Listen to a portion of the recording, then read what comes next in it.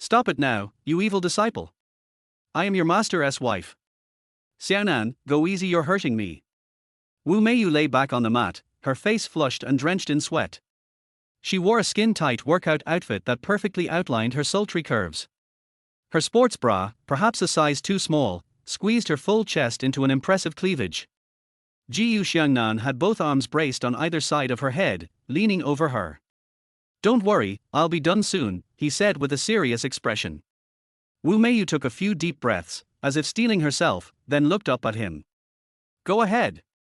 Xiangnan gently spread her legs, then leaned his whole body into the stretch.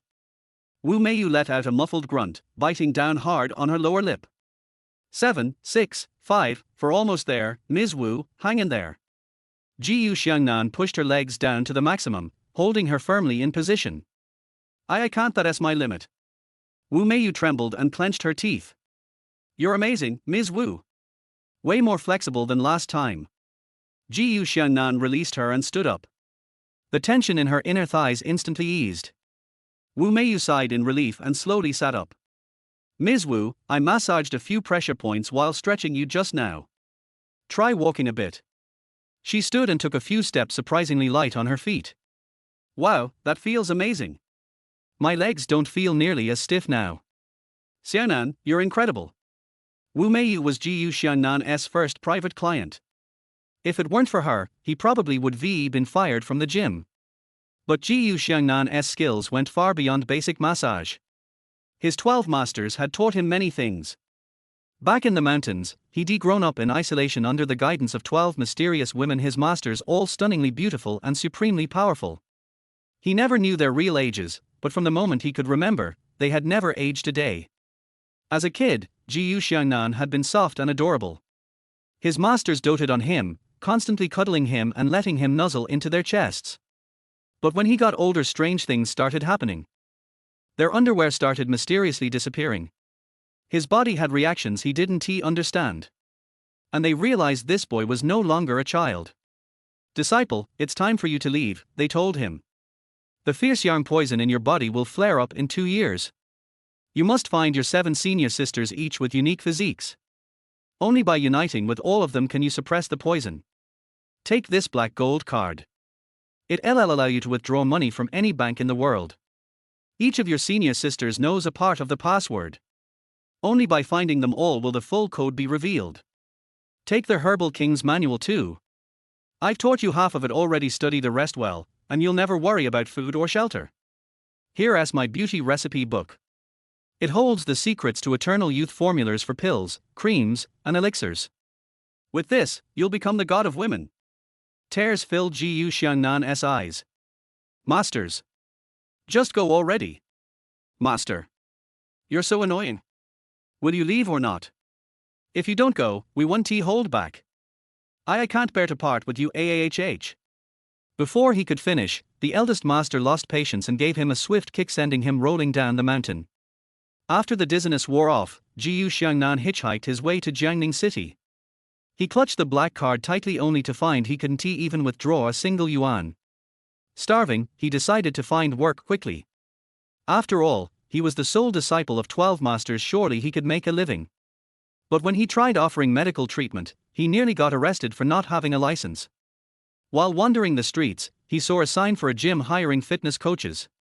A New Year blockbuster film, Boiling Blood, had just premiered. The female lead lost 100 pounds in a year, which inspired countless women. As a result, the fitness industry was booming. Looks? He was handsome enough. Martial arts? Count as athletic. Stretching? Well, he'd done plenty of massages for his masters. And so, Xiangnan was hired. The gym owner even let him temporarily live on site. He started by handing out flyers and soon met Wu Meiyu. Today was her second private session. She was a corporate executive assistant, often in heels, with swollen legs and sore knees. Every session, Xiangnan would not only help her stretch but also apply acupressure. Especially when he used his giant origin palm, his hands would double in size and heat up thanks to his fierce yang constitution, providing a natural hot compress effect. As he pinpointed an acupoint near the root of Wu Meiyu's thigh, his fingers gently pressed and rotated. A wave of numb pleasure surged through her body. She couldn't help but let out a soft moan. Ms. Wu. Blushing, she cupped her face. Xiaonan, your hands are magical. That felt amazing. As long as you're satisfied, Ms. Wu. I'm a professional. After her last session, her swelling had vanished and her knees didn't ache at all. Xiangnan, with skills like yours, aren't you overqualified for this place? Gu Xiangnan gave a helpless smile. It's hard out here when you're new in town. I just want to make a living. Ayo, not easy at all. Tell you what, I'll refer some clients to you. Wu Meiyu pulled out her phone and started sending out WeChat messages. Just then her phone rang. A woman's voice came through, trembling and urgent. Who are you? Hotel, room 1108, please save me. Then the call abruptly ended. Wu Meiyu's face went pale. She turned to Gu Xiangnan. My boss is in trouble, I have to go save her. Your boss, is her name Xiangnan? Gu Xiangnan had been standing beside her and saw the caller ID. Yes, she is the CEO of a Sheng corporation. Something has happened to her, I need to go now. She grabbed her keys and rushed out. I'm coming with you. Xiangnan, CEO of a Sheng. It all clicked. Gu Xiangnan was sure this was his eldest senior sister. His masters had told him to come to Xiangnan and find his senior sisters. He hadn't gotten specific addresses, only knew that the eldest was a CEO. And now, fate had brought her right to him. But judging by the call, she was in danger? All right then. Whoever dares mess with my senior sister. If I don't flick 100 brain flicks onto their little chicken, I'm not Gu Xiangnan. While practicing his brain flick warm-up, he followed Wu Meiyu out the door. Meanwhile, at the Huayu Hotel. Room 1108 on the 11th floor. The bathroom door had already been kicked open. A tall, voluptuous woman was pinned to the bed, her wrists locked above her head. Miss Su, I love wild mares like you. The more you struggle, the more excited I get. Chapter 2, The Gun Barrel Gets Bent. Let me go. The woman warned coldly. Let you go? Do you really think you're in any position to say that? The man sneered and leaned in to inhale the scent of her body. The gesture made the woman recoil in disgust, her gaze turning icy. If you lay one finger on me, I swear I'll cut off your manhood and feed it to the dogs. Har. One ride with me and you'll be begging for more, down on all fours like a good little bitch. With a sudden tug, the man ripped open her blouse. A pair of full, white breasts sprang out, barely contained by black lace. The sight dazzled him, making his blood boil and throat go dry. Let me go, Wangku, you animal. The woman thrashed and kicked wildly, but the man held her down with brute force. Xiangnan, you always ignored me, acted high and mighty. Now I'll find out just how sweet you really are. Grinning lewdly, Wangku leaned in. Xiangnan turned her head in humiliation and squeezed her eyes shut. Knock, knock, knock. Suddenly, someone pounded on the door. Wangku paused, annoyed, but chose to ignore it and leaned down again. Help! Xiangnan shouted. Bang, bang, bang. The knocking intensified. Wangku cursed under his breath, finally getting up to open the door. Who the hell is it? Sick in the head. His hand had just touched the doorknob when. Boom! The entire door exploded off its hinges like it had been hit by a battering ram, crashing down on Wangku and flattening him beneath it. Gu Xiangnan had heard Xiangnan scream and blasted the door open without hesitation. You've got balls touching my senior sister. If the king of heaven himself came, I still wouldn't spare you. Gu Xiangnan and Wu Meiyu stormed in, stepping right over the door and Wangku. Each step made Wangku groan in agony beneath the fallen panel. Xiangnan struggled to sit up. When she looked up, her eyes widened in shock then lit up in joy. Little junior brother. You came down the mountain. But Gu Xiangnan wasn't listening. He stood frozen, staring directly in front of him. Xiangnan followed his gaze downward, her eyes twitched. Her breasts were still exposed, barely covered by the sheer lace. Even she knew how tempting that looked. Panicking, she quickly covered up, her face burning red. Wu Meiyu rushed over and took off her coat to drape over her. The beautiful sight was now hidden. Gu Xiangnan gave a silent sigh of regret, then turned to Xiangnan and asked gently. Senior sister, are you all right? Touched by his concern, her embarrassment faded a little. She shook her head slightly. I'm okay. Good. So where's the bastard who was attacking you? Jiu Xiangnan looked around. But after a full scan of the room, he saw no one else. Su Hanyang opened her mouth to speak, when... bang! The door was shoved open again. Two of Wang Ku's lackeys rushed in. Wang Xiao!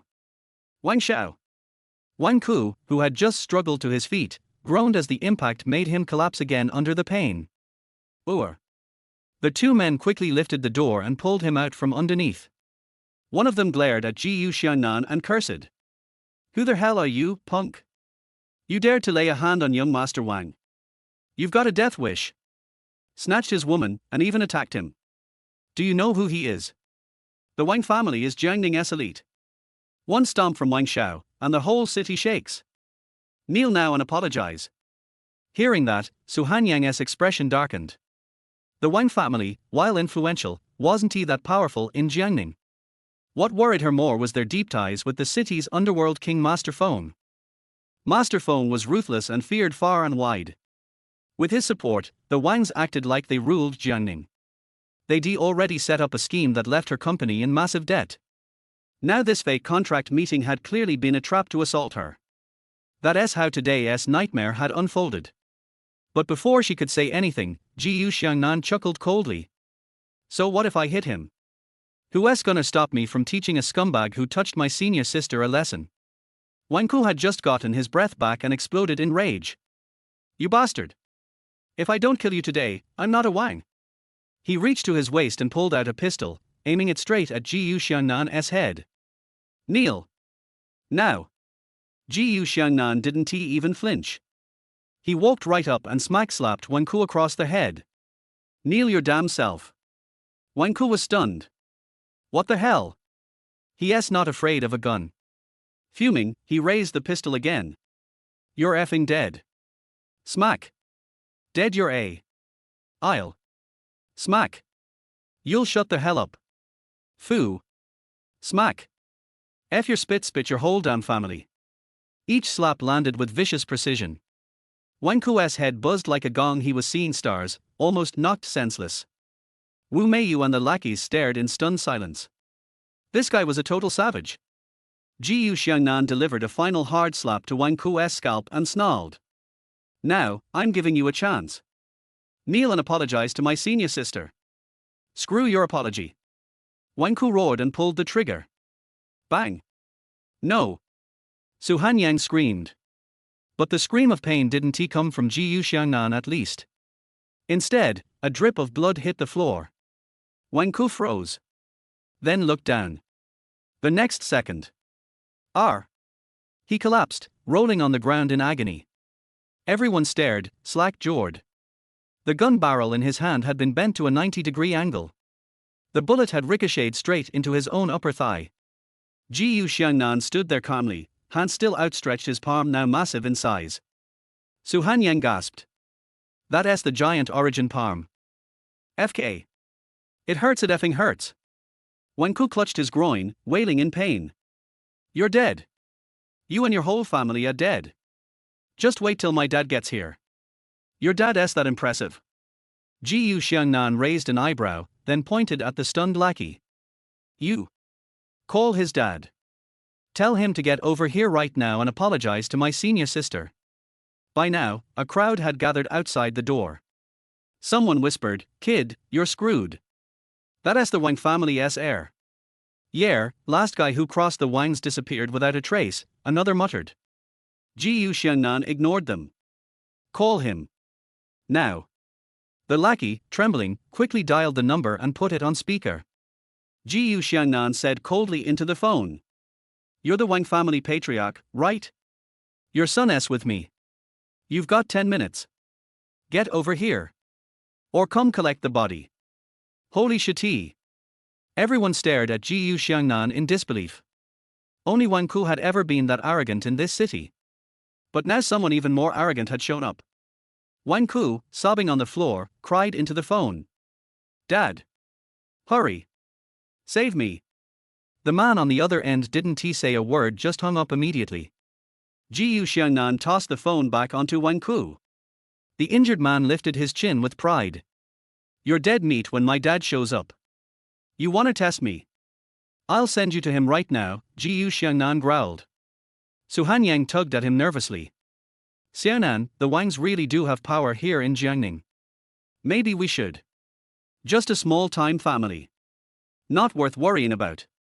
Xiangnan interrupted, smiling at her.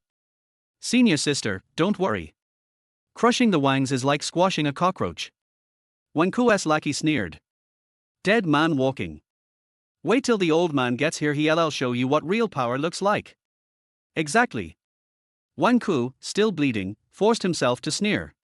I'll give you one last chance, get on your knees, count out 3 times, and maybe I'll let you die with your body intact.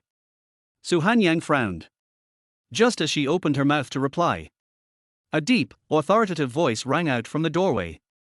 I want to see exactly who dared touch my precious son. A group of men marched in, surrounding an imposing old man in a traditional Tang suit. Chapter 3, Clipping Bullets with Bare Hands. Dad, it's him. This little bastard almost killed your son. You must stand up for me. Wang Ku was helped up by his younger brother. He cried and wailed, pointing at Xiangnan tremblingly. I saw my son was shot in the thigh and his crotch was full of blood. Wang Jinchuan's face turned grim and terrifying. If his vitals are injured, the Wang family will be extinct. He tilted his head slightly and coldly ordered one of his men behind him, send my son to the hospital immediately. Tell those doctors that if they can't cure my Wang family, expect the hospital to be demolished.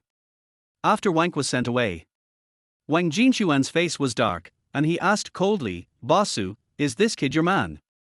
At this moment, Su Hanyang also regained her usual calmness and said, Boss Wang Ku just tried to molest me, which led to what happened later. Everything started because of me, so I'll take the blame. You carry it? Can you fucking carry it? Wang Jinquan sneered, pointed at Xiangnan and said, Boss Su, I'll give you a chance. Make this kid kneel down now. He obviously didn't take this woman seriously. Not to mention this inconspicuous wild boy. Then cut off your own hands, and I may consider letting him suffer less. Wang Jinchuan's eyes gleamed coldly. Su Hanyan's heart tightened, and she protected Xiangnan behind her. Boss Wang, please forgive him when you can. Negotiation of terms.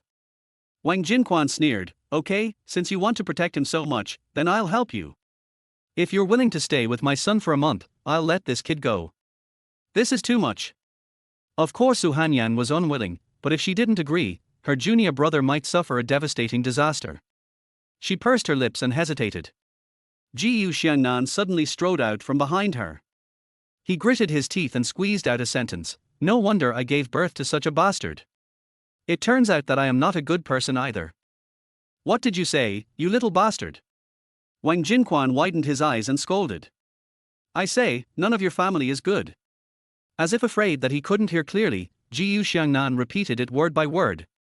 Wang Jinquan was furious, you bastard. You're looking for death. He just waved his hand, and one of his men took out a gun, pointed it at Xiangnan, and pulled the trigger. The bullet flew out and headed straight for Xiangnan's head. Xiangnan raised his hand casually, and the bullet was pinched between his index finger and middle finger. Su Hanyang? Wang Jinquan? Everyone present? How is this possible? Wang Jinquan and his men were so frightened that they were stunned. The others present couldn't believe what they saw. Oh my god. Does this exist in reality? There is actually someone who can catch a bullet with his bare hands. There are similar plots in movies, but they are all made with special effects. In reality, can anyone really do this? Xiangnan raised his hand casually, threw the bullet aside, and walked towards Wang Jinquan. Fear rose in Wang Jinchuan's heart. He panicked and shouted, let's go together and kill him. The other men reacted and pulled out their pistols. The others were afraid of being injured by mistake, so they quickly squatted down. One person fired the first shot, but Xiangnan tilted his head and the bullet passed by him. I saw a shadow passing by, and Xiangnan appeared behind someone.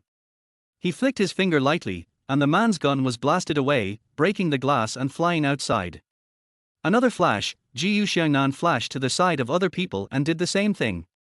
The men were without weapons and were at a loss for a moment. Let's go together. I don't think he has superpowers. Wang Jinquan was anxious and gave the command anxiously. The men immediately formed a siege, surrounding Ji Xiangnan in the middle. More than a dozen of his men attacked him at the same time. Ji Xiangnan used himself as the center of the circle and stretched out his palms in all directions. His hands were so fast that only the afterimages of his palms could be seen with the naked eye. In a short moment, dozens of palm strikes were launched. More than 10 people flew out in all directions at the same time, and then fell to the ground one after another. The part that was hit was extremely painful. I was afraid that it was a broken bone. Coupled with the injuries from falling from a height, the men lay on the ground with looks of great pain. For a while, no one could stand up. In a flash, only Wang Jinquan was left standing there. Ji Xiangnan took a few steps forward and was less than 2 meters away from him. An extreme feeling of fear surged up. Wang Jinquan heard a roar in his ears, and his temples throbbed. He hastily pulled the gun out of his arms. He hadn't done it himself for a long time, so his movements with the gun were a little clumsy. "You forced me to do this, go to hell." He held the gun and was about to pull the trigger. But Ji Xiangnan was one step faster than him. He clapped his 2 huge palms. Gun. He was beaten into a piece of thin paper. Wang Jinquan slumped to the ground and looked up at him in horror. Everyone around gasped. "How is this possible? Who are you?" "Oh, I forgot to introduce myself. My name is Ji Xiangnan." Ji Xiangnan walked in front of Wang Jinquan and suddenly squatted down. This action frightened Wang Jinquan so much that he shrank back. Ji Xiangnan said in a joking tone, "Now, I will give you a chance. Kneel down and beg for mercy, and I will let you live." "Xiaonan, that's enough." Hearing Su Hanyan's words, Ji Xiangnan turned to look at her with some confusion and found that her brows were still not relaxed. Su Hanyang had reason to be worried. His junior fellow apprentice had just come down the mountain, and he was alone, so there was no need to offend these people too much. "Just quit while you're ahead, that's enough." Su Hanyang gently pulled Ji Xiangnan and said, "Leave the rest to me." Wang Jinquan stood up and threatened, "Boss Su, if Master Feng finds out about this, he will definitely not let it go. He must be made to experience the most painful torture to relieve his anger." When Su Hanyang heard that the other party wanted to invite Mr. Feng, her brows immediately frowned. "Boss Wang, I'll compensate you for hurting your people. But everyone knows the root cause of today's incident." Su Hanyan's pretty face turned cold. "Even if I tell Master Feng, Su Hanyang, I'm still right. Okay, let's wait and see." Wang Jinquan still insisted, but there was nothing he could do. Now there were injured brothers all over the ground. He made a phone call and asked someone to pick them up and send them to the hospital for treatment. "Wait until the scene is clear." Su Hanyang couldn't bear it any longer and hugged Ji Xiangnan into her arms. She kissed him on the forehead. She took Ji Xiangnan's hand and looked him up and down. "Show me now, you have grown into a big man, and you are getting more and more handsome. I miss you so much." Ji Xiangnan also smiled and looked at her. "Senior sister, I didn't have your specific address, so it took me a long time to find it. You've suffered a lot to find me, right?" Su Hanyang held his hand tightly. "From now on, we'll be together as siblings, and I'll take care of you." Although they haven't seen each other for many years, Su Hanyang spoke sincerely and the joy in her eyes was not fake. Ji Xiangnan's heart softened and he comforted her. "Senior sister, I have grown up now. From now on, it is my turn to take care of you." Su Hanyang smiled and pinched his nose like she did when they were little. Soon, the three returned to Su Hanyan's company. Looking at the tall building in front of him, Ji Xiangnan opened his mouth wide. "Fuck, senior sister, you are so awesome, this whole building belongs to you." Seeing her junior apprentice brother's shocked expression, Su Hanyang smiled brightly. "If you like it, I will give you one later." "No, no." Ji Xiangnan waved his hand quickly. "Senior sister and I can just live in the same building." Hearing this, Su Hanyang was stunned for a moment, then seemed to think of something, and a blush suddenly rose on her pretty face. The president's office of a Sheng company is on the top floor, surrounded by glass windows, with a direct view of the panoramic view of the city. After entering the office, Su Hanyang took a sip of tea, looked at Ji Xiangnan and said, "Xiangnan, fifth senior sister is already asking about your background. Chapter for the secretary in black silk comes in. Life experience." Hearing this, Ji Xiangnan's eyes suddenly dimmed. He is heartless on weekdays and seems to be laughing on the surface, but in fact he has always been confused about his life experience. No one is born from stone. However, neither he nor his several masters have been able to find any clues about his life experience over the years. Xiaonan, we have been trying to find out about your background, but we have not made any progress. Su Hanyang was afraid that Jiyu Xiangnan would be sad, so she hurriedly comforted him. But don't lose heart, we will continue to inquire. This time you stay with me, and I will support you. Jiyu Xiangnan was so moved that he hugged Su Hanyang. Thank you, senior sister. Unexpectedly, Su Hanyang's body tilted and she fell on the sofa, swaying. Jiyu Xiangnan, who was standing next to her, was shocked and hugged her tightly, while putting his hand on her pulse. Su Hanyang groaned and slowly opened her eyes. She saw herself lying in Jiyu Xiangnan's arms and was stunned. Xiaonan, what's wrong with me? Su Hanyang's eyes went dark just now, and then she lost consciousness. She tried to get out of Jiyu Xiangnan's arms, but she was too weak to do so. And, in his arms, there was a scent of young man's hormones. It makes her feel at ease and comfortable. It's nice to just lie there like this. Sister, you just overworked and had too many things on your mind, so you fainted. But don't worry, I'll give you a few massages and your fatigue will be gone in no time. He didn't wait for Su Hanyang to refuse. He helped her sit up straight and put his hands on her shoulders, pressing and rubbing them. Su Hanyang just felt an indescribable comfort. Jiyu Xiangnan's fingers seemed to have a magical power. A tingling sensation spread throughout her body and her fatigue disappeared instantly. Su Hanyang's breathing gradually became heavier, and a flush appeared on her face. Her whole body felt limp and powerless, and the feeling of comfort continued to surge over her like a tide. Hum hum hum. She couldn't help moaning, her rosy lips trembling as she bit her lower lip. Even through their clothes, Jiyu Xiangnan could still feel the smoothness and softness of her shoulders. When he lowered his head, he saw that the collar of Su Hanyang's shirt was slightly open, which instantly reminded him of a sentence. When you stare into the abyss also stares into you. Jiyu Xiangnan swallowed, adjusted his breathing, and stopped thinking about it. He changed his technique, cupping his fists and pressing with his knuckles. Su Hanyang's body trembled and her face became more flushed. A wave of heat swept through their whole body, and the hands, feet, abdomen, hands, all became hot. Tilde. She moaned from time to time, and her toes in her shoes tightened because of the comfort. I don't know how long it was before Jiyu Xiangnan gave a final push. Su Hanyang's red lips opened, her toes suddenly clenched, and she arched her back. "R!" A comfortable exclamation came directly from Su Hanyang's mouth. This moment. There were only two words in Su Hanyang's mind. Transparent. I haven't had such a good massage in a long time. She stretched her arms and legs a few times and felt her whole body was filled with energy, and she was more excited than before. Xiaonan, you are so awesome. Su Hanyang praised with a blushing face. Jiyu Xiangnan chuckled, actually, after you guys left the mountain, Master taught me something even more powerful. Even more powerful? Su Hanyang suddenly became curious, what? Jiyu Xiangnan smiled, stretched out his middle finger and ring finger to Su Hanyang, put the two fingers together, and then tapped them in the air. Su Hanyang's face immediately turned red. You bastard, you even dare to tease my senior sister. Fuck, senior sister, please don't hit me on the head, or I won't grow taller. Just when Su Hanyang was chasing Jiyu Xiangnan and beating him, there was a sudden knock on the door. Boss Su, the next meeting is about to begin. Meiyu gently pushed open the door and saw the two people playing around in the office. She was stunned for a moment, then quickly lowered her head and left the office. Sorry, I'll come back later. Su Hanyang was not too embarrassed when her subordinates saw this situation. After tidying up his clothes, he said to Jiyu Xiangnan, Xiaonan, you rest here for a while. When senior sister finishes the meeting, we will go to the hotel to welcome you tonight. After saying that, she walked straight outside in her high heels. The huge office suddenly became quiet, but before Jiyu Xiangnan could even take a sip of water, Meiyu walked in with a pile of documents. After putting the documents on the table, Meiyu sighed deeply for no reason. What's wrong, Sister Wu?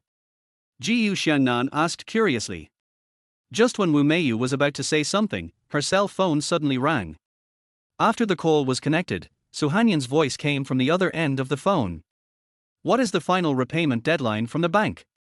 Wu Meiyu recalled, there are still 3 days left. Xiangnan voice paused for a few seconds. Remember to communicate with the finance department and see if you can transfer some funds from other places. If that doesn't work, I will think of another way to raise money. Okay. After hanging up the phone, Wu Meiyu saw Xiangnan's worried look and started to explain directly. Recently, the company has developed a new drug that can treat the epidemic. Somehow, the Wang family got the formula, applied for a patent first, and started production and sales. In order to develop this drug, almost all of the company's funds were invested, and the company even owed the bank a loan of 10 million yuan. Now the company is facing bankruptcy, and Xiangnan may be at risk of going to jail because she cannot repay the bank loan. At this time, the Wang family put forward a request that as long as Xiangnan became Wangku's mistress, they could share part of the sales rights of the new drug. Xiangnan refused to give in. Wangku lied and said he wanted to sign a cooperation contract with her. The originally agreed location was the hotel restaurant, but Xiangnan was forcibly taken to a hotel room upstairs and was almost insulted by Wangku. After understanding what happened, Wu Meiyu hurried back to work. Xiangnan walked out of the office and left the company. He got in a taxi and said he was going to the Wang family company building, and the driver set off. Senior sister is so good to him, he must do something for her. What bothers the senior sister the most is the formula. She wants to go to the Wang family to try it out, and it would be best if she could get the patent for the formula back. We arrived in less than half an hour. The building of Wang's company is located in the city center and looks very imposing. Xiangnan walked into the lobby on the first floor, but was stopped by security at the gate. Employees need to swipe their cards to enter, and visitors must register and make an appointment first. Xiangnan walked to the front desk and asked the pretty lady behind the counter, "Hello, I want to see Mr. Wang." The young lady looked up at him and asked, "Which Mr. Wang?" "We have young Mr. Wang and old Mr. Wang here." Xiangnan thought that Mr. Wang was his son. "Then I'll go find Mr. Wang." "Do you have an appointment?" "No. You can't come in without an appointment." The front desk clerk directly refused. "Just let me in." Xiangnan was ready to start coaxing and persuading her, a tactic that had always worked on his senior sisters. An employee passing by whispered, "Who is this poor boy? The clothes he's wearing look like cheap goods." "Yes, but this guy is quite handsome." "Hello, Mr. Wang." Wang Jinquan just walked out of the elevator, and all the employees in the hall hurried to greet him. Wang Jinquan didn't even look at them, just said, casually, and hurried out. Xiangnan slid over and rushed over to stop him. "Boss Wang, I just happened to come to you for something. Do you still remember me? I'm Xiangnan." Xiangnan's sudden appearance scared Wang Jinquan so much that he took several steps back.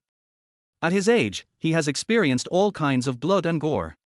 What hasn't he seen? But what happened in the hotel today shocked him greatly. Catch the bullet with bare hands. The gun was flattened with a slap. He also single-handedly knocked down more than a dozen of his men. If someone else told him, he would definitely not believe it, but he saw it with his own eyes. The hospital called just now and said that although his son's baby was not aborted, it would definitely leave sequelae. The other men also suffered fractures of varying degrees and needed a long time to recuperate. This is a monster. Did he want to kill us all and come directly to our door? When Xiangnan raised his arm, Wang Jinquan shrank his neck in fear, but the arm just wrapped around his shoulders. Ishen Company. Xiangnan came back from the meeting, but the office was empty. After asking the employees, they all said they didn't know. She called the girl at the front desk again, and she said she saw him go out. Xiangnan was extremely worried. Why did her junior brother leave without saying goodbye? He has just arrived and is unfamiliar with the place. Will he be cheated? When she took out her cell phone, she realized that she had forgotten to ask for Xiaonan's phone number. After thinking about it, she remembered that Wu Meiyu might have her junior's WeChat, and was about to ask her.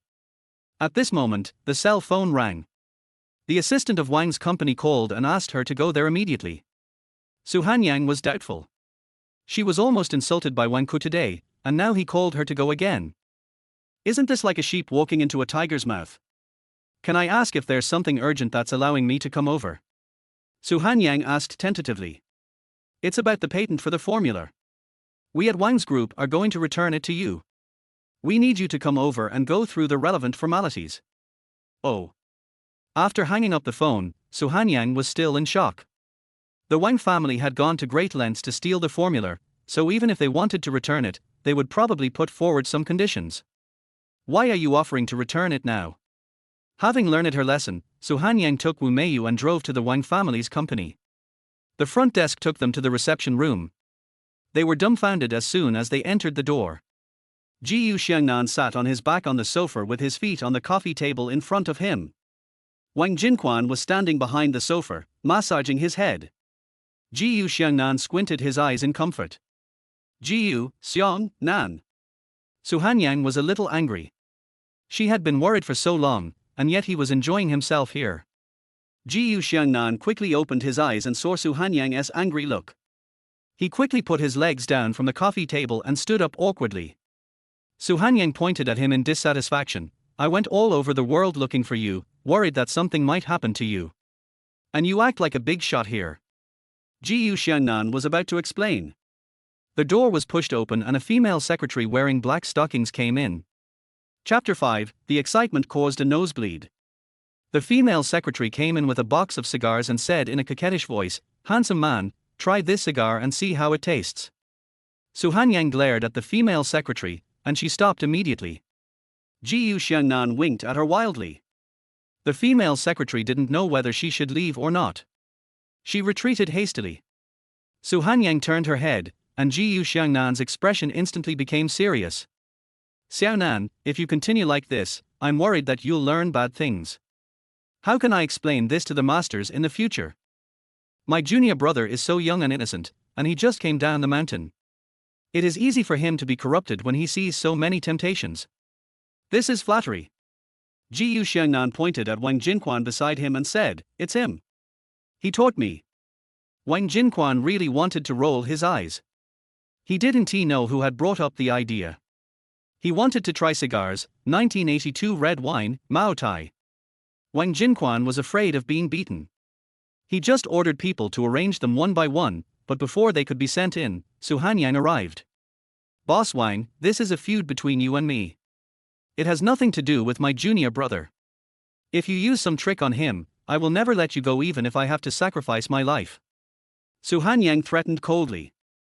Junior brother has just injured so many people from the Wang family. Will Wang Jinquan poison him? "Mr. Su, it's a misunderstanding. It's not me, I didn't do that.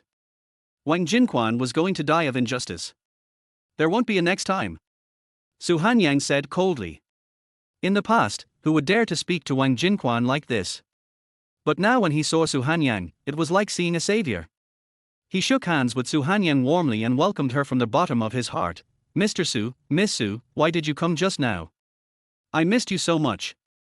Xiangnan was bewildered.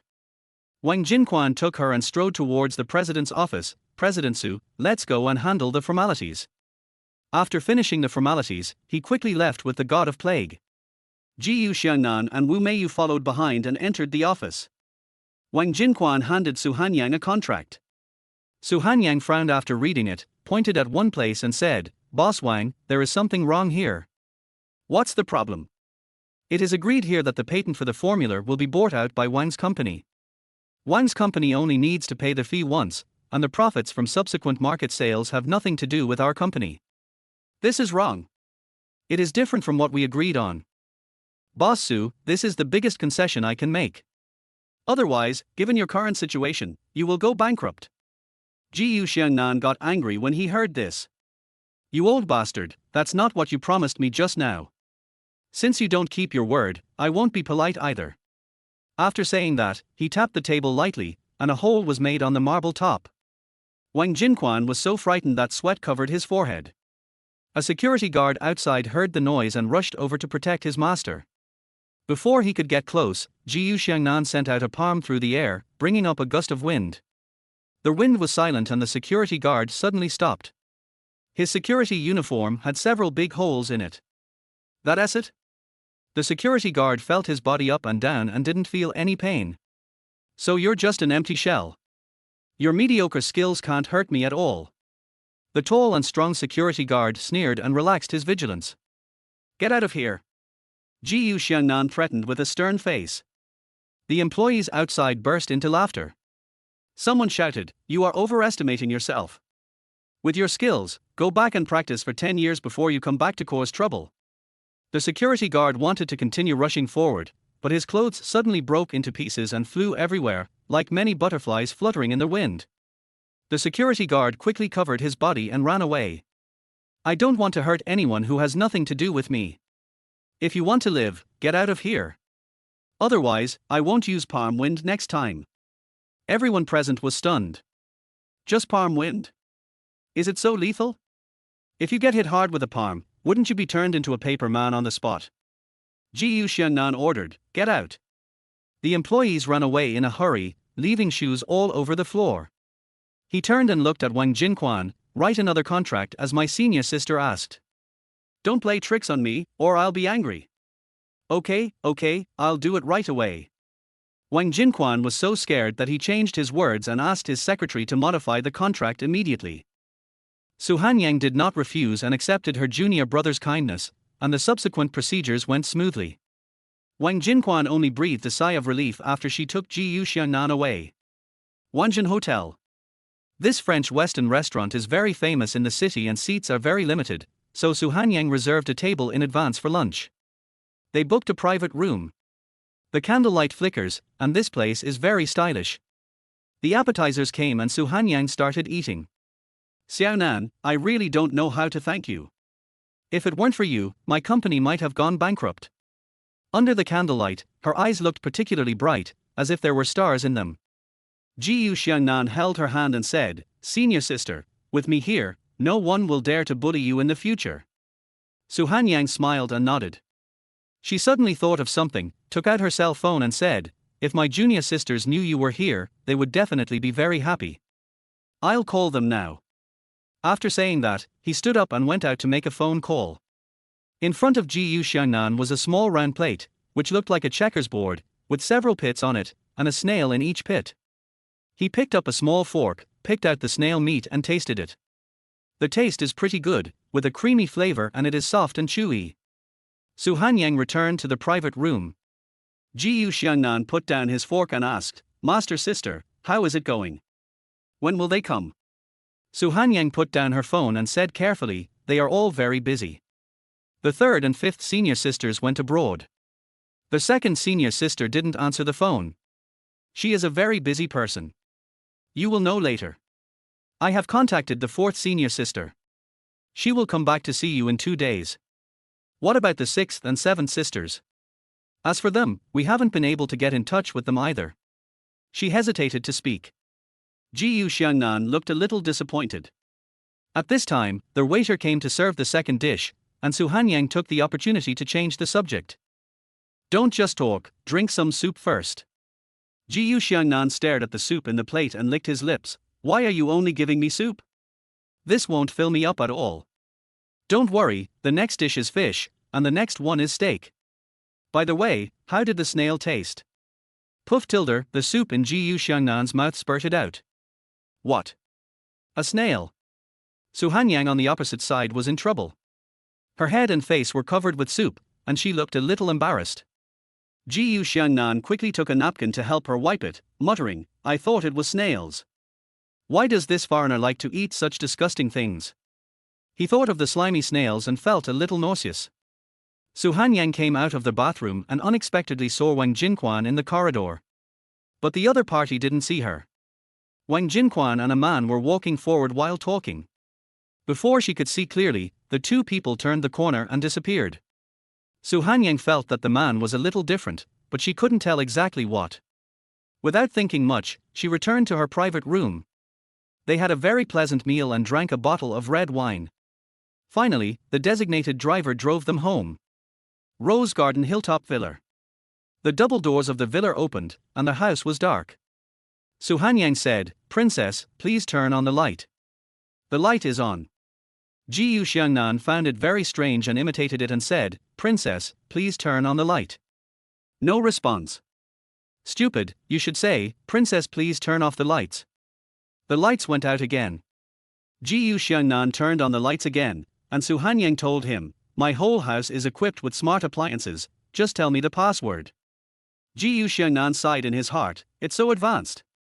Walking further in, he had a clear view of the entire interior. Wow tilde. Senior sister, your house is so big. Ji Xiangnan was walking around in the living room on the first floor, his face flushed, and the alcohol made him talk more than usual. Xiaonan, do you like it? Ji Xiangnan nodded vigorously. As long as you like, you can live here forever. Whatever elder sister has, Xiaonan can have too. Su Hanyang also drank a lot and her face was red. Ji Xiangnan smiled happily. Xiaonan, you walk around the house. I'll go upstairs first. This villa is luxuriously decorated and the house is clean and tidy.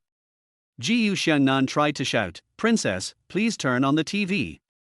The 72-inch TV on the wall was turned on, and Su Hanyang's image appeared on it. She faced the camera and took off her outer clothes in a few seconds, leaving only a lace thong. A thin waist with big breasts is simply the best. The huge picture gives people an intuitive and strong visual impact. Ji Xiangnan felt his nose getting hot and started bleeding. Chapter 6 Don't Stop. Am I beautiful? Su Hanyang suddenly spoke to the screen. Ji Xiangnan's heart skipped a beat. Could it be that her senior sister knew that she was looking at her? You are so beautiful. Su Hanyang changed to a man's tone and answered her own question. It turns out she was just performing a one-man show. But Ji Xiangnan never knew that a strong woman like the senior sister. There is such a lovely side in private. She picked up some clothes from a place outside the picture and walked away. After entering a door, the sound of running water was heard in the picture. It turned out to be a bath. Su Hanyang probably lived alone for so long that she even forgot that there were surveillance cameras installed in her home. What I just said was not directed to him. Ji Xiangnan hurriedly looked for paper to wipe the blood from his nose, but he couldn't find any after looking around. He opened a door and found it was the guest bathroom. Ji Xiangnan slapped his forehead with cold water for a long time before the bleeding finally stopped. When he came out of the bathroom with tissue paper, Su Hanyang was standing in front of him. The worst thing is, the TV next to me was still on. Su Hanyang glanced at the TV. Ji Xiangnan reached out to pull her, trying to explain clearly, listen to my excuses, no. Listen to my explanation, I turned on the TV and this picture appeared. I promise, I didn't see anything. Su Hanyang glanced at the paper in his hand, then looked at Ji Xiangnan. Ji Xiangnan understood and immediately threw the paper onto the sofa. Senior sister, things are not what you think, it's a misunderstanding, it's all a misunderstanding. Su Hanyang was not angry. Their master once told them that the junior brother had a special physique and needed several senior sisters to continue to improve.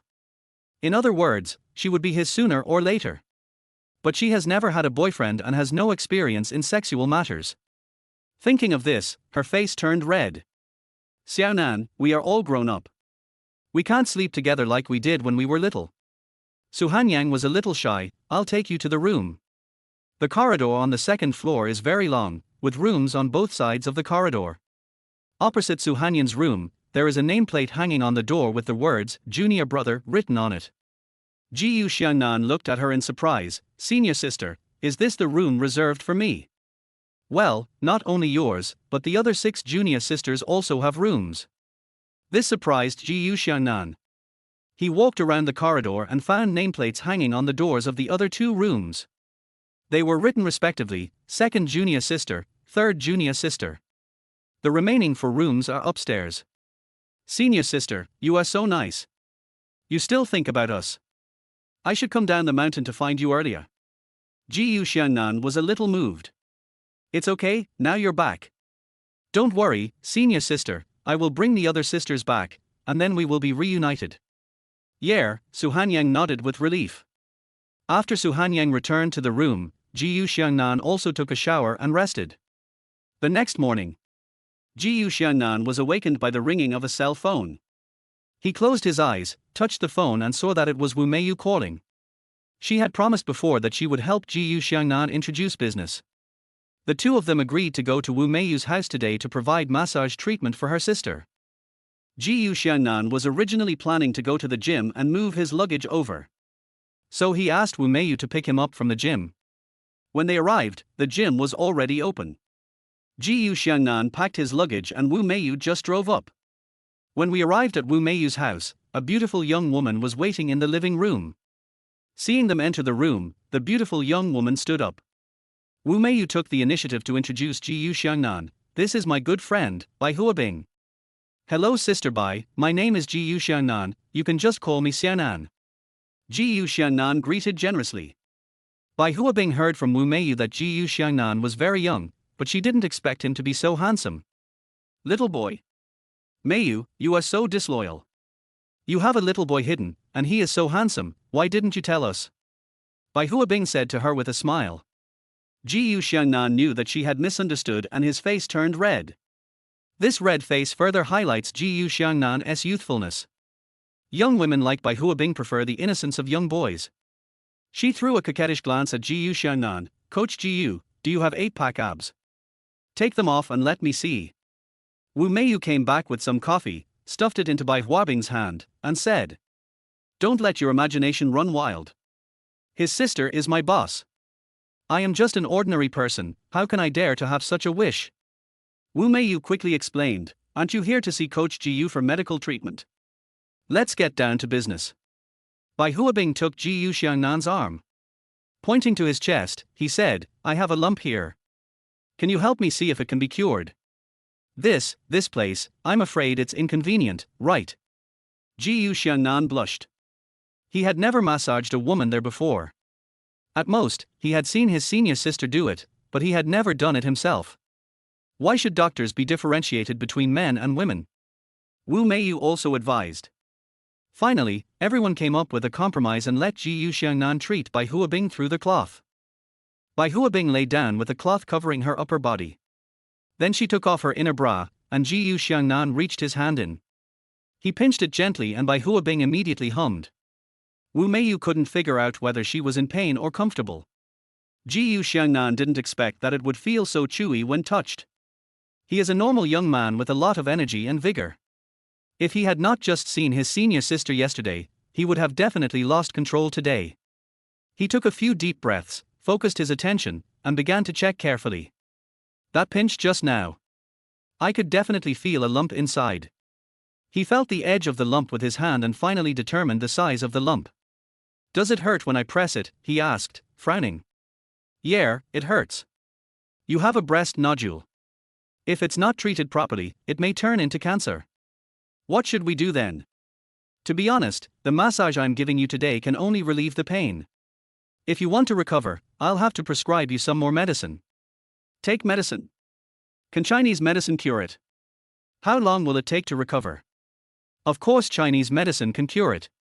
Ji Xiangnan made an okay gesture. "Just 3 doses of medicine will be enough." Bai Huabing's eyes widened. She has been to several large hospitals for this illness, and the doctors said she must undergo surgery. This handsome young man actually said that it would only take 3 days of medicine to cure it. Bai Huabing was a little skeptical. "But it only takes 3 days, so let us give it a try. Xiaonan, if you can help me heal it, I will reward you handsomely. Sister Bai, I will massage you for a while now, and it will basically stop hurting.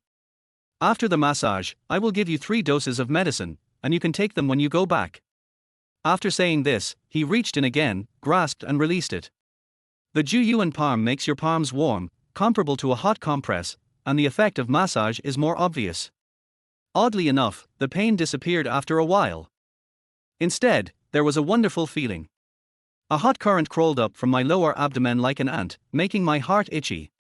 His tilde oh tilde. Bai Huabing's face flushed, and her whole body softened. She wanted to continue. Don't stop. Chapter 7 Can Cure Infertility.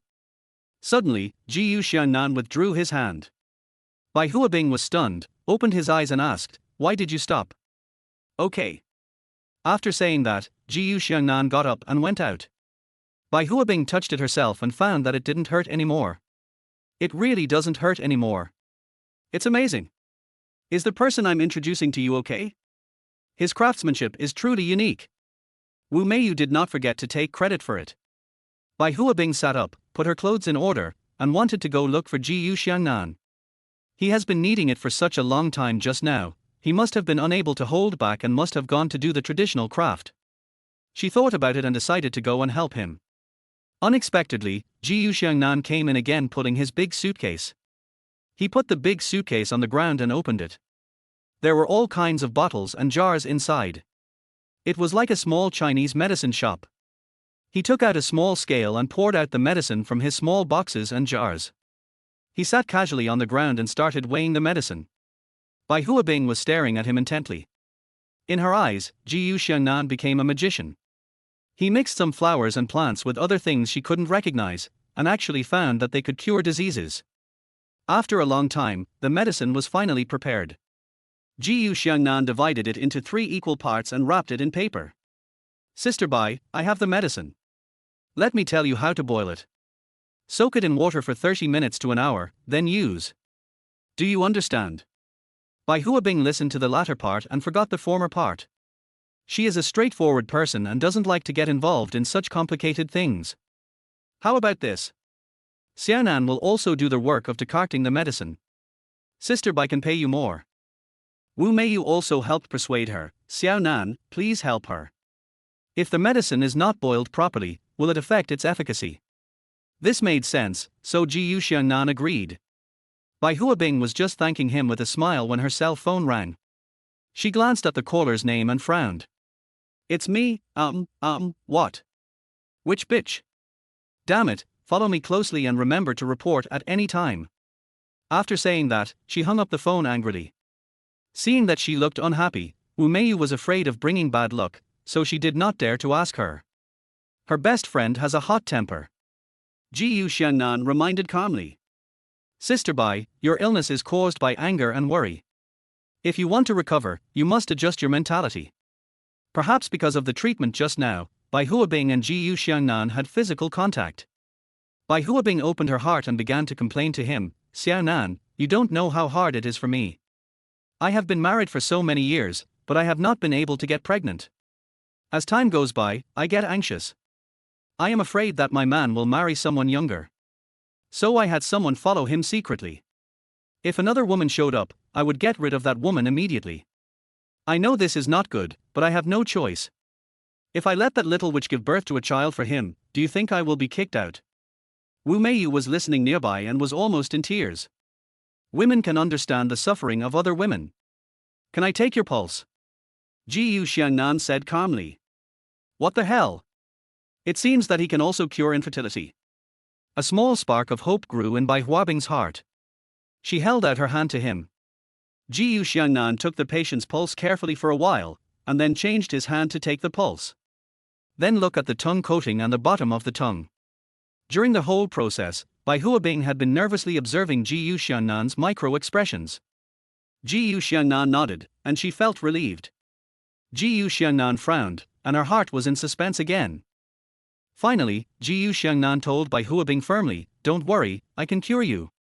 To Bai Huabing, these words were like a prisoner on the guillotine who had finally received a golden medal of immunity from death. All the psychological pressure over the years was relieved at this moment. Bai Huabing cried so hard that her makeup was ruined. He immediately knelt down and swore brotherhood to Xiangnan. I, Bai Huabing, will be Xiangnan's biological sister from now on. From now on, whether happy or sad, rich or poor.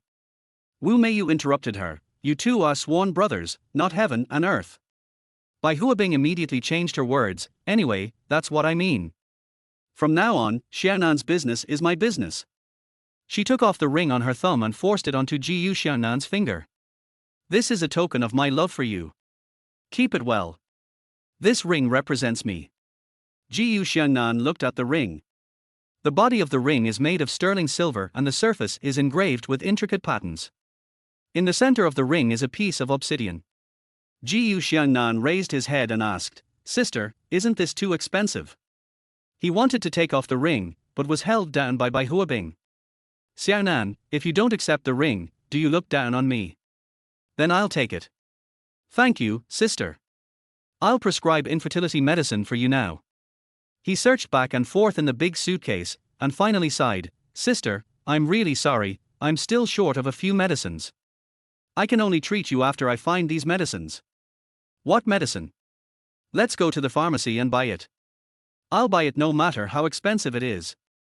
How could Bai Huabing be willing to accept that the disease that was about to be cured had now come to nothing? It's a very special medicine that can't be bought outside. Wu Meiyu suggested, Xiaonan, do you want to ask your senior sister? Seeing Xiangnan looking at her in confusion, she explained, in addition to developing Chinese medicine preparations, our company has also contracted several mountains to grow Chinese medicine. Maybe we can find the medicine you are looking for. Isn't this a coincidence? Okay, I'll go back and ask. Don't worry, sister. I'll boil some medicine for you now to cure the nodule first. Wu Meiyu took out the clay pot at home, and Jiyu Xiangnan began to decoct the medicine. After 2 or 3 hours, the medicine was ready. Bai Huabing pinched his nose and drank part of it, then put the rest in a bottle and took it away. To celebrate Xiaonan and I becoming sworn siblings, let's go to Oscar Bar tonight to celebrate. It's my treat. Bai Huabing's abacus was clacking loudly. If I get Jiyu Xiangnan drunk, won't I be able to do whatever I want? Jiyu Xiangnan knew that the senior sister was worried that he would learn bad things and must not like him going to such places. Subconsciously I wanted to refuse. Before he could say anything, his cell phone rang. Looking at the unfamiliar phone number on the screen, Jiyu Xiangnan pressed the answer button. Jiyu Xiangnan. I'm Wang Jinquan. The person on the other end spoke first. Wang Jinquan got his phone number from somewhere. Boss Wang, what's up? Brother Jiyu, I'm sorry for offending you before. I want to apologize to you in person. We can be considered as friends after fighting. Wang Jinquan spoke very politely. No need, senior sister doesn't like me being with you. Hearing the reluctance in Jiyu Xiangnan's tone, Wang Jinquan changed his tone. Impossible. By the way, brother Jiyu, there's something wrong with your senior sister's formula. Come over here and let's talk. This old man insisted on letting him go. I'm afraid he has some bad intentions. If he doesn't go, and the Wang family uses force against his senior sister again, it will be troublesome. Jiyu Xiangnan no longer hesitated and asked, where can I find you? Come to Oscar Bar, room 1 on the 2nd floor. It's also Oscar Bar. Okay. After hanging up the phone, Jiyu Xiangnan promised Bai Huabing. Okay, let's go to Oscar's Bar. I have a friend there too, so I'll meet him while I'm there. The 3 of them packed up and set off. Wu Meiyu drove the car. Bai Huabing was sitting in the co-pilot seat, introducing the car to Jiyu Xiangnan incessantly. Oscar is the most luxurious bar in Jiangnan City. Corresponding to this is its extremely high consumption. Wu Meiyu, a wage earner, had only been there twice, both times at the invitation of Bai Huabing. When I walked into the bar, the music was blasting. Strangers, both men and women, crowded on the same dance floor, swaying their bodies to the DJ. Jiyu Xiangnan was dazzled by what he saw. He couldn't help but sigh that city people really know how to have fun. After entering the private room reserved by Bai Huabing and closing the door, the volume of the music instantly became 10 times quieter. Wang Jinquan called again, asking him if he had arrived. Jiyu Xiangnan said, Sister Bai, Sister Wu, I'm going to room 1 on the 2nd floor. Someone wants to see me. Private room number 1. Who is looking for you? Bai Huabing was a little surprised. Private room number 1 is a top-level luxury box. Those who can afford to spend money there are definitely top-notch wealthy people. How did Jiyu Xiangnan know such a person? I'll tell you when I get back. I'm going first. The 2nd floor is the VIP area. The staircase leading to the 2nd floor was guarded by someone. I guess they had made arrangements in advance. The man asked Jiyu Xiangnan's name and led him directly to the door of private room number 1. Pushing open the door, the private room is very large. The interior decoration is magnificent, but the private room is very quiet. 2 men were sitting on the sofa and talking. One of them is Wang Jinquan. The other man looked to be close to 50 years old, with a strong face and deep eyes. Every move reveals a calm temperament. There were dozens of men standing on both sides of the sofa. They were sitting straight with their legs slightly apart. You can tell at first glance that he is well trained. As soon as Jiyu Xiangnan walked in, the door of the private room was closed. His men pulled out their guns and pointed them at him. Chapter 8, The Hongmen Banquet. You are so brave. I didn't expect you to actually come to the appointment. Wang Jinquan stood up with a grim smile. Not only did he injure his son and his men, he also forced him to return the formula to Xiangnan. The most outrageous thing is, he actually did this in front of everyone in the company, making him lose face. When had Wang Jinquan ever suffered such humiliation? How can I swallow this anger? He came to find Mr. Feng and tricked Ji Xiangnan over. I didn't expect this brainless idiot to actually come. Didn't you say that there was a problem with senior sister's formula and you wanted to talk to me about it? Ji Xiangnan walked towards him, as if the black muzzles of the guns around him did not exist. Stop! Don't come over here! Wang Jinquan shouted in panic and quickly hid behind a group of thugs.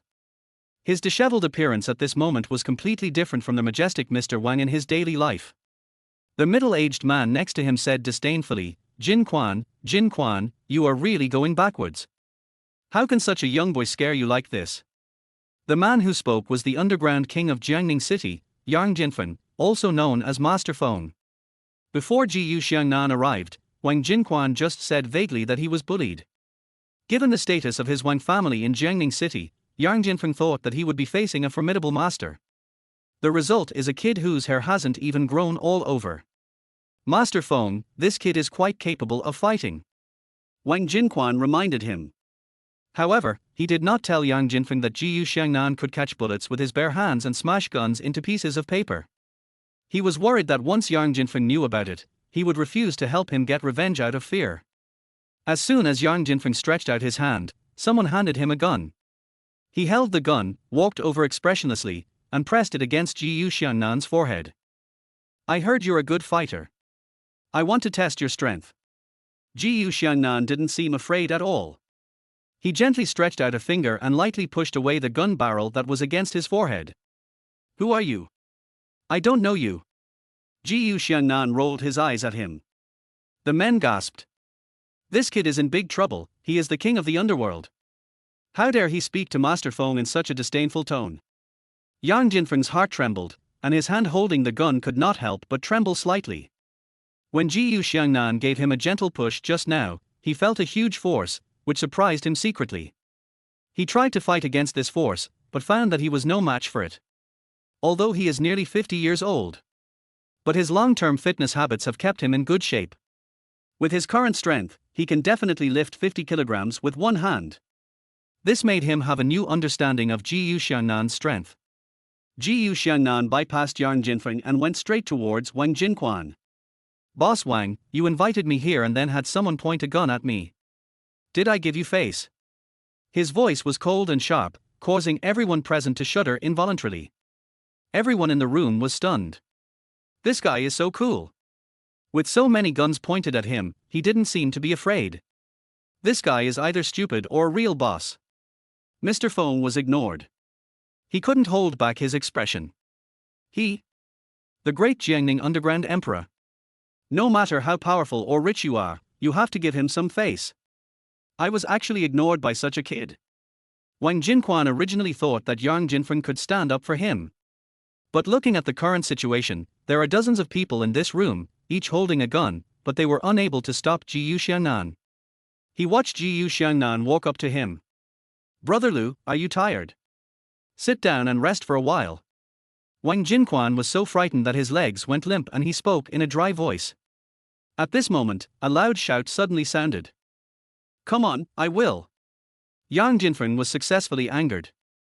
He lost face in front of his many younger brothers today. If he doesn't get it back, how can he survive in Jiangning City in the future? He must make this kid pay a heavy price. Let everyone know what will happen if you dare to mess with Master Feng. All the brothers opened the safety of their pistols and aimed their guns at Ji Xiangnan. A bloody conflict seemed inevitable. The door of the private room was suddenly pushed open. Bai Huabing and Wu Meiyu appeared at the door and were stunned by the tense scene. Everyone in the room was also stunned. Ji Xiangnan saw Bai Huabing and shouted at her, Sister, why are you here? Go quickly, it's dangerous here. Yang Jinfeng actually trotted towards Bai Huabing. He asked with surprise, Wife, why are you here? Hello, sister-in-law. The subordinates greeted in unison. It turns out that Bai Huabing is Yang Jinfeng's wife, and this Oscar bar is also opened by his family.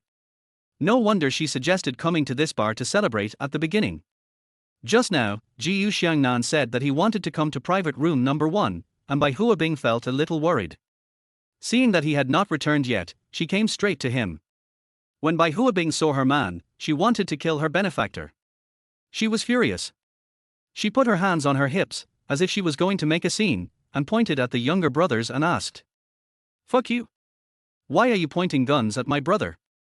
Yang Jinfeng was stunned by Bai Huabing's reaction and asked quickly, "Wife, when did you have such a brother? How come I didn't know about it? I just recognized him today." Bai Huabing said unhappily. "You know what? He is my lifesaver. Not only can he cure my nodules, but he can also make me pregnant." Bai Huabing turned around and announced to everyone, "From now on, if anyone bullies him, I, Bai Huabing, will never let them off easily." Yang Jinfeng waved his hand helplessly, "Take it." The younger brothers put away their guns and quickly stepped aside. The tense atmosphere in the room suddenly eased a lot. Yang Jinfeng also restrained his previous cruelty and asked Ji Xiangnan politely, "Can you really cure it?" Bai Huabing's breast nodules were very serious, and the doctor recommended surgery. However, the surgery would inevitably affect her appearance. Yang Jinfeng didn't mind. At worst he would have nothing to drink in the future. But Bai Huabing disagreed. She has been married for a long time but has not been able to conceive, so she has a very sensitive personality. If that part becomes deflated after the operation, she will feel very inferior and may even become more neurotic. Ji Xiangnan nodded solemnly. It only takes 3 doses of medicine to recover. 3 doses of medicine means 3 days. So fast. Jinfeng, I believe he can cure me. My chest used to hurt a lot, but after Xiaonan's massage, it doesn't hurt at all now. Bai Huabing said. Yang Jinfeng grasped the key point, and he suddenly asked. You said, he massaged your breasts. Chapter 9, Brother, you can do whatever you want. Yes, is it impossible? My brother is a professional. She put her hands on her hips and held the weapon proudly. The air froze instantly and the room fell silent. The younger brothers were all stunned. This is the boss's woman. Normally they don't even have the courage to take another look at her. And this brat actually dared to bully his sister-in-law's pride. Not only did he rub it, he also said it in front of the boss. In their hearts, the younger brothers silently lit a candle for Ji Xiangnan. They were almost certain that the boss was really angry this time. I don't know what kind of torture he will use to torture this young boy, but he will definitely make his life a living hell. Har har har. Yang Jinfeng suddenly burst into laughter. Not only did he laugh, he also gave Ji Xiangnan a thumbs up. Brother, I admire you. You are so young, but you have such advanced medical skills. Unlike me, I am just a rough man who wields a gun and a stick. Then, is there anything I need to pay attention to in the future? Will it relapse? What? The boss. The boss is not angry. If I had known earlier, I should have studied hard to become a doctor. Why would I become a gangster? Ji Xiangnan thought for a moment and said, after taking the 3 doses of medicine I prescribed, she should be cured and her condition won't relapse. After she recovers, you can massage her more if you have nothing to do. I'm a rough guy, and I usually just do random massages.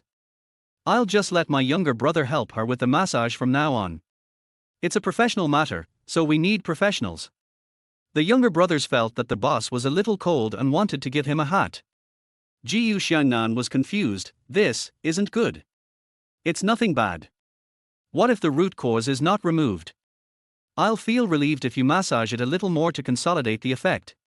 Bai Huabing was afraid that Ji Xiangnan would refuse, so she quickly persuaded him, my husband is right, you have to do it. Xiaonan, please agree to your brother-in-law's request. Just ask for the medical fee. Yang Jinfeng saw that Xiangnan remained silent and thought he wanted to refuse. He shouted to the boy next to him, go and get my check. I need to pay for the medical treatment first. Wang Jinquan was anxious. Yang Jinfeng should help him get revenge. How come they are relatives now? This is not a good sign. He quickly stepped forward and whispered to Yang Jinfeng, Master Feng, don't rush to pay. The 2 genius doctors invited from abroad will be here in the next 2 days. Let's see which of them is more skilled and then make a choice, okay? How could he not be anxious? He was the one who invited these 2 foreign miracle doctors in order to please Mr. Feng, but ended up letting Ji Xiangnan snatch them away. He would probably have to pay compensation to the two miracle doctors out of his own pocket. Yang Jinfeng turned his head to look at him with sharp eyes. Yang Jinfeng is nearly 50 years old, and Bai Huabing is only in her early 30s. He loves this young wife very much. Now Bai Huabing trusts Jiyu Xiangnan very much and even regards him as his younger brother. Besides, Jiyu Xiangnan does have some skills and promised that the patient can be cured in 3 days. Not only that, he also promised to cure Bai Huabing's infertility. In his heart, he had already decided on Jiyu Xiangnan. When he heard that Wang Jinquan was interfering, he was furious. "Fuck you, you son of a bitch. Because of you, my brother was almost hurt. You are such a troublemaker."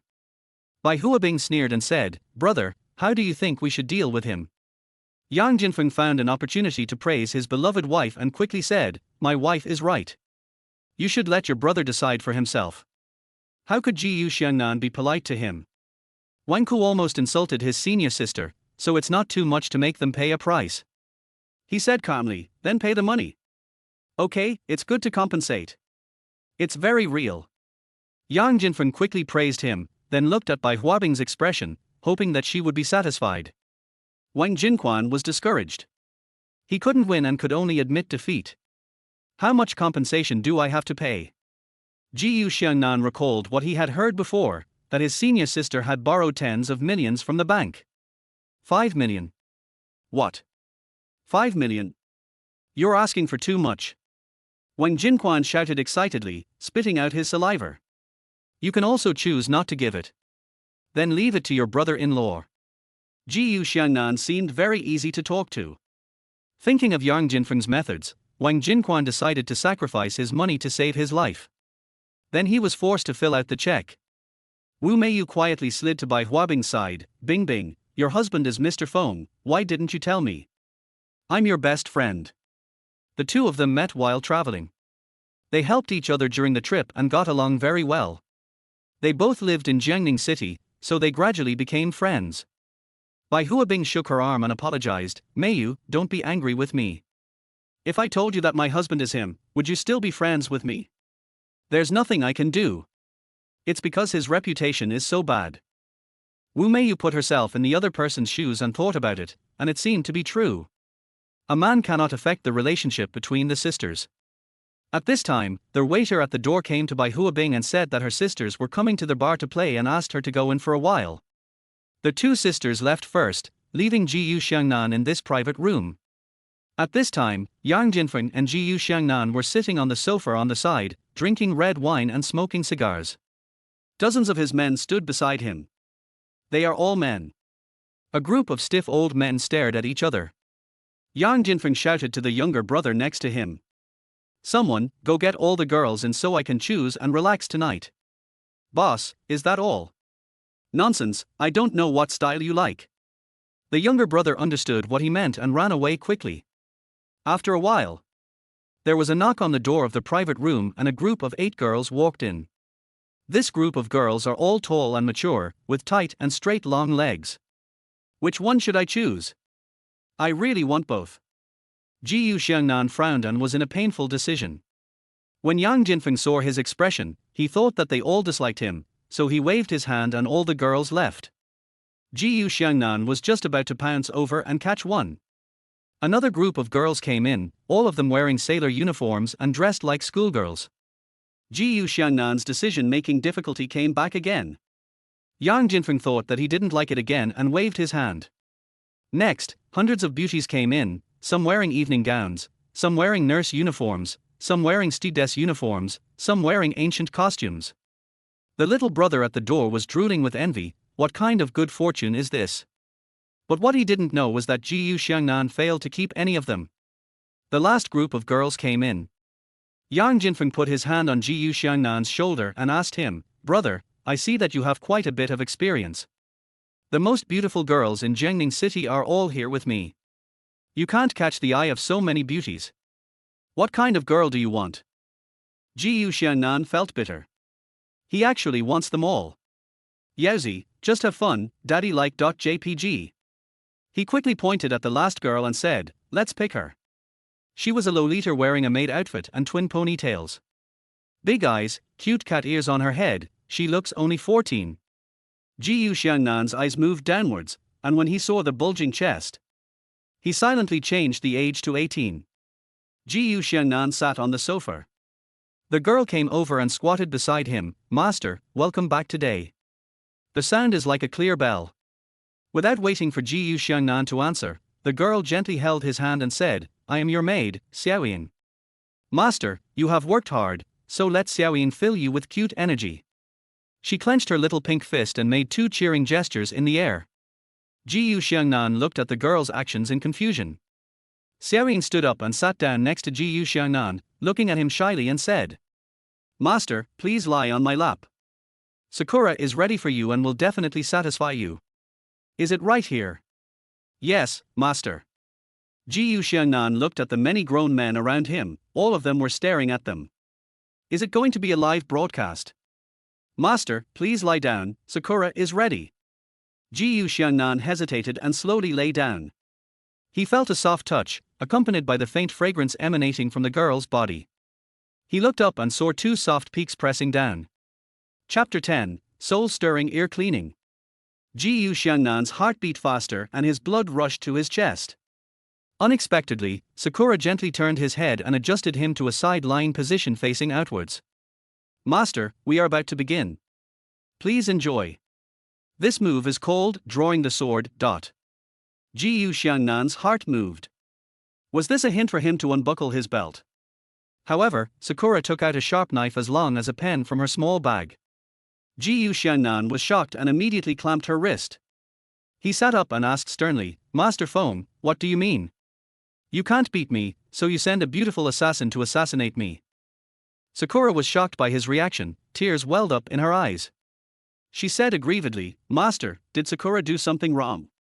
I am just following the service procedures. Yang Jinfeng immediately came over and explained, Brother, you misunderstood. If I dare to touch you, your sister will not forgive me. This is indeed a service project, so just enjoy it. Xiangnan felt relieved and lay back on Xiaoyan's legs. Sakura used the sharp knife to scrape the sides and auricles of his ears. It feels quite comfortable, but it still tests one's psychological quality. When Xiaoyan wanted to put the sharp knife into his ear, Xiangnan stopped her in time. He was really scared. Sakura then took out a variety of strange sticks that looked like brushes. Xiangnan had never experienced such a feeling before. The small stick and the small movement made him unable to stop. It's itchy, but I can't scratch it. He clenched his teeth, tightened his buttocks, and tried hard not to make a sound. With his hands grasping the hem of Sakura's skirt and his feet on the armrest of the sofa, he wondered why humans didn't evolve 100 ears. That way, you can have enough fun at once. After the extreme excitement, a wave of fatigue came over me. Xiangnan gradually fell asleep. When he opened his eyes again, he found that he was still lying on the sofa in the private room. He was the only one left in the room. He wanted to check the time, but his phone was out of battery. Someone covered him with a quilt. He lifted the quilt and opened the curtains. It was already dawn outside. He actually slept here all night. After packing up his things, Xiangnan opened the door and was about to go out. A young man at the door fell asleep leaning against a chair. I woke up when I heard the door open. He hurriedly said, Mr. Jiu, are you awake? Xiangnan asked, why didn't they call me after they left? Our boss saw that you were sleeping soundly and didn't have the heart to wake you up, so he specifically ordered us to stay here and guard you. So that's how it is. Then I'm leaving. He raised his leg to leave, but was stopped by his younger brother. Mr. Jiu, the boss has ordered that you go to him when you wake up. He has something else to ask you. After saying that, he took him downstairs and got into a Mercedes-Benz at the door of the bar. 20 minutes later, the car drove into a lush forest. Yang Jinfeng's villa was built within a towering wall. After a tedious identity verification, they walked into this luxurious and tasteful villa.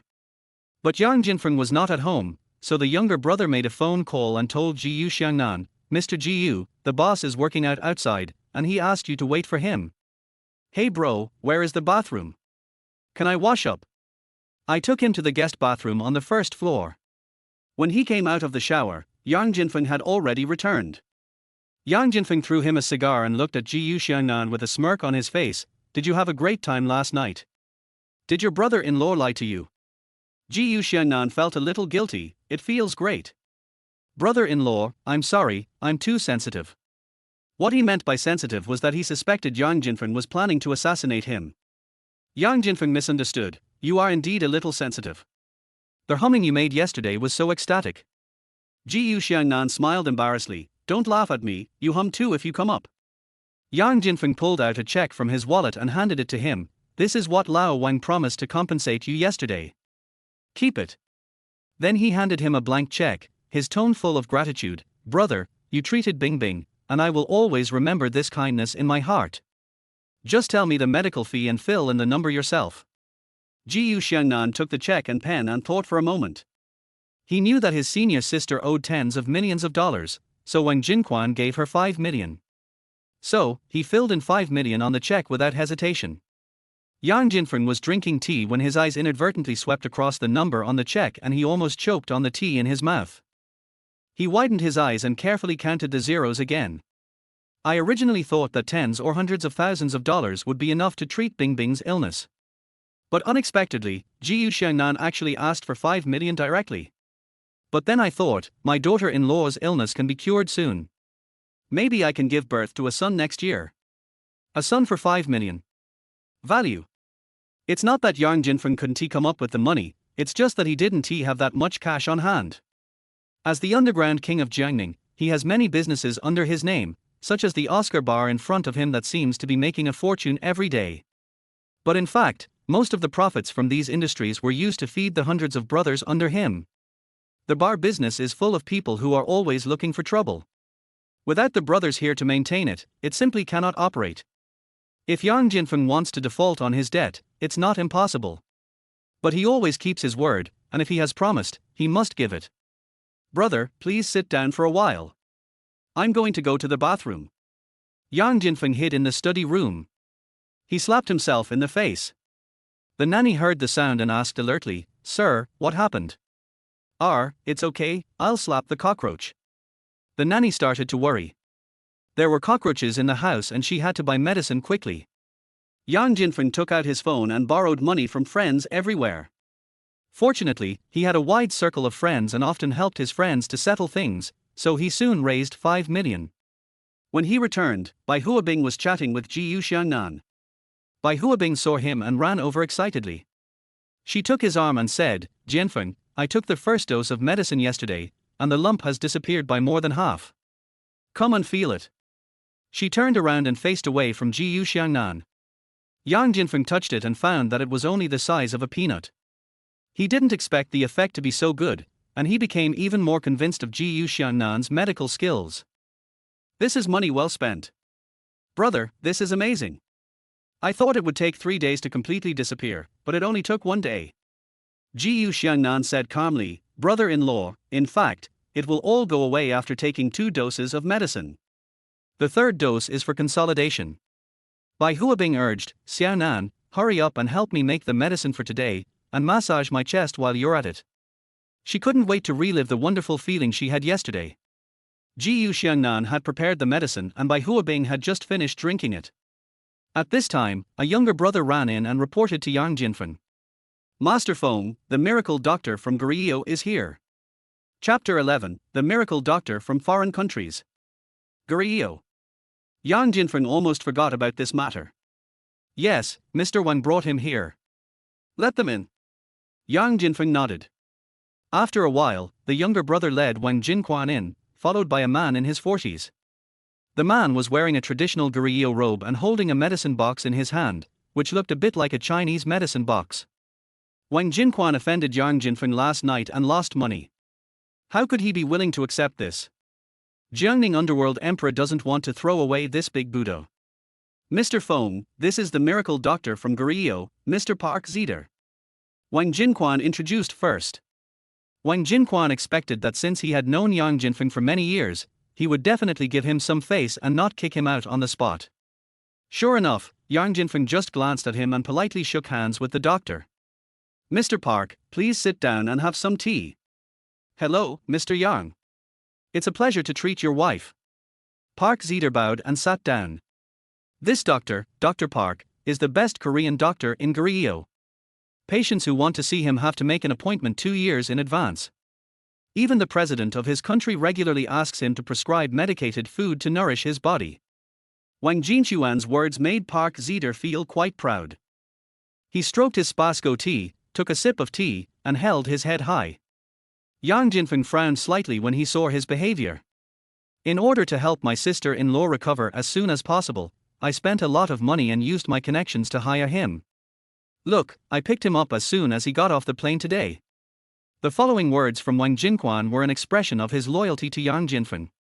At the beginning, Bai Huabing was determined not to have the surgery, which made Yang Jinfeng very worried, so when Wang Jinquan suggested going abroad to invite a miracle doctor, he did not refuse.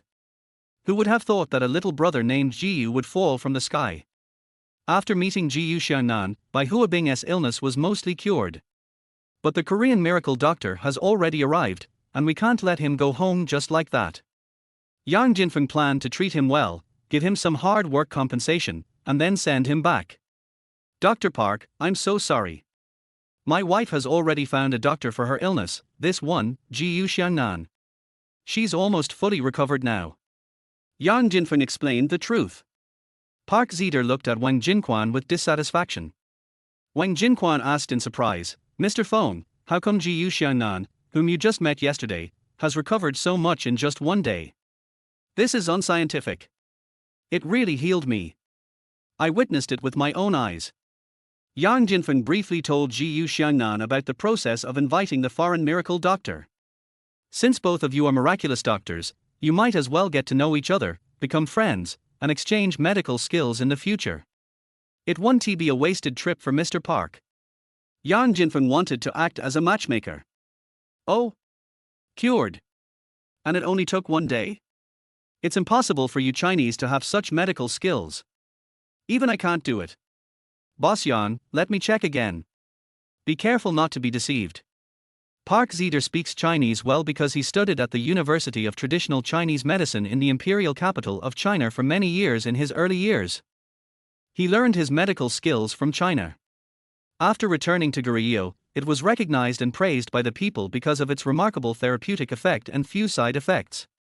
Gradually, he became a miracle doctor. Park Zider looked down on the Chinese from the bottom of his heart. He thought the Chinese were too stupid. If they don't study Chinese medicine well, they won't be able to master it. Without waiting for Yang Jinfeng's consent, Park Zider stood up and walked towards Bai Huabing. As soon as he entered the house, he found beautiful birch eyes. Just because he had a pair of squinty eyes, no one noticed him even though he had been looking at the beautiful woman for a long time. Now that he has created an opportunity for himself, he must touch it well and for a while longer. This isn't the first time he's done this. Whenever beautiful women came to see him, he would make up some examination items and ask them to take off their clothes. Park Zider walked up to Bai Huabing and pretended to take her pulse. When his fingers placed on her wrist, he lightly scratched her skin. So slippery.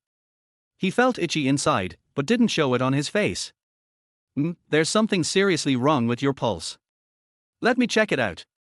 After saying this, Park Zider reached out his hand and wanted to pinch her.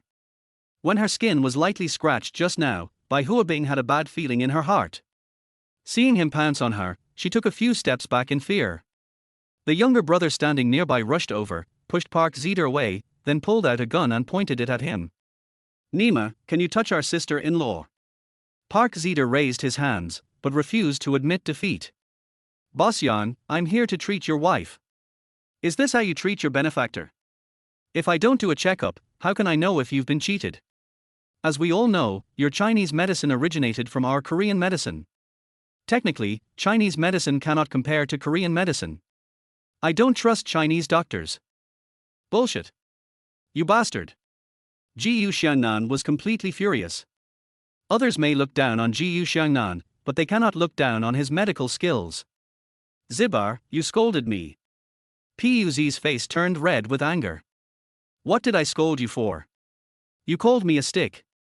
Okay, I won't call you a stick, can I call you a hammer? You are hammer. Jiyu Xiangnan grew up in the mountains, although he never went to school. But each of the 12 masters was an expert with their own strengths, and they passed on all they had learned throughout their lives to him. When I was young, I started by learning Chinese characters stroke by stroke, and later learned mathematics, English, history, geography, physics, chemistry. With the one-on-one teaching of the masters, he mastered the knowledge he learned in school even better than the other children in school. Xiangnan liked history very much. He remembered clearly that Goryeo had a very short history and was once a vassal state of China. But after he came down the mountain, he checked his phone and saw some things about Goryeo. Goryeo stole a lot of Chinese culture, which was listed by netizens. The Dragon Boat Festival, the Spring Festival, Confucius, Tug of War, painting, Spring Festival couplets, Chinese knots, movable type printing, they stole half of them and modified the other half to make improvements. Then they took the improved results and proudly announced to the world that this was their invention. The giant panda, China's national treasure. It was loaned to Goryeo for exhibition, but people said it belonged to their country. The common writing system of China Chinese characters. They also secretly applied for World Heritage status, saying that Chinese characters were invented by Goryeo. There are also hanfu, dumplings, wontons, snail noodles, candied horse, noodles with soybean sauce. Too many things have become part of their country. The key point is that after stealing, they turned around and insisted that China had stolen their culture. Whenever he saw such news, Xiangnan clenched his fists in hatred. The Korean medicine that Park Jae-dae uses today also originated from Chinese medicine. He even said that Chinese medicine originated from Korean medicine. This is equivalent to a son turning against his father. Who can tolerate this? If this guy was not Yang Jinfeng's guest, Xiangnan would have slapped him in the face long ago. You little bastard, how dare you disrespect me? I will make you regret it. Pu started yelling and pounced on Xiangnan like a madman. Xiangnan didn't show any mercy. He picked up the stick next to him and knocked him to the ground. Hit sticks with sticks, great. He sneered at Park Zeder, who was lying down. What makes me angry the most is that you changed Chinese medicine to Korean medicine and applied for the World Heritage. You also said that Xiaonan and Li Shizhen were both Koreans. Acupuncture and Compendium of Materia Medica also belong to you. Can you have some shame? Can your barren land grow so many herbs? Old white flower, Amomum villosum, Smilax glabra, clove, etc., only grow in tropical areas. Your country of Goryeo belongs to the temperate zone. Which of these herbs are found in your country? You are thieves. Park Zeder panted heavily, coughed a few times, and tried to argue. We didn't steal it. It's you who don't want it anymore. Young people in your country don't believe in Chinese medicine. But we in Korea do. Why don't we carry it forward? As long as we can become the setter of the international standard for acupuncture needles, the whole world will only remember that acupuncture was invented by us. After hearing this, Xiangnan became even angrier. He raised his hand and was about to chop him down when Park Zeder suddenly spoke. Wait a minute. We Koreans are not easy to mess with. I will defeat you with our country's taekwondo.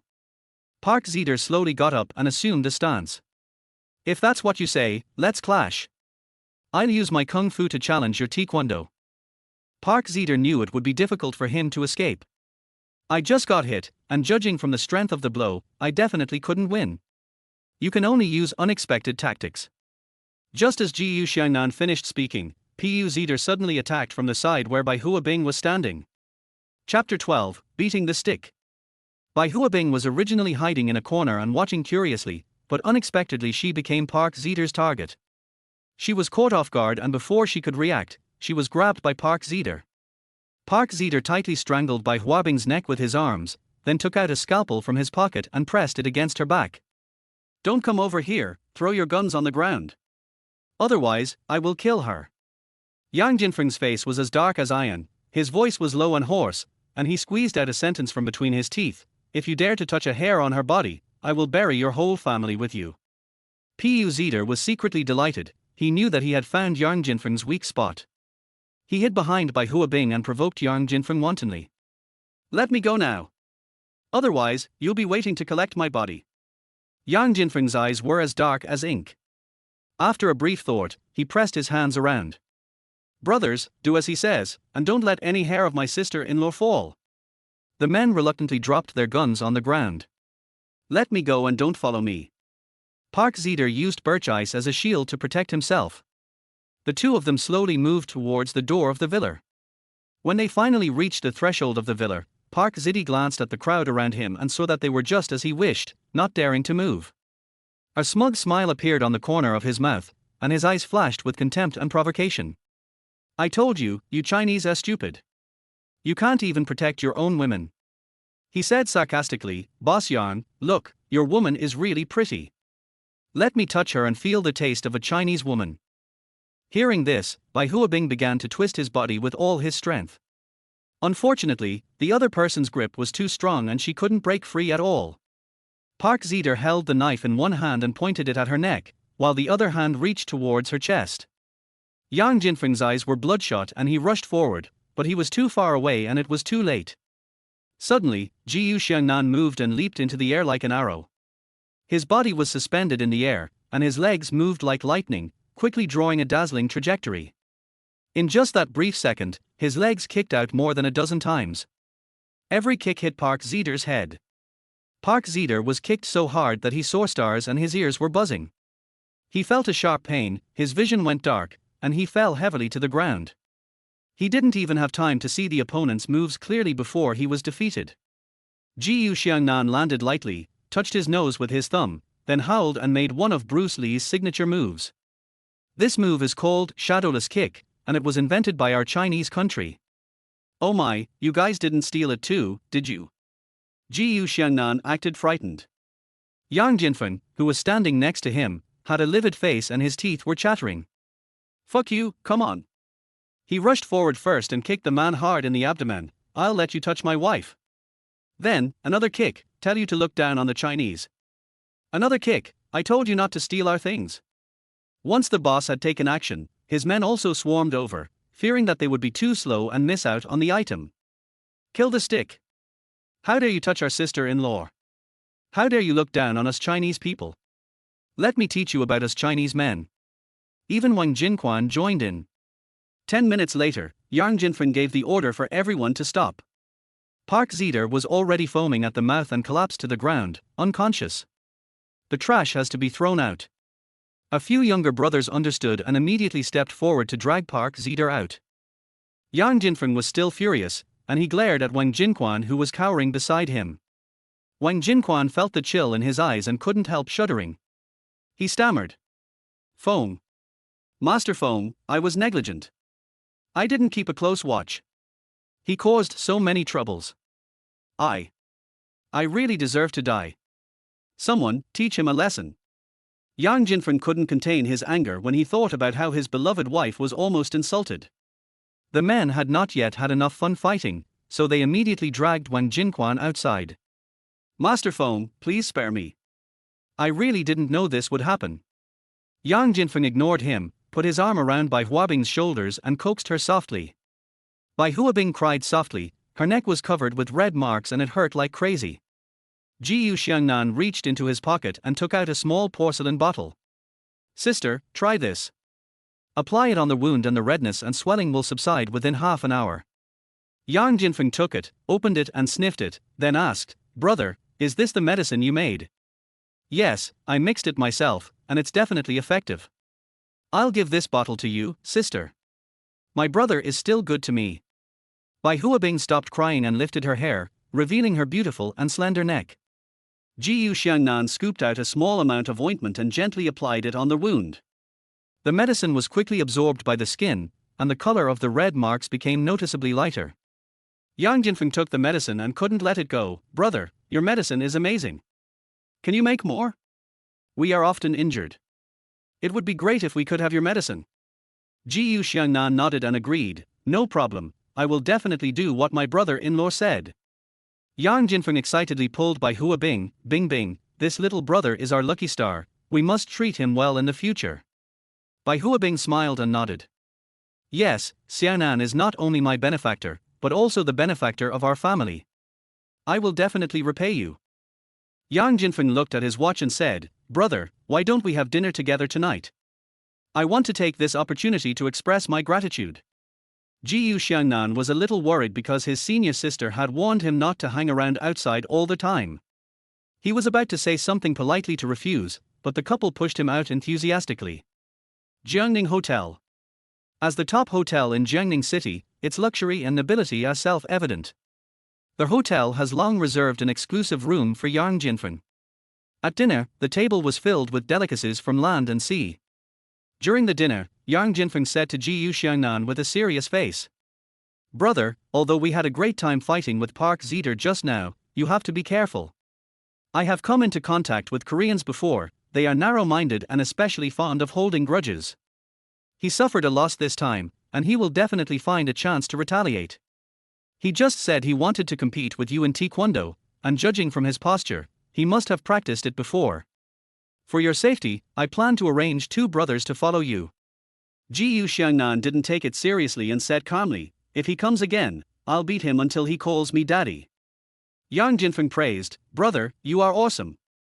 But what if Park Jadar calls for help?"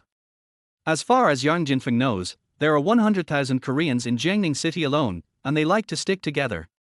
By then, how could Ji Xiangnan resist it alone? Yang Jinfeng understands the ways of the world, and he is afraid of hurting Ji Xiangnan's self-esteem. He deliberately said that Ji Xiangnan had just arrived and asked his 2 brothers to take him to familiarize himself with the environment of Xiangnan City. After hearing this, Ji Xiangnan gladly accepted it. After the meal, Yang Jinfeng drank a little too much, so he went back first. Ji Xiangnan went to the toilet, and when he came out, he found 2 younger brothers standing at the door. "Hello, Brother Nan." Both of them were very smart and sweet-spoken. Ji Xiangnan felt a little uncomfortable when he heard this. You know, he is the youngest in the mountain and no one has ever called him brother. Yang Jinfeng also left a car for Ji Xiangnan to use at his convenience. Bang! One of the younger brothers went to get the car, and Ji Xiangnan and another younger brother were waiting at the hotel entrance. A man wearing a baseball cap bumped into Ji Xiangnan. "Don't you have eyes when you walk? You bumped into my brother Nan." "I'm sorry." The man in the baseball cap apologized hurriedly without even raising his head, then turned and left. He walked quickly and turned to an open space on the side of the hotel, then reached into his pocket and took out 2 pieces of paper. It turned out to be 2 checks. Chapter 13, Nice figure, but bad temper. The man in the baseball cap glanced at the number on the check and his heart started beating wildly. With trembling hands, he held the 2 pieces of paper in front of his eyes and counted them carefully 3 times again. 5 million, both are 5 million. This is simply enormous wealth. He was so excited that he was about to leave. "Stop and leave your things behind." A cold female voice sounded behind him. He looked back and saw a beautiful woman walking out of the shadows and walking towards him with a cold face. The man in the baseball cap saw that it was a woman and let down his guard. This face, this figure. So exciting. The man in the peaked cap whistled frivolously. "What do you want to leave behind? Do you want to keep me to play with you?" he said frivolously. "I saw you stealing something. Leave it here and I can spare your life." The woman was about 1.7 meters tall, with delicate features, a high nose bridge and a high chest. This is the side of the hotel. Compared with the brightly lit hotel lobby, this area is pitch black. The man in the baseball cap looked around and found that there was no one around. "My little beauty, I can not only steal money, but I can also rape women. Can you play with me for a while?" He lunged forward, trying to grab the woman. Bang! The world in the man in the baseball cap's eyes was turned upside down. The woman threw him over her shoulder and threw him heavily to the ground. She is actually a martial artist. The woman twisted the man in the cap's right hand backwards, almost breaking his fingers. He begged for mercy in pain. "It hurts.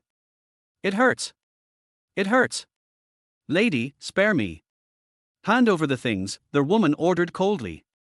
The man in the baseball cap quickly took out the check with his left hand and handed it to the woman. Although he was reluctant, saving his life was the most important thing. The woman let go and the man in the baseball cap ran away in panic. She didn't chase him, but just held the 2 checks in her hand and turned back. The woman's name is Wang Mai, and she came back this time to help her boss with some personal matters.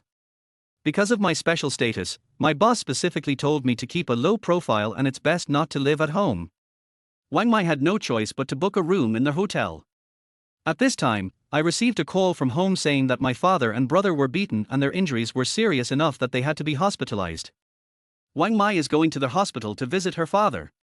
As soon as he walked to the hotel gate, he happened to see a thief stealing Xiangnan's bag. Out of a sense of justice, she decided to track the thief and retrieve the lost property. Wang Mei walked back and met one of Xiangnan's younger brothers who was rushing towards her. "Hey, what's in your hand?" The younger brother panted, his eyes directly falling on the check in Wang Mei's hand. Wang Mei raised her eyebrows. "A check?" When the younger brother heard this, he immediately became excited. "I finally found it, give me the check quickly." As he said that, he reached out to take it. Wang Mei pulled her hand back and put the check into her pocket. She remembered Xiangnan's appearance and wanted to return the property to its original owner. "How can I just give it to someone I don't know? I can't give it to you. It's not yours." After saying that, Wang Mei ignored him and continued to look for Xiangnan at the hotel gate. Seeing that she refused to hand over the check, I thought she was going to keep it for herself, so I hurriedly blocked her way. "Hey! Woman, this money is what my brother Nan lost, just give it to me." He actually reached into Wang Mei's pocket and tried to snatch the check. He was confident of his strong body and thought that women were weaker and it would be easy for him to succeed. Wang Mei's pretty face was frosty. "You rascal! You're looking for death!" She shouted angrily and kicked at her younger brother with a sweeping kick.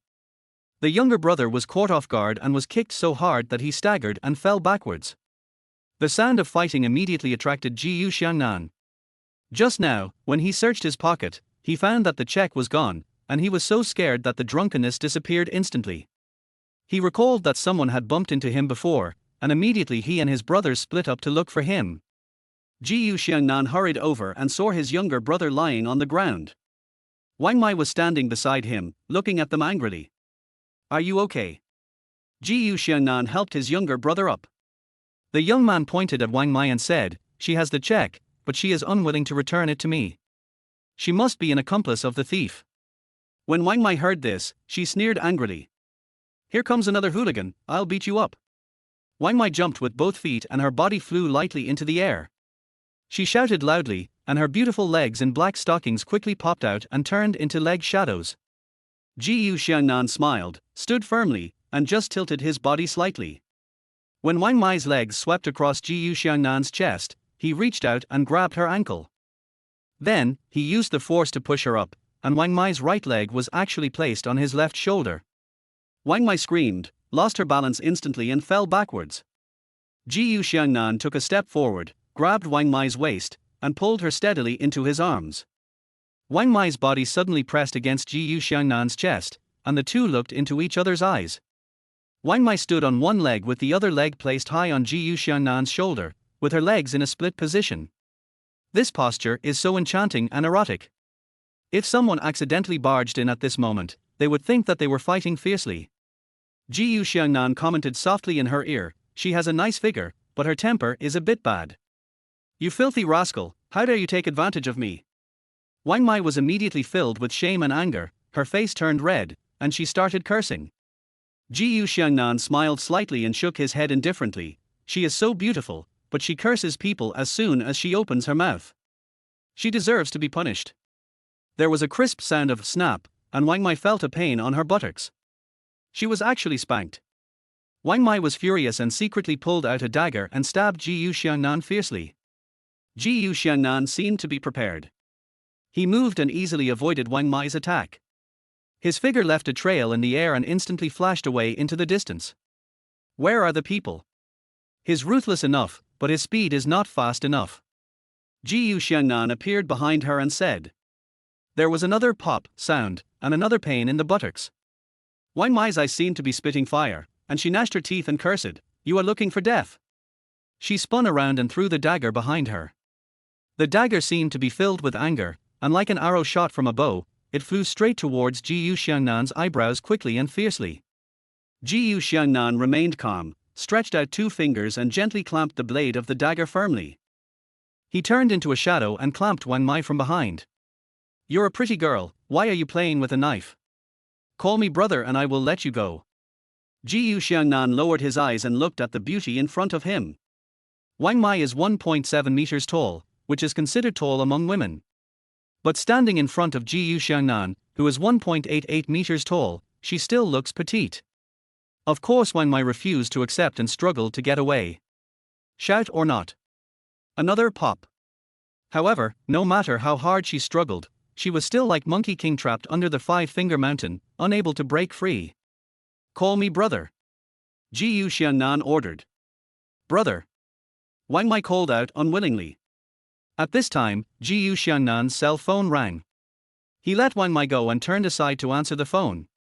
It was his senior sister who urged him to go home quickly.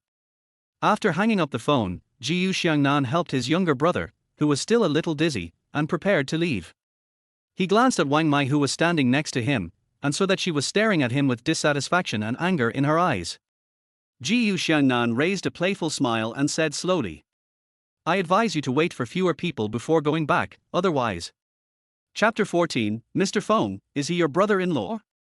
Wang Mai was stunned, not knowing what he meant. Gu Xiangnan added, Pink is cute, I like it very much. When Wang Mai touched it, she felt embarrassed and annoyed, and her pretty face turned red. When she did the splits just now, her tight shorts and stockings were all torn, revealing her pink panties. It was already dark in the Rose Garden Hilltop Villa district. After sending Gu Xiangnan into the villa, the two younger brothers did not leave. Their mission is to protect Gu Xiangnan, but due to rules, they cannot stay overnight in the villa. So, they chose to sleep in the car tonight, ready to deal with any emergency at any time and ensure Gu Xiangnan's safety. Xiaonan, why did you come back so late? Senior sister is really worried about you. Su Hanyang was still waiting in the living room. As soon as Gu Xiangnan came in, she couldn't help nagging. We have offended Wang Jinquan. What if he comes to retaliate against you? His backer is Master Feng, who is not an easy character to deal with. Gu Xiangnan said calmly, Master Feng is my brother-in-law, why would he help others to deal with me? Su Hanyang was stunned when she heard this. Gu Xiangnan grew up in the mountains, and the sudden appearance of this sister and brother-in-law made her feel a little puzzled. After a moment of stunned silence, she asked, Brother-in-law? Then who is your sister? Gu Xiangnan didn't rush to answer. He took out 2 checks from his pocket and placed them in front of her. Big sister, take this and pay the debt. Just now when Gu Xiangnan hit Wang Mai on the buttocks, he took the check back. Oh my god. Su Hanyang repeatedly checked how many zeros there were on it. When he saw the names of Yang Jinfeng and Wang Jinquan, a hint of surprise flashed in his eyes. Xiaonan, what's going on with this money? Wang Jinquan wanted to use Yang Jinfeng to deal with me, but I happened to cure Yang Jinfeng's wife's illness. Not only did his wife recognize me as her sworn brother, she also paid me 5 million for medical treatment and ordered Wang Jinquan to give me 5 million as well. He omitted the specific process of treating by Hua Bing and the scene where a gun was pointed at him in the bar. Don't tell my sister. What disease did Yang Jinfeng's wife have? Su Hanyang asked. It's not a serious illness, it's just infertility. I can treat it, but I'm short of medicine at the moment. Gu Xiangnan replied. He suddenly remembered that Wu Meiyu once said that Su Hanyang contracted a mountain to grow Chinese medicinal herbs. I might as well ask my senior sister if there is any in her medicine garden. Senior sister, do you have any fairy seeds in your herb garden? Su Hanyang looked at him with strange eyes. How do you know I grow Chinese medicine? Sister Wu told me. Su Hanyang nodded and said, I do have fairy seeds here. This herb is too rare. I went through a lot of trouble to find the seeds and try to grow them in bulk myself. The medicinal part of this herb is its fruit. Only on the night of the 7th day of the 7th lunar month every year, when the moonlight shines on the plant, will it bloom and bear fruit in the early morning. The 7th day of the 7th month in the lunar calendar? Isn't that 2 days later? Yes. Su Hanyang said, on the night we wait for the results, shall we go collect herbs together? Gu Xiangnan agreed immediately. Su Hanyang looked at the check in her hand and felt like she was dreaming. But what she was sure of was the underground king of Xiangnan City, the man who made everyone tremble in fear, Mr. Feng. He actually became my junior fellow apprentice's brother-in-law? However, faced with such a large sum of money, Su Hanyang hesitated. She returned the check to Gu Xiangnan. Xiaonan, I can't accept this money. I know you want to help me, but now that I have the patent for the prescription back, the company will soon be on the right track and making money will not be a problem. Sister, you can use it. I don't need so much money myself. It's the same whether I use it for myself or for you.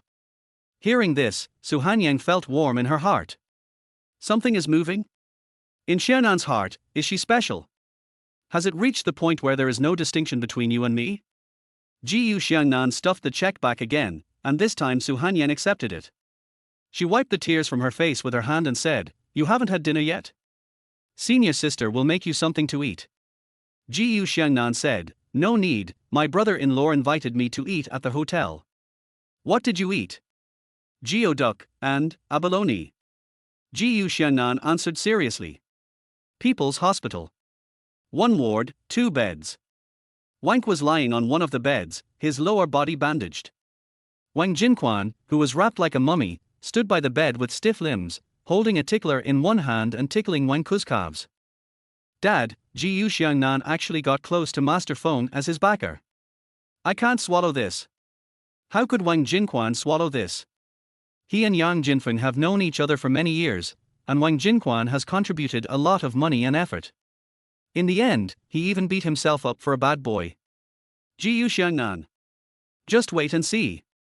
Wang Jinquan decided to let his youngest daughter come forward and make Gu Xiangnan pay the price. An hour later, the door of the ward was pushed open and Wang Mai walked in quickly. She just went back to her hotel room to change into a pair of trousers, which took some time. At this time, Wang Jinquan and Wang Ku were both lying on the bed with their eyes closed. When she saw her father and her brother who was also injured in the hospital bed next to her, tears welled up in her eyes. "Dad, what's going on?" Wang Mai asked in a trembling voice. Wang Jinquan slowly opened his eyes and saw his daughter's anxious face. Mai, you're finally back." He wanted to get a better look at his daughter, but sitting up was clumsy. Wang Mai felt a pain in her heart. "Dad, who beat you like this?" Mai, it was that guy Gu Xiangnan who beat us up." Wang Jinquan's tone was full of resentment. Wang Jinquan recounted what had happened before. However, he deliberately concealed the wrong things done by the Wang family and only described Gu Xiangnan as a bad guy who did all kinds of evil. After hearing this, a flame of anger flashed in Wang Mai's eyes.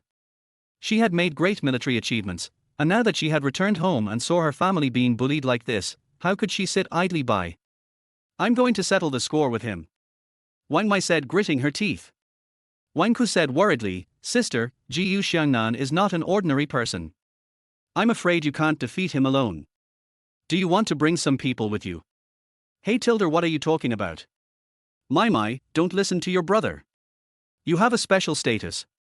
If you make a big fuss, it will affect you. We have to bear the loss. Don't go to him again. How is it possible not to take revenge?" Wang Mai comforted her father and said, "It's okay.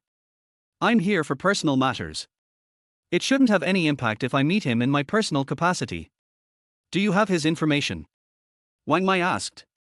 Wang Jinquan has already found out that Gu Xiangnan has moved into Su Hanyan's house. Go find him at Building 8 of the Rose Garden Hilltop Villa District. The next morning, Su Hanyang was in a very good mood. The patent for the formula was successfully retrieved.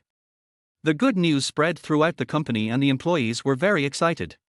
With the help of Wu Meiyu, Su Hanyang sorted out all the necessary documents and prepared to go to the bank to repay her debt. Su Hanyang drove to the bank, but the security guard told her that the bank's parking spaces were full.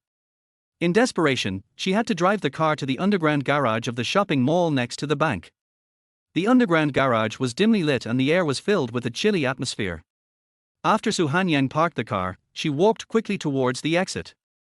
At this time, the garage was empty. She felt an inexplicable sense of nervousness and subconsciously touched the 2 checks in her bag. At this moment, she suddenly realized that someone seemed to be following her.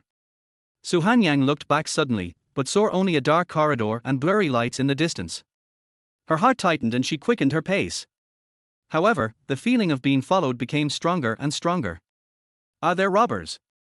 Su Hanyang took out a small knife from her bag and held it tightly in her hand. A figure suddenly appeared in her sight. Chapter 15. Let him do what he wants. You are quite alert. It seems that you have not forgotten what your teacher taught you. A pleasant female voice sounded behind him. Su Hanyang turned around and saw a woman in a white dress standing behind her. She looked young, with a beautiful face and a transcendent temperament between her eyebrows. Her long hair fluttered in the wind, like a fairy descending to earth. Master, why are you here?" Su Hanyang asked in surprise. She recognized the master chef, Yuan, at a glance. Yuan smiled and said, "Why? Can't I come and see my disciple?" Su Hanyang quickly put away the knife, walked quickly towards Yuan, took her arm and said, "Master chef, I can't wait for you to come. I miss you so much." At this moment, a car drove into the garage. Su Hanyang then remembered that this was not the place to talk. "Master chef, let's go to the mall upstairs. I'll buy you some coffee." There weren't many customers in the coffee shop in the morning. Su Hanyang chose a seat in a corner and ordered 2 iced American coffees. After the waiter brought the coffee, Su Hanyang asked, "Master, my junior brother is also here with me. Should I call him and ask him to come see you?" Yuan shook her head, "No need.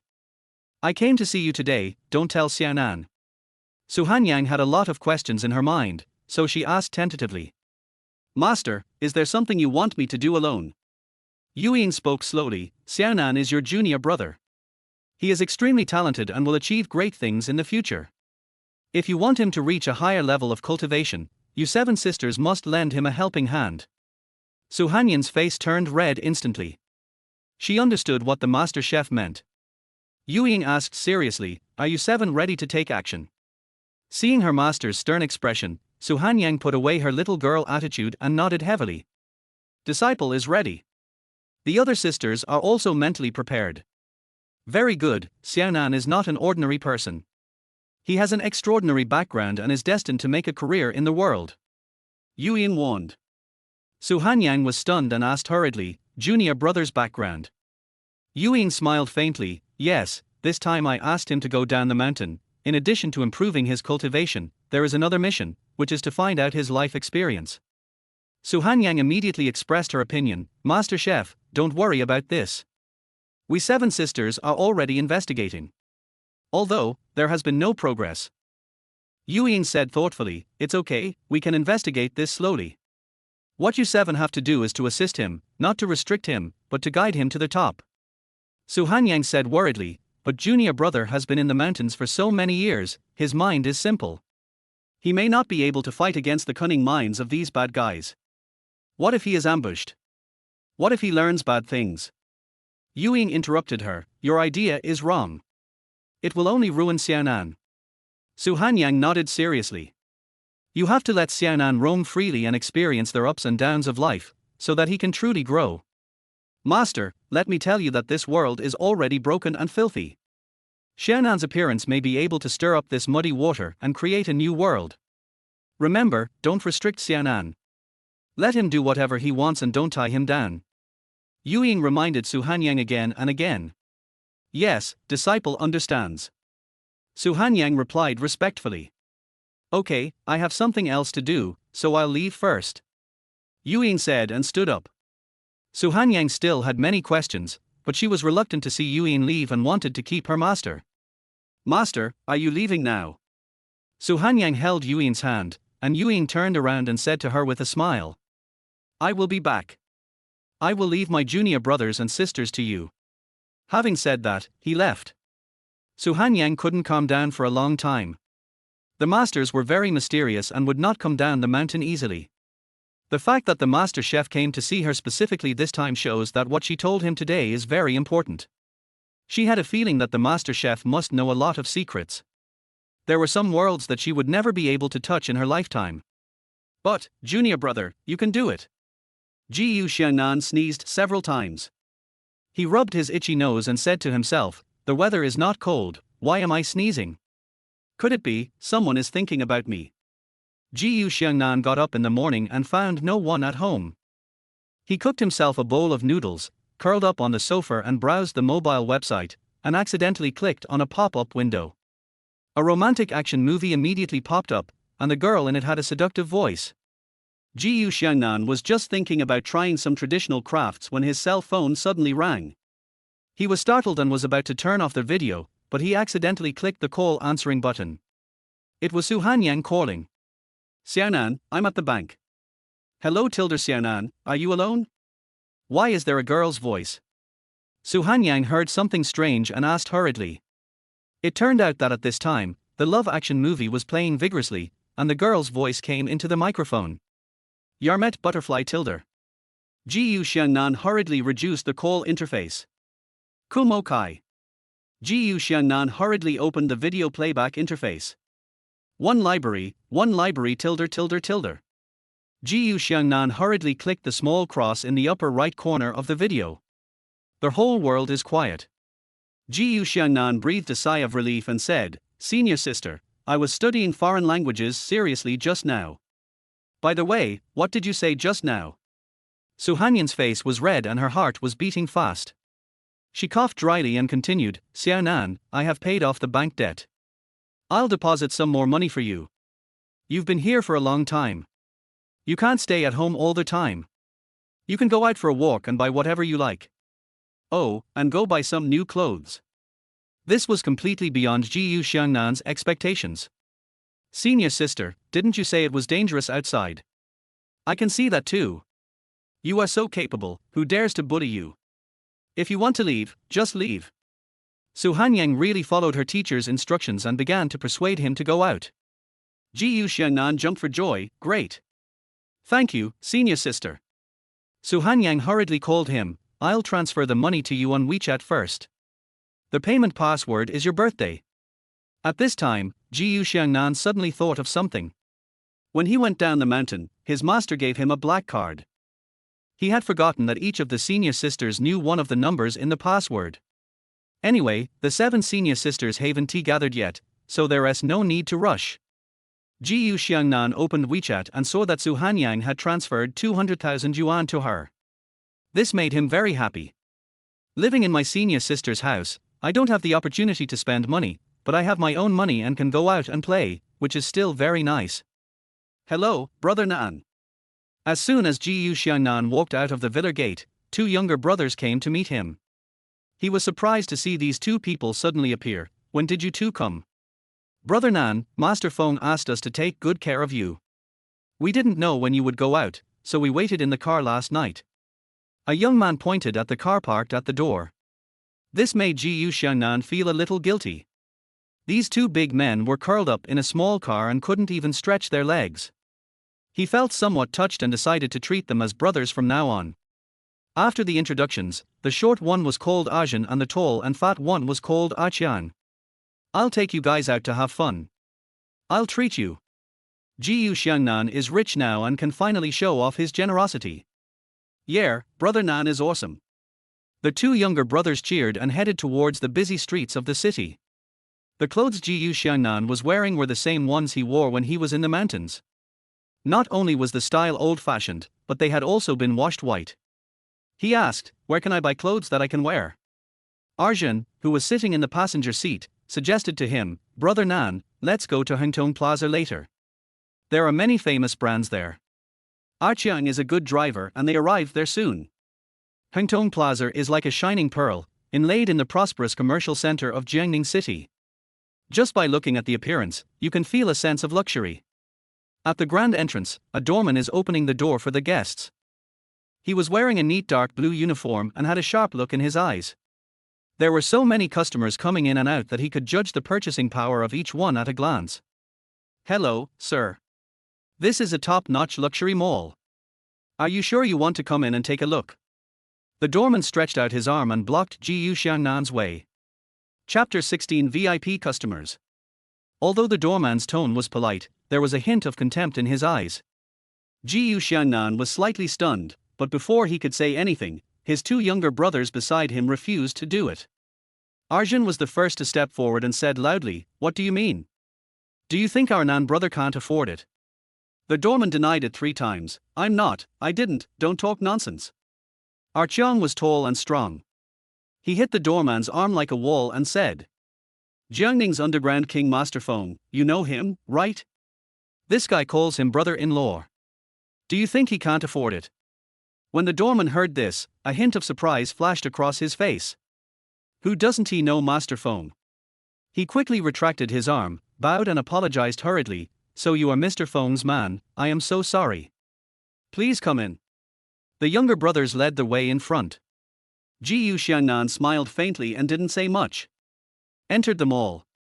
They walked to the door of a men's clothing store, which was gorgeously decorated and softly lit. Gu Xiangnan stopped and said, let's go in and take a look. I think the style is pretty good. Arjun knew this store. In the past, Feng Yi loved to buy clothes of this brand. Brother Nan, this is a high-end luxury brand, and they don't accept ordinary people. Do you think I look like an ordinary person? Come on, let's go in and take a look. Gu Xiangnan said confidently. Arjun likes Gu Xiangnan's arrogant character. Gu Xiangnan is good at fighting, has good medical skills, and is handsome. He is truly his idol. Brother Nan, take a look at this one, it will definitely suit you. Arjun said, pointing at a suit on the model. The salesperson wearing a dark skirt introduced, you too, this is the top luxury men's clothing brand in our city. If you want to buy it, you need to go to the counter to verify the balance in the card. If you don't have money, please go out and turn left. There is a 10 yuan store across the street. Before the salesgirl finished her words, Aqiang's face darkened. This is too snobbish. Arjun picked up the tag on the clothes and took a look at the price. Isn't it just 50,000? I thought it was 100 million. His tone was full of sarcasm and his eyes stared at the woman. The clerk was a little embarrassed by his words, but didn't say anything back. In their opinion, Gu Xiangnan's clothes were indeed very ordinary and did not look like something he could afford. Just then, a young man walked into the store. He had a slicked back hair and wore a tailor-made suit, with his tie and shirt clearly carefully matched. When the shopping guides saw him coming, they gathered around him like flies seeing something, buzzing non-stop. Mr. Zheng, you haven't been here for a long time. There are many new models this time. Would you like to take a look? Mr. Zheng, you don't come here often. I miss you. Mr. Zheng, if you don't come, they won't be able to complete their performance. Mr. Zheng smiled and responded to each question one by one, as familiar as if he was at home. He sat back on the sofa in the store, and someone handed him a clothing catalogue. Raise your hand. A cup of coffee was delivered. It's 3/10 sweet as you like it, and the temperature is 65 degrees. Gu Xiangnan stood quietly aside, watching the scene with complicated eyes. Why does he feel that these shopping guides are similar to the girls in Yihongyuan? The shopping guide who introduced him was also eager to serve Jing Xiao. Not only did this gentleman buy several sets of clothes every time, he also gave red envelopes to the shopping guide before leaving. I just hate that I'm being held back by this poor guy in front of me. The shopping guide impatiently chased people away. Sir, I'm very sorry, there is a VIP customer in our store and we need to clear the place. Could you please leave for a while? Aqiang said angrily, when buying things, there is also a first-come first-served rule. We came first, why should we be allowed to leave? Aqiang was a tall and strong man. He took a step forward, scaring the salesperson so much that he stepped back. Zheng Xiao, who was sitting over there, was already very familiar with the shopping guide. He couldn't help but say, Xiao Wang, if these three are also VIP customers, there's no need to chase them away. The shopping guide surnamed Wang said, our company has a rule that VIP customers need to verify the assets in their cards. This gentleman is qualified and can enjoy VIP treatment. Gu Xiangnan remembered that he still had a black card, and wondered if the machine in this store could show the account balance. To be honest, he was curious about how much money Carrie had. Thinking of this, he took out the black card from his bag. The shopping guide was stunned. She never expected that this ordinary-looking young man actually had a black card. But they know by heart the information of all the wealthy people holding black cards and their relatives in Xiangnan City. They even know the lovers of these wealthy men outside. I don't have any information about this guy. The shopping guide quickly took out the machine, inserted the black card and swiped it. Invalid card. The electronic voice in the machine said. The shopping guide looked at Gu Xiangnan with contempt. Zheng Xiao sneered, Sir, are you here to make fun of me? Holding a fake card and pretending to be a black card user. All the salesgirls in the audience laughed. Arjun was furious, what are you talking about? Is my brother Nan a person who is short of money? He calls Master Feng his brother-in-law. Zheng Xiao didn't believe it, you three are liars, you just talk nonsense. Do you know who Master Feng is? He is the underground king of Xiangnan City. Only families like mine can have a chance to get in touch with him if we have connections. He looked Gu Xiangnan up and down at his clothes and continued to sarcastically ask, did you just come down from the mountains? This outfit is so tacky. Did you read too many novels and imitate others to make arm implants? There was another round of laughter. Gu Xiangnan said calmly, "Whether you believe it or not, I do know Mr. Feng." "Bullshit, what is Mr. Feng's identity? What is your status? How can you get in touch with him?" Zheng Xiao would never believe it. "Mr. Zheng, you are so honored to be here. Why didn't you call me in advance?" A middle-aged woman walked quickly over with a flattering smile and stood beside Jing Xiao. "Manager, this person took a fake black card and wanted to apply for VIP privileges. He also said he knew Mr. Feng." The shopping guide quickly reported to the manager. The manager looked Gu Xiangnan up and down, and suddenly, her eyes stopped at Gu Xiangnan's collar. There was a ring hanging on the necklace that Gu Xiangnan was wearing. The ring has a strange and rough shape, with an obsidian inlaid in the middle. That was the token of sworn brotherhood that Bai Huabing gave him. When Gu Xiangnan used the giant yuan palm, his palm increased several times, making it very inconvenient to put the ring on his finger. So he thought of this method. The manager was shocked. Isn't this the ring of Mr. Feng's wife? Chapter 17, Counterfeit. The manager immediately changed his attitude. "May I ask this gentleman's name?" "My last name is Gu." Gu Xiangnan replied calmly. The manager thought to himself, Mr. Feng's wife's surname is Bai, so it seems that this person is not a direct relative of Mrs. Bai. She asked, "Mr. Gu, if I'm not mistaken, this ring should belong to Mrs. Feng, right?" Gu Xiangnan smiled and said, "You have good eyesight. This is indeed her ring." The manager's expression changed. This ring was given by Master Feng to his wife at the wedding. With this ring, you can mobilize all the underground forces in Xiangnan city. Gu Xiangnan was very surprised. He didn't expect this ring to have such great power. When Jing Xiao heard this, he immediately got up from the sofa. He walked to Gu Xiangnan's side and examined the ring carefully. He saw that the ring was exquisitely crafted and the obsidian on it did not look like an ordinary item. It is hard to tell the authenticity at the moment. Zheng Xiao asked suspiciously, "Manager, are you mistaken? How could someone like him know Mr. Feng's wife? Could it be that, like the black card, this ring is also fake?" The manager observed it again and said, "This is absolutely true." She had seen the photo of this ring in Mr. Feng's profile. Zheng Xiao didn't believe it and said, "How could he, a country boy, have this ring? The only explanation is that he stole it." The manager thought this was right. She immediately ordered the salesperson, "You, go call the security guard. Both of you, go lock the door and don't let him get away." "Yes." The shopping guides answered in unison. Zheng Xiao looked at Gu Xiangnan proudly. This time, he caught a swindler. He could take this opportunity to ask Master Feng to meet him. He wondered if he could establish a relationship with Master Feng through this. "Country bumpkin, you've walked into trouble this time. Don't try to deceive people next time," Zheng Xiao said. Arjun helped Gu Xiangnan explain, "Our sister-in-law is indeed Brother Nan's sister. I am Mr. Feng's person, and I can prove it." Archong echoed, "I can prove it, too." The manager sneered, "You are all in the same group. No one can escape today. You will all go to the police station soon." Gu Xiangnan calmly took out his cell phone and dialed a number. "Sister, someone has falsely accused me of stealing your ring and is going to arrest me and send me to the police station.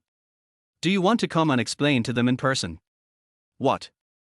Who dares to bully my brother?" Bai Huabing's voice suddenly exploded on the other end of the phone. Gu Xiangnan felt some tinnitus in his ears from the roar and held the phone a little further away. "Send me the location, I'll be there right away." Zheng Xiao said, "Do you think you can scare us by making a fake phone call? Will the person who comes later also be a fake?" Hearing this, Gu Xiangnan raised his lips slightly and added, "Oh, by the way, brother-in-law had better come too, they said you are also a fake." After hearing this, Zheng Xiao sneered, his face full of disdain, "Just keep bragging, what kind of person is Feng Yi? How many people are trying their best to invite him to dinner, but it's hard to see him. Who do you think you are, that you can call him over with just a phone call? What a joke!" The manager respectfully asked Zheng Xiao to sit on the sofa. Zheng Xiao drank his coffee, waiting to see their good show, with a gloating look on his face. Not long after, hurried footsteps were heard at the door, and Bai Huabing hurried in holding Yang Jinfeng's hand. Yang Jinfeng had come here to buy clothes before, so the manager naturally recognized him. She immediately smiled and bowed to Yang Jinfeng. "Hello, Mr. Feng, hello, madam." Yang Jinfeng stared at the manager coldly, his eyes as frosty as ice. The manager was frightened by his fierce look and trembled all over. He continued with gritted teeth. "Master Feng, there is a guy who doesn't know his place and steals Madame Bai's ring. I caught him red-handed. Do you think this guy should be handed over to you for punishment?" Seeing this, Jing Xiao quickly stood up from the sofa and greeted Yang Jinfeng carefully. "Hello, Master Feng. I am the eldest son of the Jing family. I have long heard of your great name." Yang Jinfeng glanced at Jing Xiao coldly without any response. As if he was just an insignificant little character. Bai Huabing had already walked to Jiyu Xiangnan's side. She glared at the manager.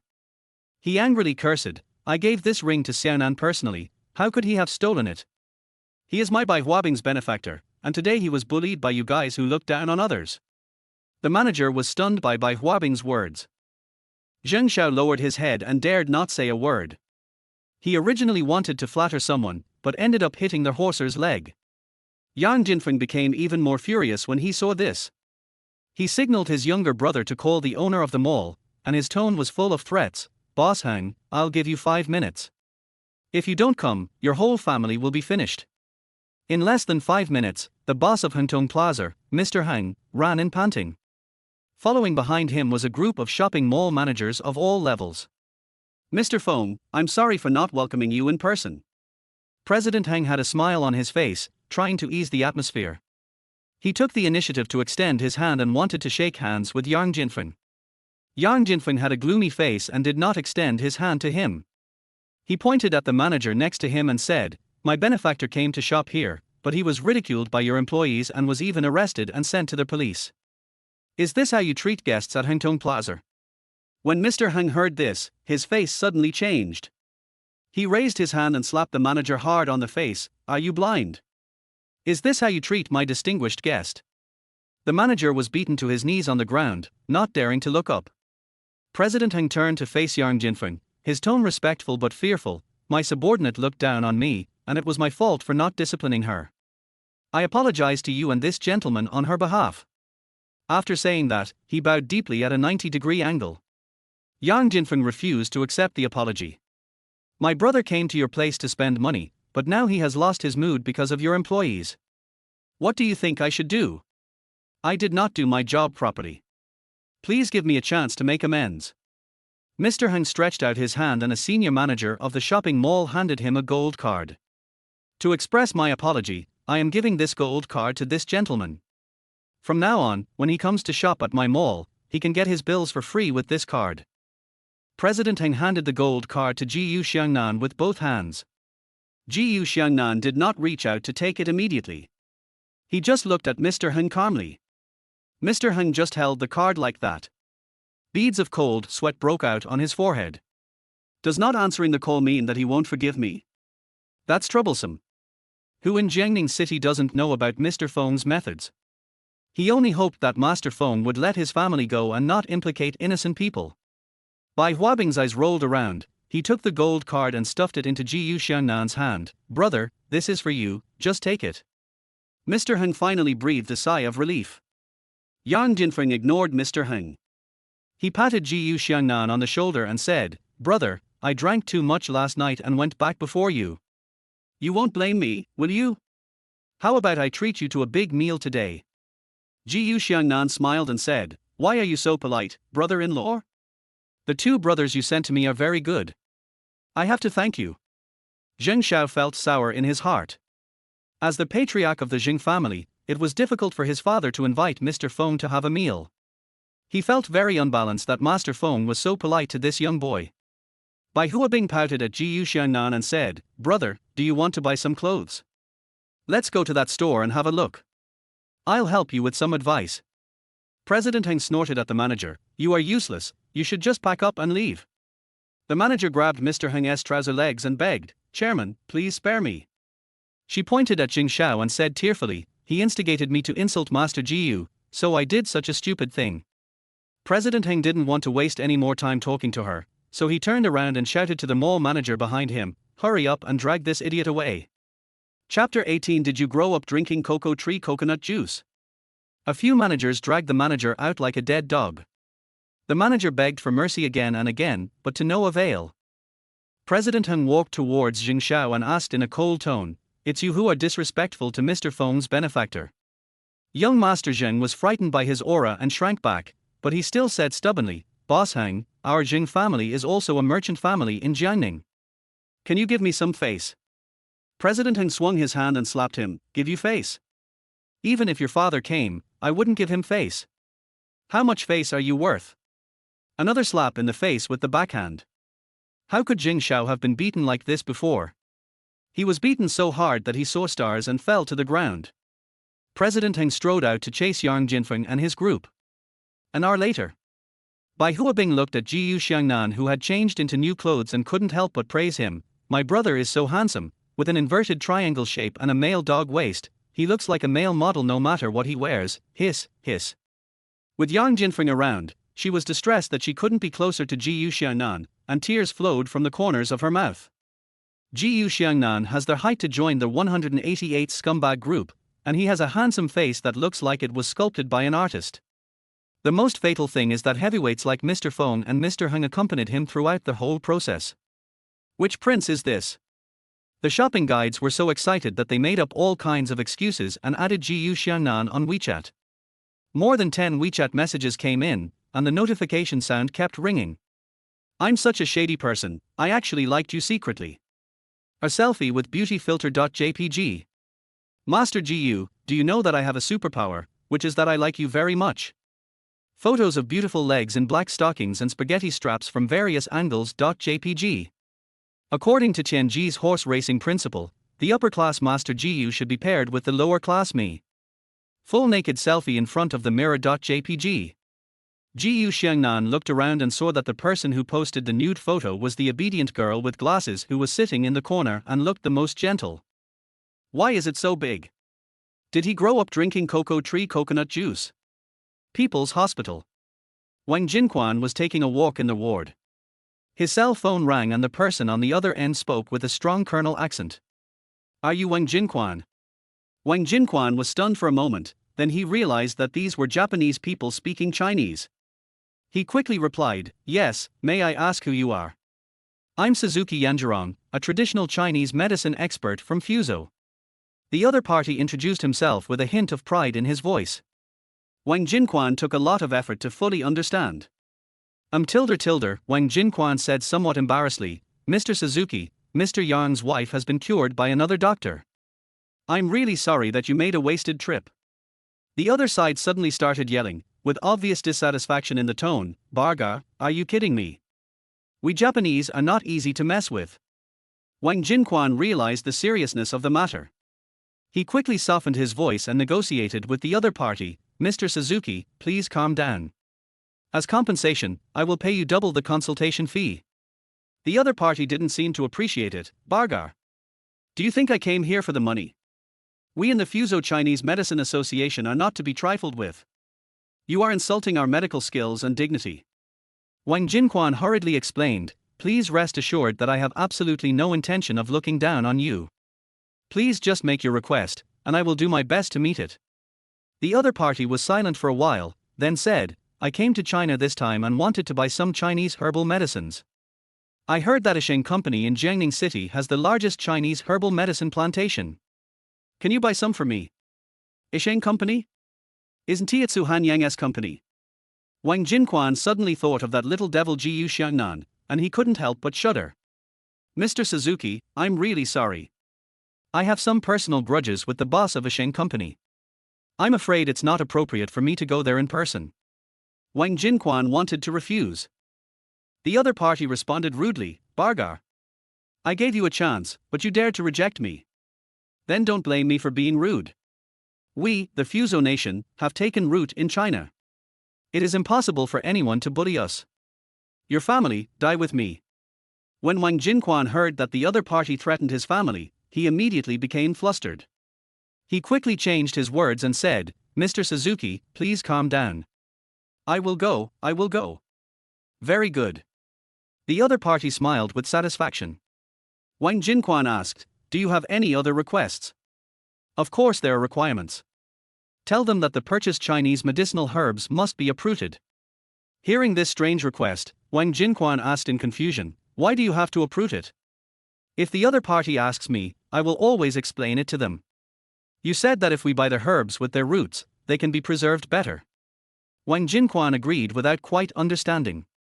After hanging up the phone, the other party sent him a shopping list and price list. Wan Ku listened to about 80% of it. Seeing Wang Jinquan start to change his clothes, he asked hurriedly, Dad, do you really want to help the Sang people? They are notorious for their wicked ambitions. I wonder what bad ideas they have. Wang Jinquan sighed, it's easier to invite the gods than to send them away. I have no choice. I can't let them deal with my family. Wang Ku, however, did not believe it. He retorted, why should we be afraid of them? Have you forgotten your daughter's identity? If all else fails, let's just fight them head on and see who is afraid of whom. Wang Jinquan glared at him and warned him, your sister has a special status, and we can't let her down. Don't tell her about this, or she'll worry. Wang Jinquan dressed neatly and went out. Xiangnan bought 20 sets of clothes without spending a penny. Among the 10 salesgirls in the store, 9 of them sent him to the parking lot under the pretext of helping him carry his bags. The salesgirl who was left in charge of the store was so anxious that she lay on the counter and cried. Xiangnan hugged and said goodbye to them one by one. The gentle girl with glasses buried her face in his chest muscles and refused to leave. In the end, she was forcibly pulled apart by the jealous salesgirl. Bai Huabing, who was sitting in the car putting on makeup, was so angry when she saw this scene that she broke her lipstick. Xiangnan finally got into the car. As the car drove away, President Heng was still waving goodbye in the rearview mirror. Where do you want to go, brother? Yang Jinfeng asked. Xiangnan was just about to go home when his cell phone rang. It was Su Hanyang calling. Xiaonan, I have a dinner party tonight to discuss a business matter. Can you go with me? Senior sister, when you guys discuss business, will it involve some commercial secrets? It's not appropriate for me to go. Xiaonan, you must accompany me tonight. I'm a little worried. The person who asked me to discuss business is Wang Jinquan. I'm afraid it's another trap. Su Hanyang was bitten by a snake once and became afraid of ropes for 10 years. Xiangnan immediately agreed, okay, I'll go with you. Where are you? I'll go find you. The car was very quiet and everyone could hear the content of the conversation. Yang Jinfeng asked with concern, how is it? Is it dangerous? Do you want me to go there myself? Xiangnan said calmly, brother-in-law, don't worry. Their mediocre skills can't do anything to me. Xiangnan got off the car in front of Huayu Hotel. Su Hanyang said she was in the parking lot and would wait for him to come and go up together. He found the car quickly. When he opened the car door, he saw Su Hanyang sitting in the back seat with her eyes closed, obviously very tired. He got into the car quietly and sat next to Su Hanyang. Su Hanyang seemed to be sleeping very soundly, her body leaning towards Xiangnan uncontrollably, and finally falling completely into his arms. Chapter 19 Senior Sister, let me give you a massage. Su Hanyang was awakened. She opened her eyes and saw herself nestled in Xiangnan's arms. Her face turned red instantly.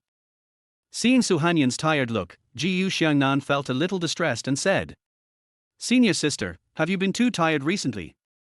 You fainted once a few days ago. Well, I've been under a lot of mental pressure recently and haven't had enough rest. Su Hanyang came out of his arms and smoothed the hair around her ears to hide her shyness.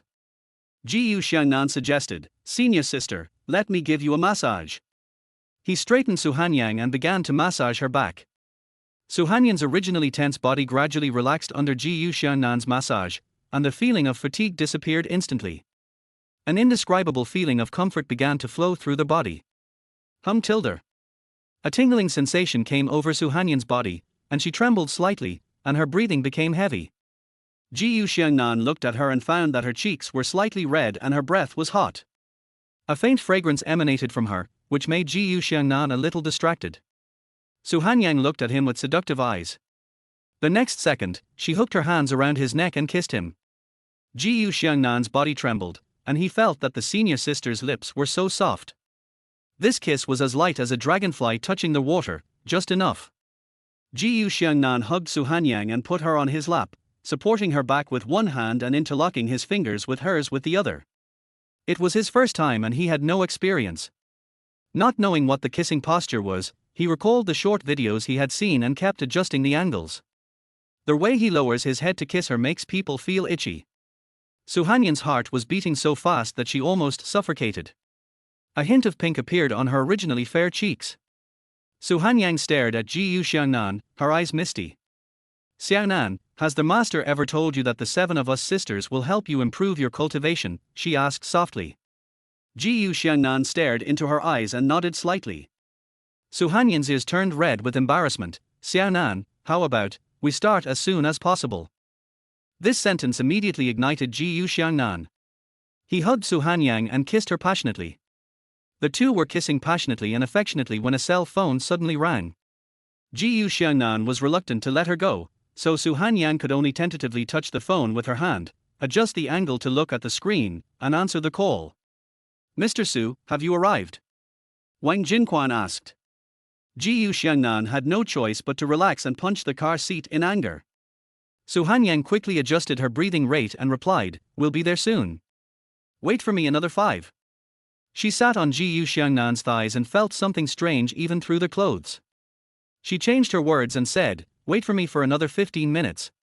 After hanging up the phone, Su Hanyang quickly pecked Jiyu Xiangnan on the mouth. Then I got off his lap, sat next to him and said, calm down, we'll go up again.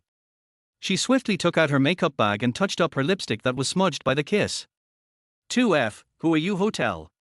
When the two of them walked into the private room, Wang Jinquan was sitting alone at the dining table drinking tea. The moment he saw Jiyu Xiangnan, a trace of panic and awkwardness flashed in his eyes. He didn't expect Su Hanyang to bring Jiyu Xiangnan along. But Wang Jinquan was an old hand after all. He quickly adjusted his expression, showed a warm smile, stood up to greet them. Please take a seat, both of you. Su Hanyang found a seat farther away and sat down, and Jiyu Xiangnan sat next to her. Su Hanyang noticed Wang Jinquan's uneasiness and said jokingly, Boss Wang, you look a little nervous. No, I just didn't expect Mr. Jiyu to come too. Wang Jinquan forced a smile. Jiyu Xiangnan folded his arms and leaned back slightly on the seat. He looked at Wang Jinquan with a scrutinizing gaze, and said with a warning tone, I came here just to see if there is anyone who dares to have bad intentions against my senior sister. Wang Jinquan felt nervous when he heard this. He quickly stretched out his bandaged hand and showed it to Jiyu Xiangnan. Mr. Jiyu, look at me with so many injuries all over my body.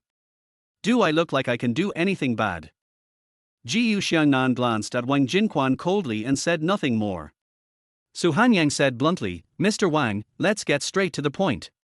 Do you want to buy herbs from me? Wang Jinquan used his remaining good hand to tremble and took out a piece of paper from his arms and handed it to Su Hanyang. Boss Su, this is the purchase list, please take a look first.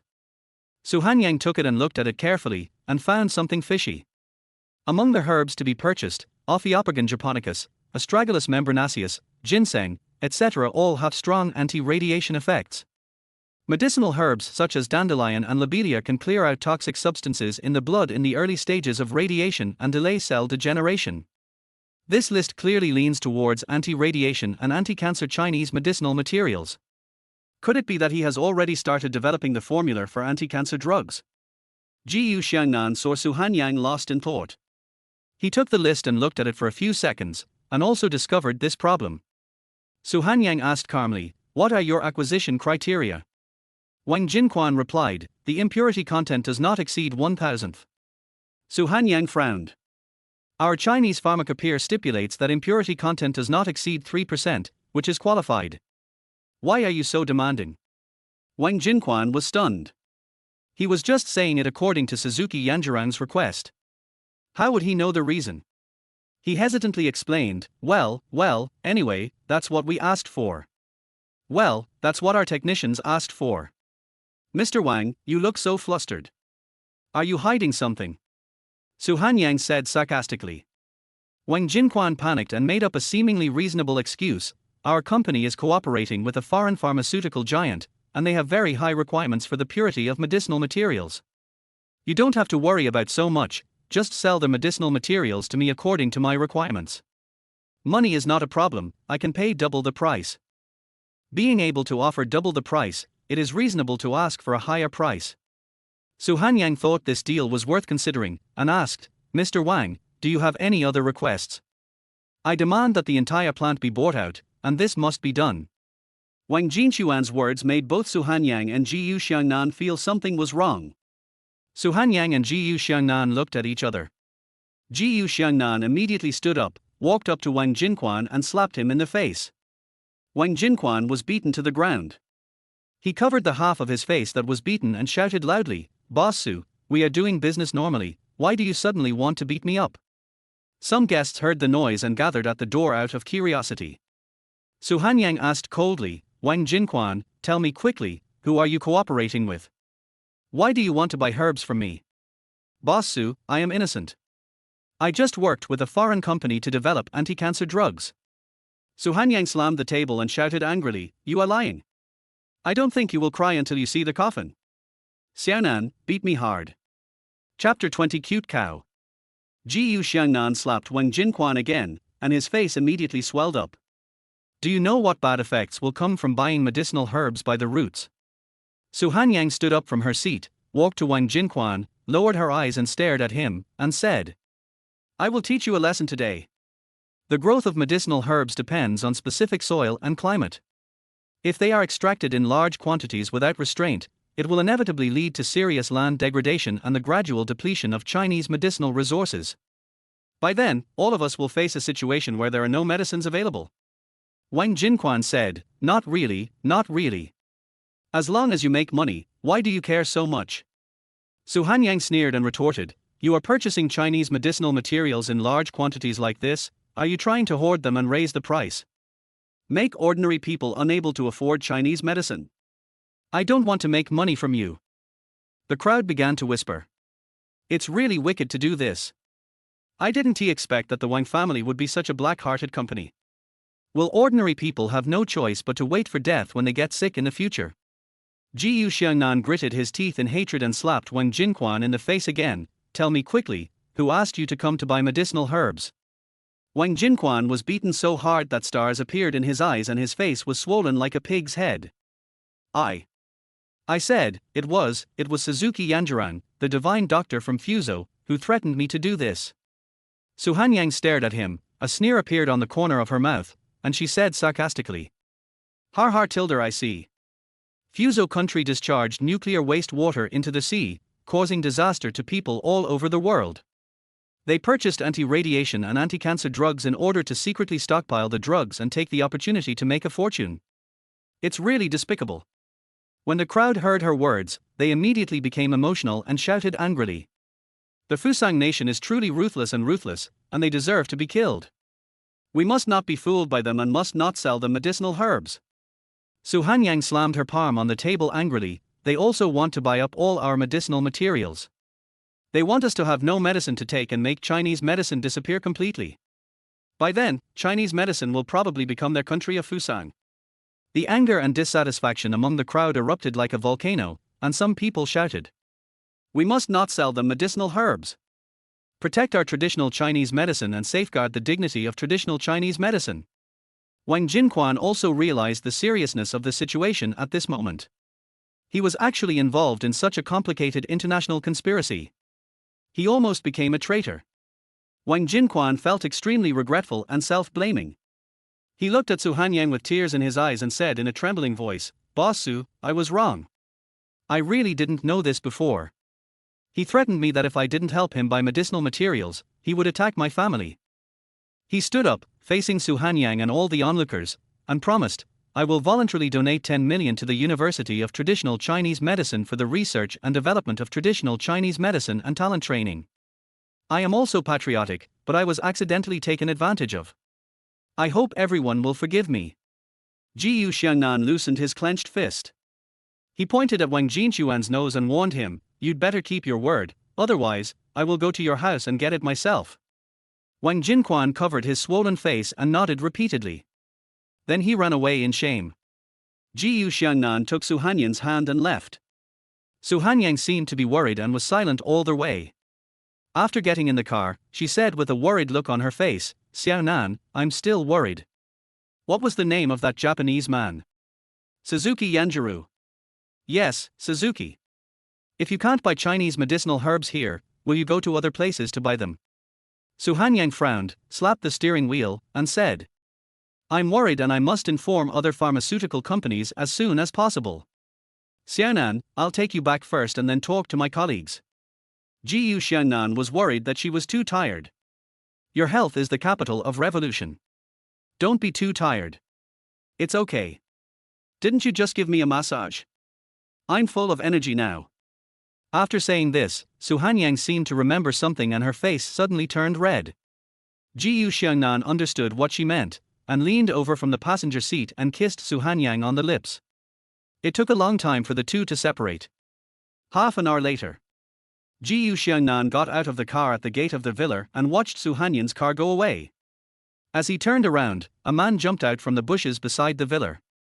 Xiangnan subconsciously jumped back and put some distance between himself and the man. When he looked carefully, he found that it was the woman he spanked at the hotel entrance. Oh shit, what's going on? Could it be that she was so happy after being beaten by him that she chased after him on purpose? Why is it you? Xiangnan and Wang Mei asked at the same time. What Xiangnan meant was, how did you find my house? What Wang Mei meant was, how could it be you who injured the enemy of my father and brother? Wang Mei asked, are you, Xiangnan? It's me.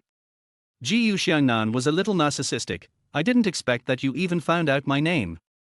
Are you secretly in love with me? I have a crush on your mom.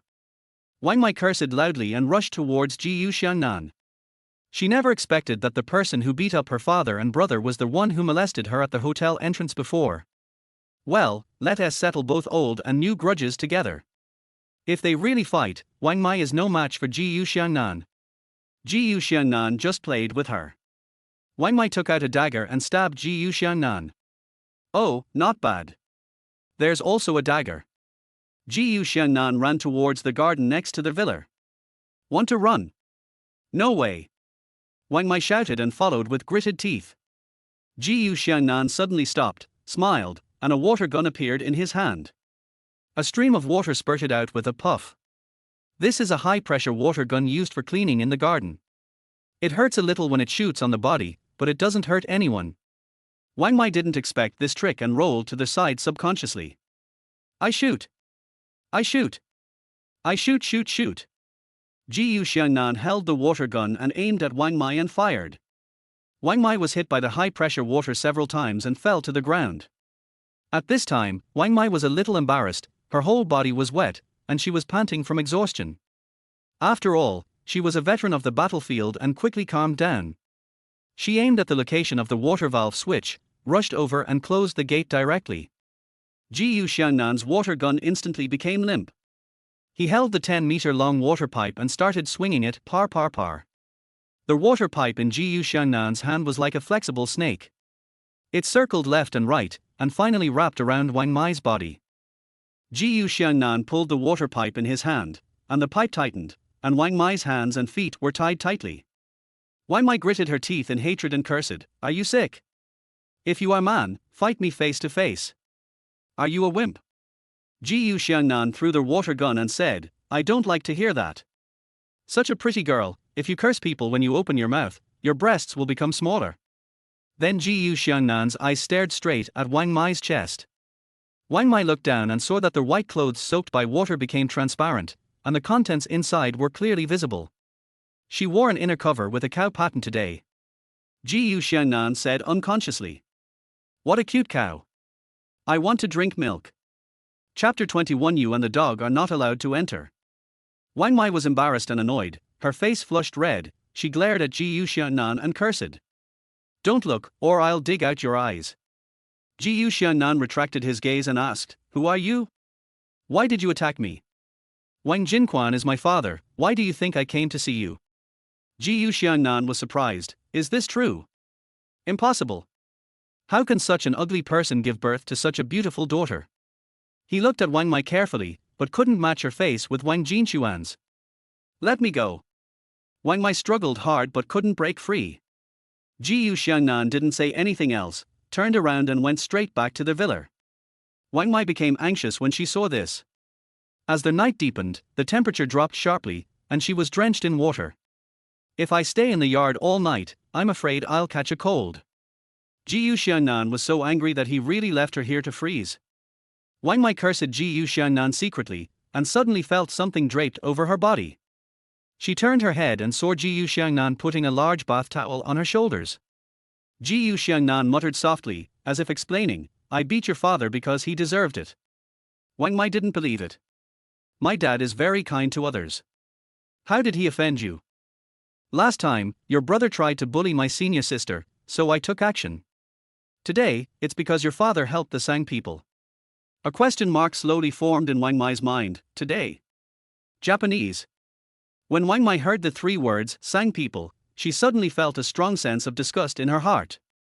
She really dislikes the Japanese, so how could her father get in touch with them? Wang Mai asked, "What happened?" Xiangnan untied her and said, "You can ask me yourself when you get back. You won't believe me anyway." Wang Mai felt her body lighten. It turned out that Xiangnan had loosened all the water pipes. She was about to leave when Xiangnan suddenly put his hand on her back. Wang Mai was shocked. "What are you going to do? Are you trying to be a hooligan? Don't move." Xiangnan continued to massage her back. Strangely enough, she actually felt Xiangnan's hands were warm and comfortable.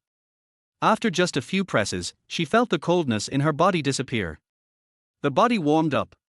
But soon, she noticed something strange. A warm current rushed up from the base of her tail, and she felt hot all over. Wang Mai turned her head to look at Xiangnan again and surprisingly found that he was very pleasing to the eye. A few minutes later, Xiangnan stopped moving his hands. Wang Mai immediately came to her senses and retracted her messy thoughts. Xiangnan stood in front of her and said, "I was afraid you would catch a cold, so I helped you get rid of the cold. When we were fighting just now, I found that you might have some old injuries, so I helped you heal them." Wang Mai moved her arms and legs and indeed felt relaxed all over. She didn't expect Xiangnan's medical skills to be so amazing. Just as I was about to say a few more words, the phone rang. She took out her phone and glanced at the name on the screen. Her expression instantly became serious. "Boss." A strong female voice came from the phone. "Wang Mai, have you arrived in Xiangnan City?" "Yes." "Okay, go prepare some gifts, make sure they are generous, and take me to see my junior brother. Remember to tell him that I'm abroad and I'll go see him when I come back." "I obey your command." "Then I'll send you the address." Xiangnan was stunned. Wang Mai spoke clearly and concisely, with the aura of a heroic woman. In one word, cool. Wang Mai didn't bother to cause trouble for Xiangnan, and quickly rode her motorcycle to prepare gifts. "I don't know if the mall is closed now." Xiangnan stood there, watching Wang Mai's back disappear before slowly walking back to the villa. He was humming, "Asar, milk, so delicious." Xiangnan did not return home all night. But the next morning, she called Xiangnan. "Xiaonan, today is the 7th day of the 7th month. Do you remember what day it is?" Xiangnan was lying on the bed answering the phone with his eyes squinted, obviously not fully awake yet. "What day?" "The fairy spirit will bloom and bear fruit tonight. Didn't we agree to pick them ourselves?"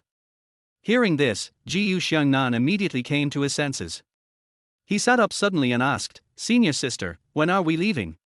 Xiangnan smiled, "I'll finish my company affairs in the morning, and we'll go up the mountain in the afternoon. By the way, there's a hot spring over there, we can go there to relax first, and then go over there when the fairy spirit fruit is ripe. And I want to be alone with you for a while." Xiangnan's voice was soft as water. Xiangnan understood her hint. Tonight, the eldest senior sister wanted to help him improve his cultivation. "Okay." Xiangnan was a little excited. "How about I go to the company and wait for you? We can go together after I'm done." Xiangnan was very happy. "That's even better, I'll wait for you." It was already 10 o'clock in the morning when Xiangnan arrived downstairs at a Sheng company. The security guard pressed the elevator reserved for the president, and Xiangnan walked in with a smile on his face, then immediately walked out. He heard someone speaking something in broken Chinese, with a strong accent like that of a colonel. A 50-year-old man was arguing with the receptionist. The receptionist saw Jiyu Xiangnan and stood up quickly. Hello, Mr. Jiyu. Jiyu Xiangnan smiled and nodded at her. Xiao Li, what's wrong? The receptionist named Li asked him for help. Mr. Jiyu, I have explained to this gentleman that he cannot see Mr. Su without an appointment. But he insisted on seeing him and even threatened and scolded me. She was so aggrieved that she was about to cry. Jiyu Xiangnan looked at the old man and asked politely, Excuse me, who are you? I'm Suzuki Yanjiran, a traditional Chinese medicine expert from Fuzhou. The old man was quite arrogant and didn't even look at him. It turns out that it was this grandson who bought the herbs.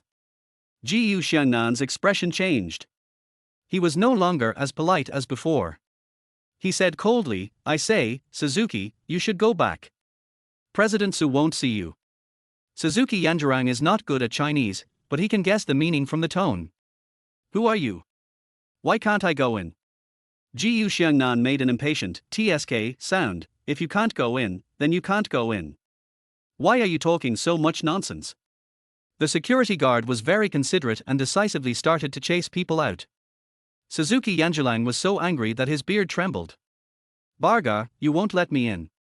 We, the Fuzhou Campo Association, are so powerful that we are not to be messed with.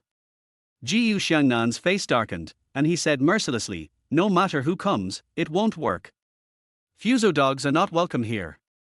Suzuki Yanjiran was so angry that he pointed at Jiyu Xiangnan with trembling fingers. You, how dare you call me a dog? Jiyu Xiangnan sneered and said sarcastically, Calling you a dog? Is that wrong? Here, you are treated the same as a dog. No Japanese or dogs are allowed in here. Chapter 22 Big Astonishment. Aren't you afraid? You'll die. Suzuki Yanjiran threatened. Jiyu Xiangnan smiled roguely, afraid. I've never been afraid of Fuzhou dogs. No matter how many come, I'll beat them all. Suzuki Yanjiran was so angry that he almost fainted, and was about to rush up and hit Jiyu Xiangnan. But he was grabbed by two security guards and thrown out. Jiyu Xiangnan patted the two security guards on the shoulders and praised them, Well done. I'll ask General Manager Su to give you a raise later. The security guards bowed in thanks. Even if they don't give a raise, everyone will still hate them. Jiyu Xiangnan whistled all their way to the president's office. Seeing him so happy, Su Hanyang asked curiously, Xiaonan, is there anything good today? Jiyu Xiangnan repeated to her what happened downstairs. Well done, Xiaonan. But, the Fuzhou Campo Association does have a certain amount of power.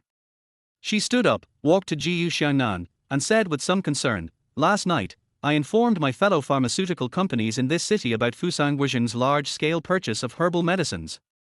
I guess this Suzuki also ran into a wall when he went to other companies to make acquisitions. The Fuzhou people will never give up. We must be careful of their revenge. Jiyu Xiangnan gently embraced Su Hanyang in his arms and comforted her, Don't worry, I'm here. If they dare to come again, I'll beat them until they call me Grandpa. Su Hanyang felt very relieved. She looked at Jiyu Xiangnan affectionately, and Jiyu Xiangnan also looked back at her. The two of them got closer and closer, and when their lips were about to touch, Su Hanyang's cell phone rang. She had just said a few words when the office landline phone rang. Wu Meiyu knocked on the door and came in, holding her phone and saying, Boss Su, the CEO of Kangrengson Pharmaceutical wants to see you. After a flurry of activity, Su Hanyang answered all the calls. He returned to Jiyu Xiangnan and said with a smile, Xiaonan, my warning worked. Suzuki really came to them to buy herbs, but all the companies refused to sell them to him. Su Hanyang held Jiyu Xiangnan's hand and smiled sweetly, That's great. I'm so happy to be able to contribute to the cause of Chinese medicine. Jiyu Xiangnan leaned over to her ear and whispered, You have contributed to the country, isn't it time for you to contribute to me? Su Hanyang's face turned red with embarrassment. The Chinese medicine plantation is located in Lingquan Mountain, which takes 2 hours to drive from Ningjiang City. Jiyu Xiangnan and Su Hanyang set off after having lunch. The two of them sang along the way, the atmosphere was great, and it felt like a young couple on their honeymoon. There is a small village at the foot of the mountain. Benefiting from the hot springs on the mountain, it has gradually developed into a hot spring resort. Su Hanyang is selfish. She wanted to buy a swimsuit at the resort, preferably one that was open. This is the first time for both of them tonight, so they need some sense of ceremony. Su Hanyang asked Ji Xiangnan to look around, and she went into the swimwear store. Do you have the styles that my boyfriend likes? Su Hanyang pretended to be calm and asked the auntie who worked in the store. The aunt took down a clothes hanger with 3 black masks hanging on it. No, not even as big as a mask. You must buy a bikini if you want one. It ranks number 1 on my boyfriend's favorite list. Who is judging this list? Su Hanyang's face was a little hot, and she held the mask with her fingers and looked at it. Isn't this fabric too little? Besides, I like pink. The aunt covered her mouth with her hands, as if afraid of being overheard, and passed on the secret to her. Black makes the skin look so white, how beautiful it is. Su Hanyang asked, how much is this one? It's only 599 yuan. Only? 599. This is too expensive. Su Hanyang was shocked. I promise your boyfriend will like it. Su Hanyang immediately took out her phone and asked, can I use Alipay? The aunt's face was broken with smiles, and she enthusiastically sent Su Hanyang out of the store. The rest of the journey is all winding up the mountain, and it only takes about 10 minutes to reach the hot spring. The car was driving on the mountainside. When it turned a corner, it saw a car parked on the side of the road and a person lying on the road. Su Hanyang was startled and slammed on the brakes, but fortunately she didn't run over anyone. Ji Xiangnan subconsciously felt something was wrong. Senior sister, I'll go down and take a look. Do you want me to go with you? Need not. Before Ji Xiangnan could finish his words, the man lying on the ground suddenly stood up. Oh no! There's a trap! Ji Xiangnan shouted. Su Hanyang immediately started the car and reversed. But a Hummer followed behind. Su Hanyang honked the horn, signaling the car behind to give way. Unexpectedly, the car not only refused to give way, but also stopped and blocked the road. Senior sister, they should be in the same group. Ji Xiangnan realized immediately. The mountain road was very narrow, and their car had no way to escape as they were attacked from both sides. Su Hanyang's voice trembled noticeably. Xiaonan, what should we do? Don't be afraid, I'll go down and meet them. Ji Xiangnan opened the car door, but Su Hanyang pulled his arm. Don't go, it's dangerous. Ji Xiangnan patted her head gently. Don't worry, I'll be fine. Don't get out of the car. His tone was full of doting. Su Hanyang trusted him and nodded heavily. Ji Xiangnan got out of the car and looked forward, but the man lying on the ground had disappeared. He turned to look at the Hummer and sensed a small flash of light in the corner of his eye. With a puff sound, an arrow broke through the air and shot towards Ji Xiangnan's eyes. Ji Xiangnan didn't move. He just pinched the arrow with 2 fingers and caught it directly. He bent the arrow casually and it broke. The arrow was shot from the Humvee behind. A man was sticking half of his body out of the window, drawing a bow and shooting an arrow, aiming at Ji Xiangnan. Ji Xiangnan walked towards the Hummer. The other party might have panicked and shot several arrows in succession, but they were all caught. The driver saw Ji Xiangnan walking towards him in the hail of arrows, and was so scared that he quickly started the car, stepped on the accelerator, and rushed straight towards him. Su Hanyang shouted anxiously, Xiaonan, don't go. The huge Hummer, like an angry beast, rushed towards Ji Xiangnan in front of it, carrying a cloud of dust. Su Hanyang opened the car door and wanted to save him. But, something unexpected happened. The Hummer stopped miraculously. To be precise, its wheels were still turning, but it wasn't moving forward at all. The huge impact force from the front of the car brought up a cloud of dust, covering Ji Xiangnan. After the dust cleared, Su Hanyang was surprised to find that Ji Xiangnan was actually using only 1 finger to hold the front of the Hummer. The huge car seemed to be restrained by an invisible force and could not move forward at all. The driver was so frightened by the crazy scene before him that he stepped on the accelerator desperately, trying to get out of this weird predicament. But it was of no avail until the wheels were rubbed by the ground and gave off an unpleasant burning smell. Ji Xiangnan stood there, motionless. His palm became extremely huge because he used the giant yuan palm. This horrifying scene left Su Hanyang stunned. Chapter 23 You are a devil. The archer leaned out of the car window, drew his bow towards Ji Xiangnan, and prepared to take advantage of this opportunity to do something bad to him. With one move, Ji Xiangnan lifted the front of the Hummer easily. Inside the car, the shooter was in a panic. He held onto the handle tightly, fearing that he would be thrown out of the car if he was not careful. The bow and arrow in his hand had fallen to the ground, but he had no time to care about it. Xiangnan's eyes were as sharp as torches. He glanced inside the car and saw that there were only the shooter and the driver in the car. At this moment, the man who was lying on the ground suddenly appeared. He had a gun in his hand and quietly approached Xiangnan from behind. Xiangnan was concentrating on dealing with the Hummer and was completely unaware of the danger. When Su Hanyang saw this scene in the car, her heartbeat instantly accelerated. If I get off the car now, I won't be able to save my fellow apprentice brother and I might even become a hostage, which will only make things worse. The man raised his hand and aimed at the back of Xiangnan's head. Su Hanyan's heart was in her throat. She had to act immediately, otherwise it would be too late. The man turned on the safety, held his breath, and put his finger on the trigger. Squeak! There was a sharp and piercing brake sound, and another car drove up behind the Hummer. The car door opened and two men got out quickly. It turned out to be Arjun and Archiang. Brother Nan Tilder, Arjun shouted. They were about to rush over, but when they saw Xiangnan holding a Hummer, their jaws dropped. Xiangnan waved to them casually. The man who was aiming the gun was stunned, looked up at Arjun, and the finger on the trigger loosened. The time is now. If you don't succeed, you will die. Su Hanyang gripped the steering wheel tightly and stepped on the accelerator hard. The car rushed towards the attacker like an arrow. The man obviously didn't expect that the woman in the car would be so decisive. He stood there in a daze, with a hint of fear in his eyes. However, it was too late. Bang!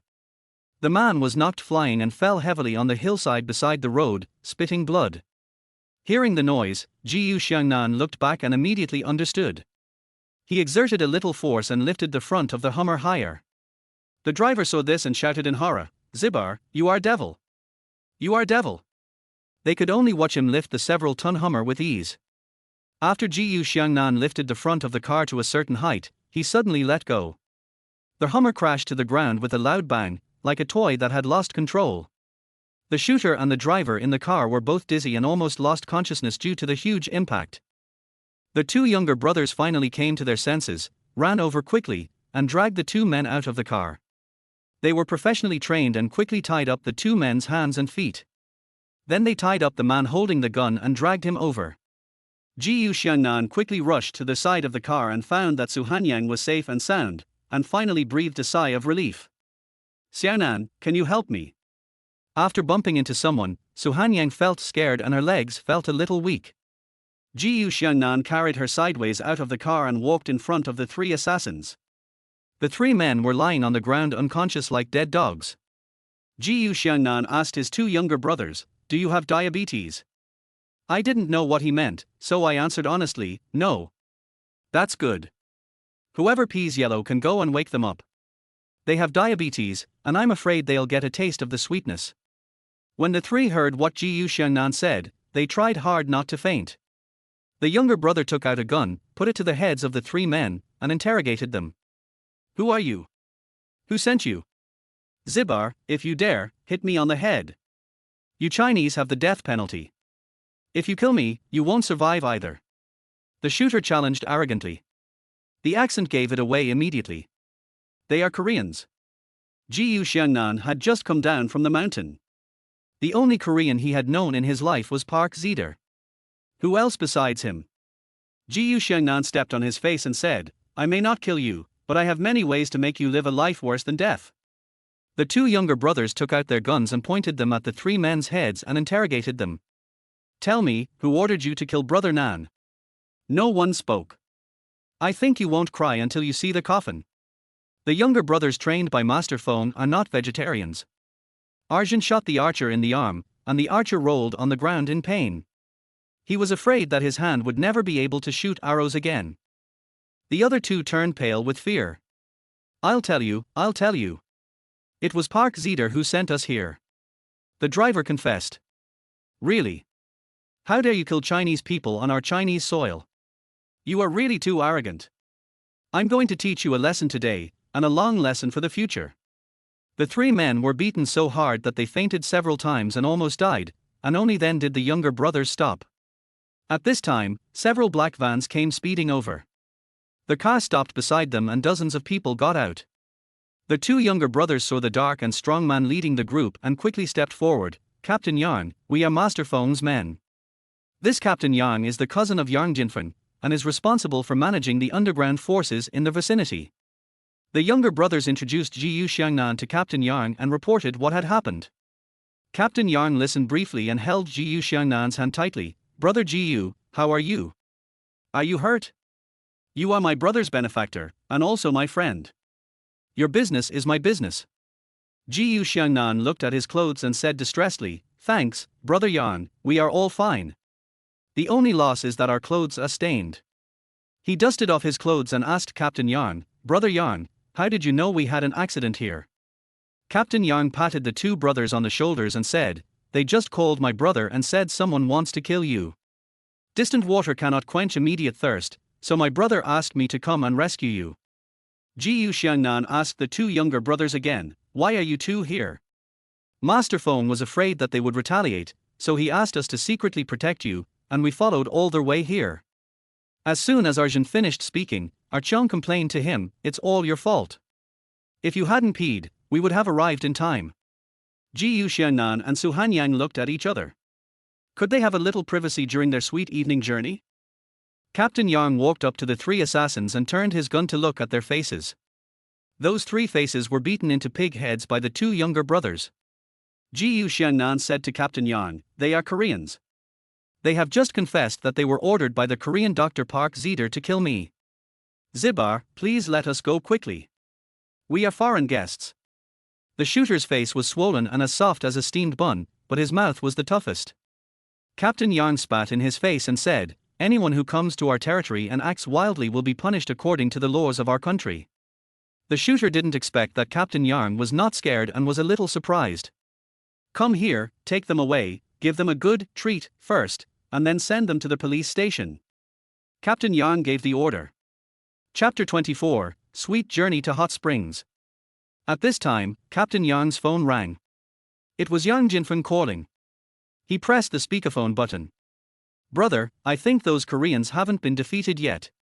Why don't you stay at my house when you come back? My house is safe. Yang Jinfeng suggested on the phone. Brother-in-law, don't worry. If a dog doesn't obey, you can only kill it and eat its meat. Jiyu Xiangnan smiled and said, I want to let them have a taste of the despair of being crushed. The two younger brothers quickly described to Yang Jinfeng how Jiyu Xiangnan had held the car with one finger and how he had lifted the car up. Yang Jinfeng and Yang Juozhu were stunned by what they heard. Brother Jiyu, are you really that stupid? It's a pity that I came too late and didn't see it. Captain Yang found it really hard to imagine what the scene was like. Bai Huabing's voice suddenly came from the other end of the phone. When she learned that Jiyu Xiangnan came to collect herbs for her, she clamored for Yang Jinfeng to bring her over as well. The remaining matter of cleaning up the battlefield was left to Captain Yang. Jiyu Xiangnan took Su Hanyang back into the car. In addition to their sweet journey, the most important thing tonight is to pick the fruit of the fairy spirit. Therefore, even though they had encountered a minor incident just now, their journey would continue. Wow, the air is so fresh. As soon as Su Hanyang got off the car, she squinted her eyes and took a deep breath. The hot spring pool is built on the top of a cliff, surrounded by clouds and mist, like a fairyland on earth. The two of them checked in at the front desk and got 2 rooms, one for them and the other for the 2 younger brothers. Their room is located in the interior and is more private. There is a big bed and a sofa in the room, as well as an open-air courtyard with a small hot spring pool. Facing the towering mountains, drinking red wine and soaking in hot springs with the person you love, life is just like this. The two put their things in the room. While it's still early, Su Hanyang took Jiyu Xiangnan for a walk. Outside the hot spring hotel is a Chinese medicine plantation. Jiyu Xiangnan stood on the viewing terrace of their hotel, looking at the Chinese medicine plantation in front of him, and couldn't help but admire. Sister, the scale of this plantation is really astonishing. At a glance, the whole mountain is covered with herbs. Su Hanyang smiled and pointed at several neighboring mountains, introducing, look over there, over there, over there, and over there, they are all ours too. This is the largest Chinese medicine plantation nearby. No wonder I'm short of medicine. Sister Wu asked me to find you. It looks like we have all kinds of medicine here. You should be modest. Most of the medicines have them. Su Hanyang smiled confidently. She led Ji Xiangnan to the gate of the plantation and introduced to Ji Xiangnan, "We have very formal management here. The keys on the gates are managed by special staff on duty. In order to ensure the quality of the medicines, the plantation has water storage equipment. Special water is used for irrigation to ensure the safety of the water quality." Ji Xiangnan looked in the direction of Su Hanyang's finger and saw a large water jar standing there. "Senior sister, you are so amazing. This is beyond my imagination." Ji Xiangnan praised sincerely. Back at the hotel, Ji Xiangnan ordered room service. The waiter brought steak, red wine, roses and candles on a cart. Everything seemed so perfect. He very gentlemanly cut the steak for Su Hanyang and fed it into her mouth. Su Hanyang felt as sweet as honey. Ji Xiangnan poured Su Hanyang some more wine, and they raised their glasses and clinked them together, making crisp sounds. After a few drinks, he started to get drunk. Su Hanyang suddenly stood up, walked to Ji Xiangnan, leaned over and whispered, "I'll go change my clothes, and then, we'll take a bath together." Her voice was particularly charming tonight, like a small hook that hooked Ji Xiangnan's heart and made it itchy. Su Hanyang went into the bathroom, and Ji Xiangnan drank the wine in the glass in one gulp. After taking off his clothes, he went into the small hot spring pool in the yard. He put his hands on the edge of the pool and began to recall the romantic action movies he had seen before. Just as I was thinking happily, I looked up and saw Su Hanyang walking towards me in a bathrobe. Her face flushed as she slowly took off the bathrobe she was wearing. A large area of snow-white, attractive skin caught Ji Xiangnan's eyes. The bikini, which was not even bigger than the mask, could not cover her towering roundness at all. A flat and firm belly and a slender waist, without a trace of fat. The pair of straight and slender legs made Ji Xiangnan stare. The black bikini is tied up with several thin black straps. The sharp contrast between black and white makes Su Hanyang's skin look even whiter than snow. Bikini is indeed the most popular item for men, ranking first. Ji Xiangnan sighed secretly. Su Hanyang felt embarrassed and slid into the pool along the edge. The pool is not big, and two people can only squeeze in and soak on top of each other. Su Hanyang sat on Ji Xiangnan's legs, her upper body slightly tilted, her arms naturally wrapped around Ji Xiangnan's broad shoulders. Their bodies were pressed tightly together. This is a quiet open-air courtyard. The moonlight shines like a clear spring, casting a hazy and romantic veil over this small space. Su Hanyang raised her head and gazed at the twinkling stars in the sky. There seemed to be stars in her eyes too. She couldn't help but speak softly, "Xiaonan, do you know? Today is the 7th day of the 7th month of the lunar calendar, which is Daughter's Day. Legend has it that on this special night, countless lovers in the world will pray devoutly to the starry sky, hoping that their marriage will be happy and fulfilling." Ji Xiangnan said to himself, "It's really white and big." "What?" Su Hanyang turned around and looked at him. "Oh Tilder, I was talking about the moon."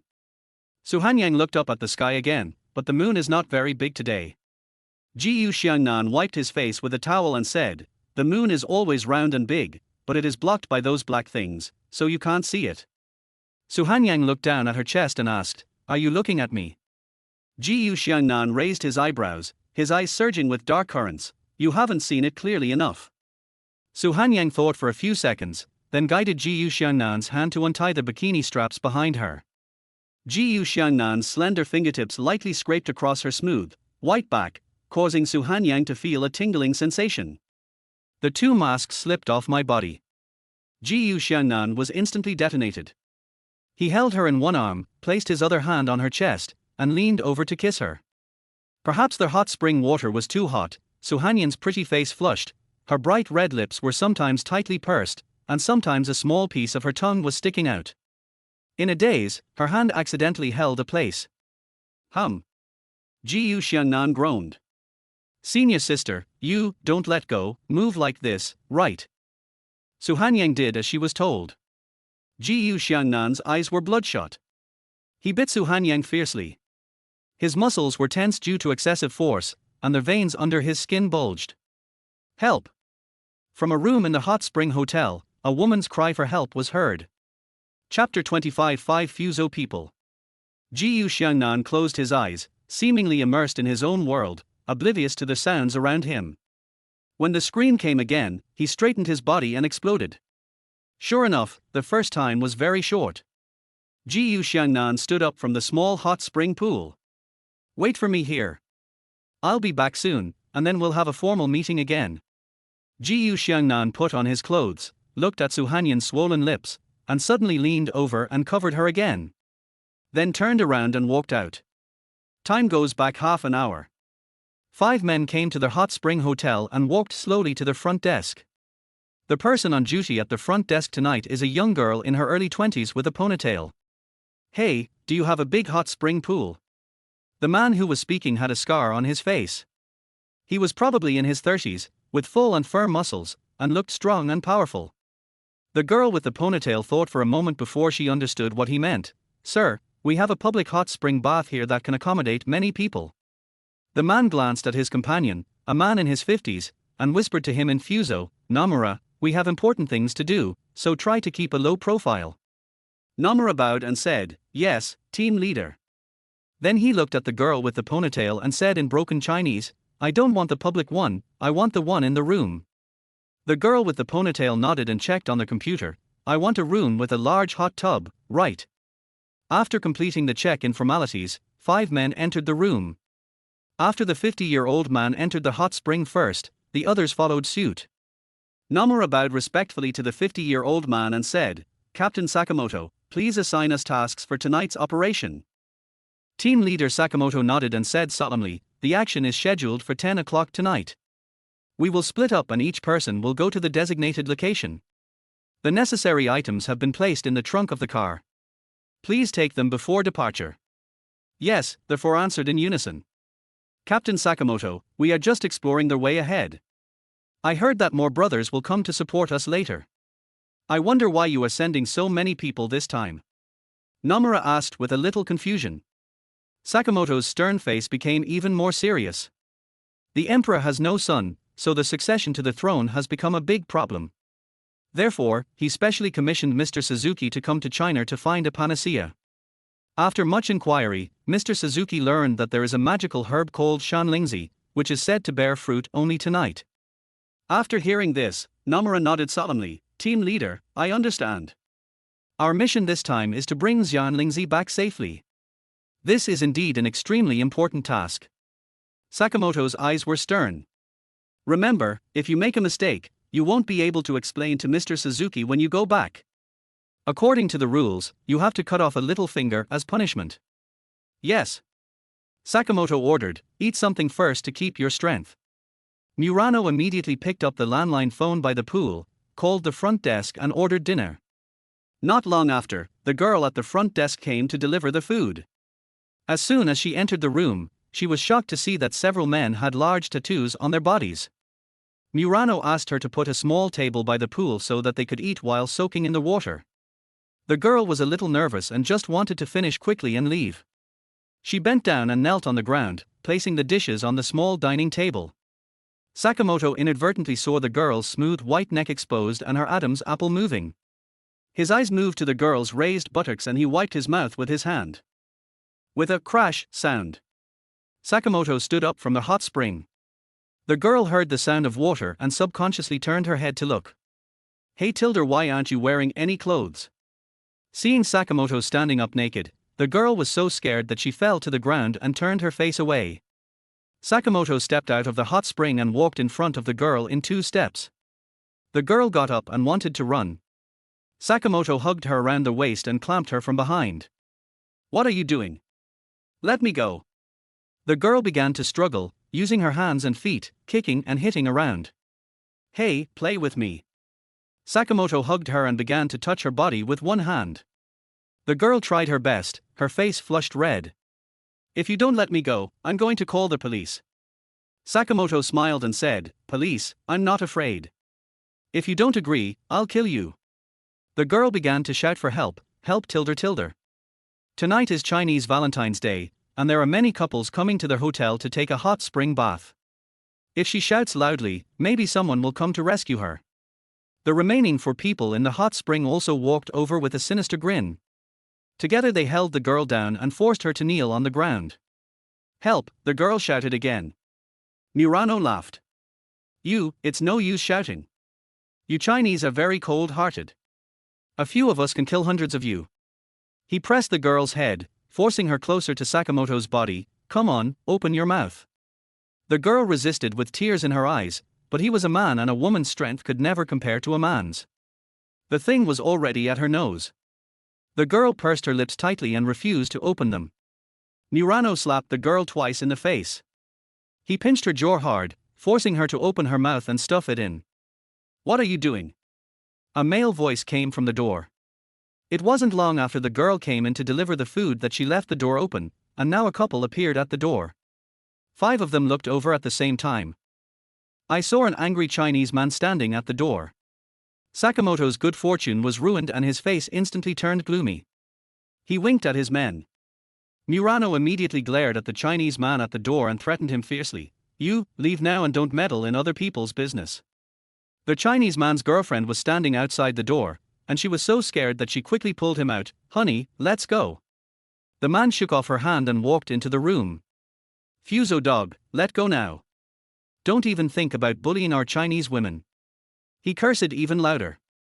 The 5 men let go of the girl with ponytails, wrapped themselves in bath towels, and walked towards the man. Sakamoto smiled and said to his men in Japanese, there are 5 of us, how can one woman be enough? Brothers, keep his woman and play with her.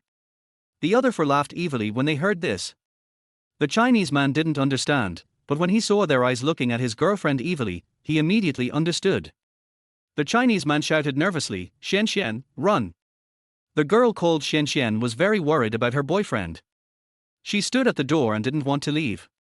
Run quickly, it will be too late. But it's too late. The 5 people from Fuso were divided into 2 groups, 4 of them surrounded the Chinese man, and the remaining 1 went after Xian. Help! Xian screamed in horror. The hotel's soundproofing was originally very good, and the girl at the front desk's cries for help could not be heard very far away. The Chinese couple passed by the door, which was ajar, and only then did they hear the girl at the front desk calling for help. At this time, Xian was shouting for help in the corridor. It was this sound that was heard by all the residents in the room, including Jiu Xiangnan. Help Tilder. Xian was dragged back to the room by the Fuso man. The moment the door was closed, she used all her strength and shouted again. Chapter 26 Witch Hand. When the Chinese man saw his girlfriend being caught, he was immediately filled with tension and anger. We are all men. Men's issues should be resolved by men. Don't touch women.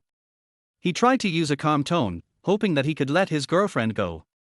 He walked up to the Chinese man, pointed to the ground, and said in a contemptuous tone, You, kneel down. How could a Chinese man be willing to be humiliated? He gritted his teeth and punched Sakamoto in the face. But Sakamoto was a martial artist after all. He easily dodged the attack of the Chinese man and punched the opponent's arm with his backhand. There was a crisp, click sound. The Chinese man's arm was bent at a strange angle, obviously broken. The Chinese man covered his arm and screamed. His face was pale and beads of sweat rolled down his forehead. The Japanese people saw that the Chinese man had a broken arm, but they didn't care at all. Instead, they laughed loudly without restraint. They seemed to think that the Chinese are as small as ants.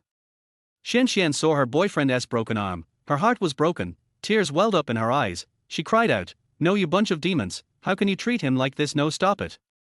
The Japanese man who was holding Xian roughly tore open the clothes on her chest, revealing a large area of snow-white skin. Sakamoto walked over with a wicked smile. Fuck her. You are not allowed to touch her, the Chinese man screamed madly. When the Fuso people heard his roar, they were stunned at first, and then burst into even more arrogant laughter. Sakamoto walked to Xian, put his hands on her chest and kneaded it, and said to the Chinese man, Watch carefully how your woman is played to pieces. Each of us will play with her once. No tilder, no tilder. Save me. Xian twisted her body with all her might, trying to break free from the devil's clutches, tears flowing like beads from a broken string. The Chinese man's eyes suddenly became bloodshot, as if blood was about to drip out. Damn it, I'm going to fight you. He roared angrily, rushed towards Sakamoto, raised his foot and kicked him hard in the lower body. Sakamoto obviously didn't expect that Chinese men were so fierce, and he was so scared that he quickly dodged.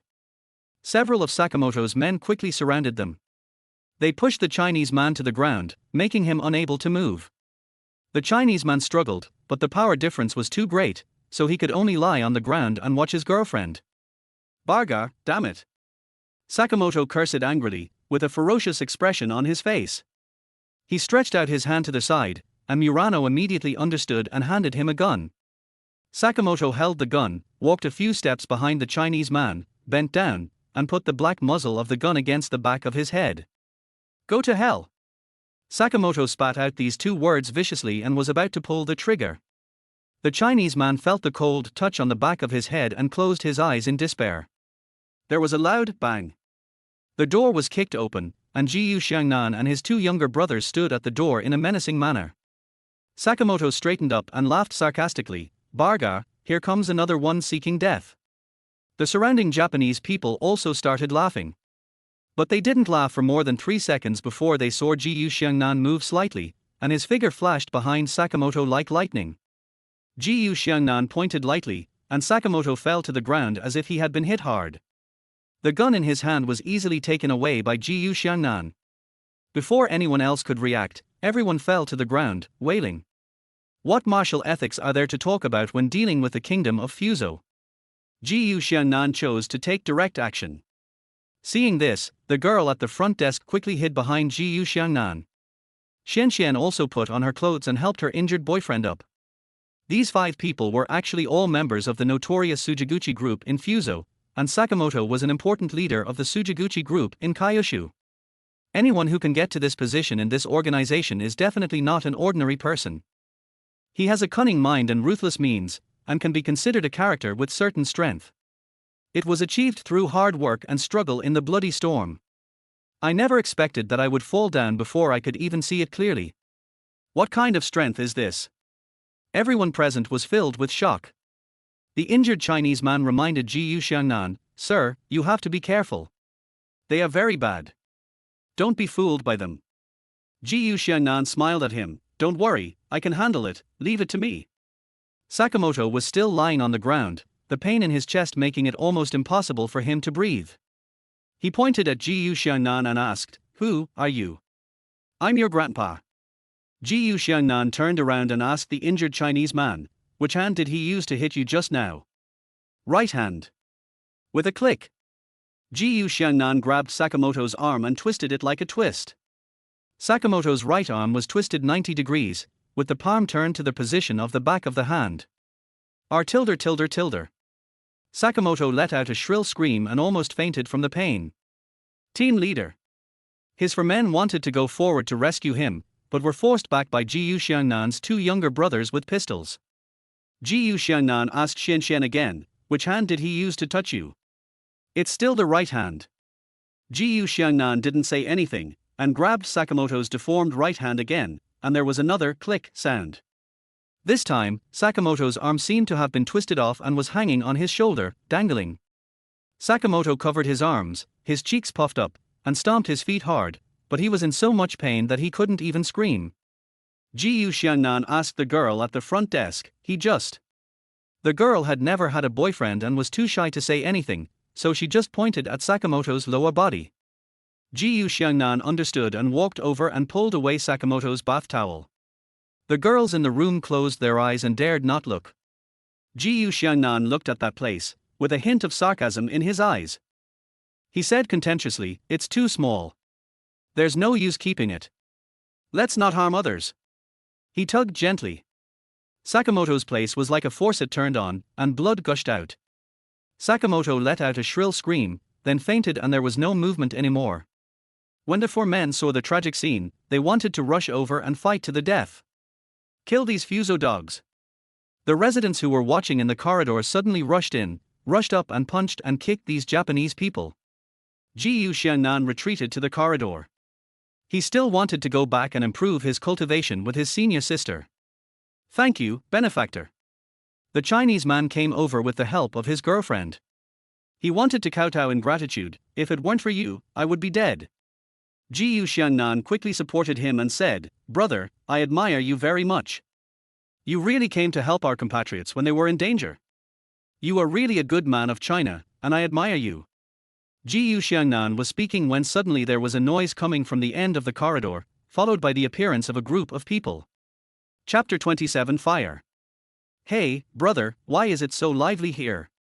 Yang Jinfeng came with Bai Huabing, and many younger brothers followed behind him. Xiangnan greeted them with a smile. Brother-in-law and sister, you are late. We just dealt with 5 Fuso dogs. I'll go take a look. Bai Huabing wanted to take a look curiously, but Xiangnan stopped her and didn't let her enter the room. Sister, it's better not to go and see it. It's full of blood and it's scary. Yang Jinfeng frowned. What happened? Xiangnan took them to the quiet hotel lobby and told them what happened tonight. Bai Huabing stamped her feet in anger. If I had known earlier, I would have gone in and beaten him up a few times. Is it too late to go now? You go and teach those dogs a lesson, and then take care of both the beginning and the end after you're done. Yang Jinfeng waved to his younger brothers, and a team of people headed towards the room they had just been in. Yang Jinfeng said, no wonder when we arrived, there was no one at the front desk to handle the procedures. We waited for a long time but no one came back. Fortunately, you were here. Conan. When Su Hanyan's voice came, Xiangnan held his forehead with his hand, and he actually forgot about his senior sister in the room. Having just soaked in the hot spring, Su Hanyang thought about improving her cultivation in a while, so she simply put on a large, loose white shirt. The white shirt was somewhat transparent, and the outline of the towering mountains could be seen through the shadows inside. A pair of slender and well-proportioned legs are exposed, which is particularly eye-catching. Xiangnan asked, why did you come out? Didn't I ask you to wait for me in the room? I heard some noise outside and was a little worried about you, so I came out to check on you. Su Hanyang spoke to him with a little more intimacy. Who is this? Yang Jinfeng asked. Xiangnan quickly introduced the two sides. Su Hanyang was shocked when she saw the legendary Mr. Feng. She shook hands enthusiastically with Yang Jinfeng and Bai Huabing. Bai Huabing looked Su Hanyang up and down with a scrutinizing eye, and an indescribable feeling of sourness filled his heart. Anyone with a discerning eye can tell what it means when a woman dresses like this. Is this my woman? It's not that great. It's just that her breasts are bigger and firmer than hers. Her legs are longer than hers and she looks better than hers. I also started a company. What else? Su Hanyang held his hand affectionately and said, I've been waiting for you for a long time but you didn't come back. What happened just now? Was the person rescued? Xiangnan smiled and nodded at her. Well, you got there just in time. It was the Japanese who were causing trouble. Japanese? Su Hanyang had a bad feeling. Sometimes, a woman's sixth sense is very accurate. Xiaonan, the Japanese have been at a disadvantage here these past 2 days. We drove all the way here, and we met the Japanese again. Don't you think it's weird? Su Hanyang looked at Xiangnan worriedly. Think about it this way. Really? Xiangnan comforted her, don't be afraid, senior sister. I'm here. Even if the King of Heaven comes, I will make him kneel down for me. Bai Huabing didn't like watching this romantic drama, so she turned away in frustration. This time, I discovered new circumstances. Huh? Why is it dawn outside? Bai Huabing pointed at the sky outside the window and said in confusion. Everyone turned their heads to look, and it was indeed as bright as day outside. Xiangnan realized something and rushed over to check. Looking out from here, you can clearly see that fires are raging in several places on the plantation. The originally lush green vegetation looked like a green carpet. The raging fire burned a huge black hole in the carpet, which was still expanding, and thick smoke was drifting in all directions. Outside the plantation walls is the virgin forest. If the fire is not brought under control quickly, it will spread indefinitely. Xiangnan turned around and shouted. Fire! A group of people ran to the window and saw flames rising from the Chinese medicine plantation. Everyone was stunned. Yang Jinfeng took out his cell phone and called the police. After asking for the address of the fire, the operator said that the fire department would be notified immediately. But this is mountainous territory, with rugged terrain and dense forests. When Xiangnan was going up the mountain, there was only a Hummer parked behind him, blocking the road. It can be seen that the mountain road is narrow. It is impossible for a heavy fire truck to drive up the hill. Even if a small fire truck came, it could not carry water in it, otherwise their weight would definitely collapse the road up the mountain. The operator suggested to Yang Jinfeng that on-site personnel could use a fire extinguisher to control the fire while ensuring safety. Su Hanyang grabbed the corner of Jiyu Xiangnan's clothes and said in a trembling voice, "Xiaonan, we have to think of a solution. This is the company's years of hard work." Jiyu Xiangnan picked her up and jumped out of the window lightly. In order to prevent theft, Su Hanyang had people build high walls around the plantation. The iron gate on the wall is usually locked and the key is with the old man on duty. Su Hanyang was extremely anxious and turned to look at Jiyu Xiangnan, asking him for help. Jiyu Xiangnan strode to the iron gate, grasped the door handle with both hands, and pulled hard. Boom tilde. There was a loud bang, and the entire iron gate was pulled down by him and fell to the ground. Su Hanyang immediately ran inside and shouted, "Use the water you use to irrigate the plants. It should be able to put out the fire. Let's go to the duty room. There is a valve there." Su Hanyang had already thought of a solution. Jiyu Xiangnan picked her up and ran to the duty room. When he arrived at the door of the duty room, he slammed the door open with his palm. "Who is it? It's so noisy." The person in the room was dozing off on the bed. He was woken up by the loud noise. He turned over and sat up, grumbling. Su Hanyang was furious when she saw this and shouted, "Uncle Lee, why are you sleeping during work hours? There's a fire outside." "On fire?" Uncle Lee woke up instantly. He quickly got out of bed and was immediately frightened by the fire outside. He was so scared that he knelt down in front of Su Hanyang. Boss Su, I deserve to die, I shouldn't have slept." How could Su Hanyang have the time to listen to his confession? She interrupted him and anxiously ordered, "Stop talking and go open the irrigation valve." Uncle Lee then woke up as if from a dream, stood up hurriedly, and went to the equipment room to open the water valve. The valve was very heavy, but Jiyu Xiangnan was very strong and opened the water valve in just a few turns. But the expected water did not spray out. Li Bo said puzzledly, "It shouldn't be like this. We patrolled and checked this morning, and everything was normal." Su Hanyang picked up the flashlight in the duty room and walked outside. "Take us to check it out quickly." The three people followed the water pipe and actually found the cores. The water pipe was actually broken in section, and the broken part was very flat, obviously it had been cut off by someone. Jiyu Xiangnan looked at Su Hanyang, who frowned and also realized this problem. "Senior sister, let's find a way to put out the fire first. We'll settle the score later," Jiyu Xiangnan reminded Su Hanyang. Su Hanyang asked worriedly, "What should I do now? Is there a fire hose?" Jiyu Xiangnan asked. Uncle Lee nodded immediately, yes, follow me." On the side of the duty room, there is a fire extinguisher box which is always equipped with simple fire fighting equipment. Jiyu Xiangnan found a roll of fire hose and unfolded it, which was about 40 meters long. "Let's try it first. I don't know if it will work." Jiyu Xiangnan wanted to leave while dragging the water hose. "Wait!" Su Hanyang called him. He was very confused, and when he turned around, Su Hanyang put a gas mask on him. "Xiaonan, be sure to be careful." Su Hanyang's eyes were full of worry. Jiyu Xiangnan nodded heavily, stroked her jade-like cheek, turned and walked into the fire scene. Chapter 28, Lure the Tiger Away from the Mountain. Jiyu Xiangnan connected one end of the water hose to the water pipe of the water tank. The joints are not very tight. He held the joint with his hand and used the giant yuan palm, and his palm began to heat up. Jiyu Xiangnan concentrated his mind and mobilized his internal energy. The temperature of my palms rose rapidly and soon became incredibly hot. He put a little force on his wrapped fingers and actually made the joint fit perfectly. He opened the valve on the water pipe, and the huge water pressure caused the water column to shoot out far away. "Very good. The fire will be out soon." Su Hanyang saw the water dragon in the distance and knew that Jiyu Xiangnan had succeeded. Just as she was about to breathe a sigh of relief, suddenly, her heart began to hang in the balance again. Although the water dragon put out part of the fire, water soon accumulated on the ground and the flames actually floated on the water, flowing everywhere along with the water flow. Wherever it passed, everything that could burn was ignited. It was seen flowing towards the forest outside the plantation wall.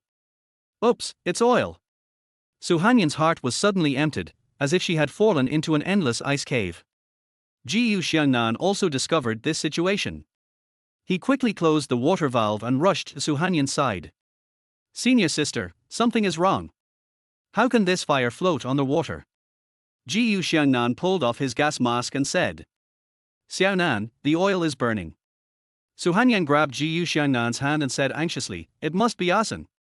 We can't put it out with water, we can only use mud and sand." She was so anxious that she almost cried.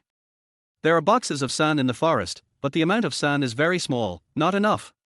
At this time, Yang Jinfeng came with his brothers. Yang Jinfeng shouted, "Brother, look over there, the fire is about to spread to the woods outside the wall. We need to dig a ditch around the wall to trap the fire in the botanical garden, so it won't turn into a forest fire."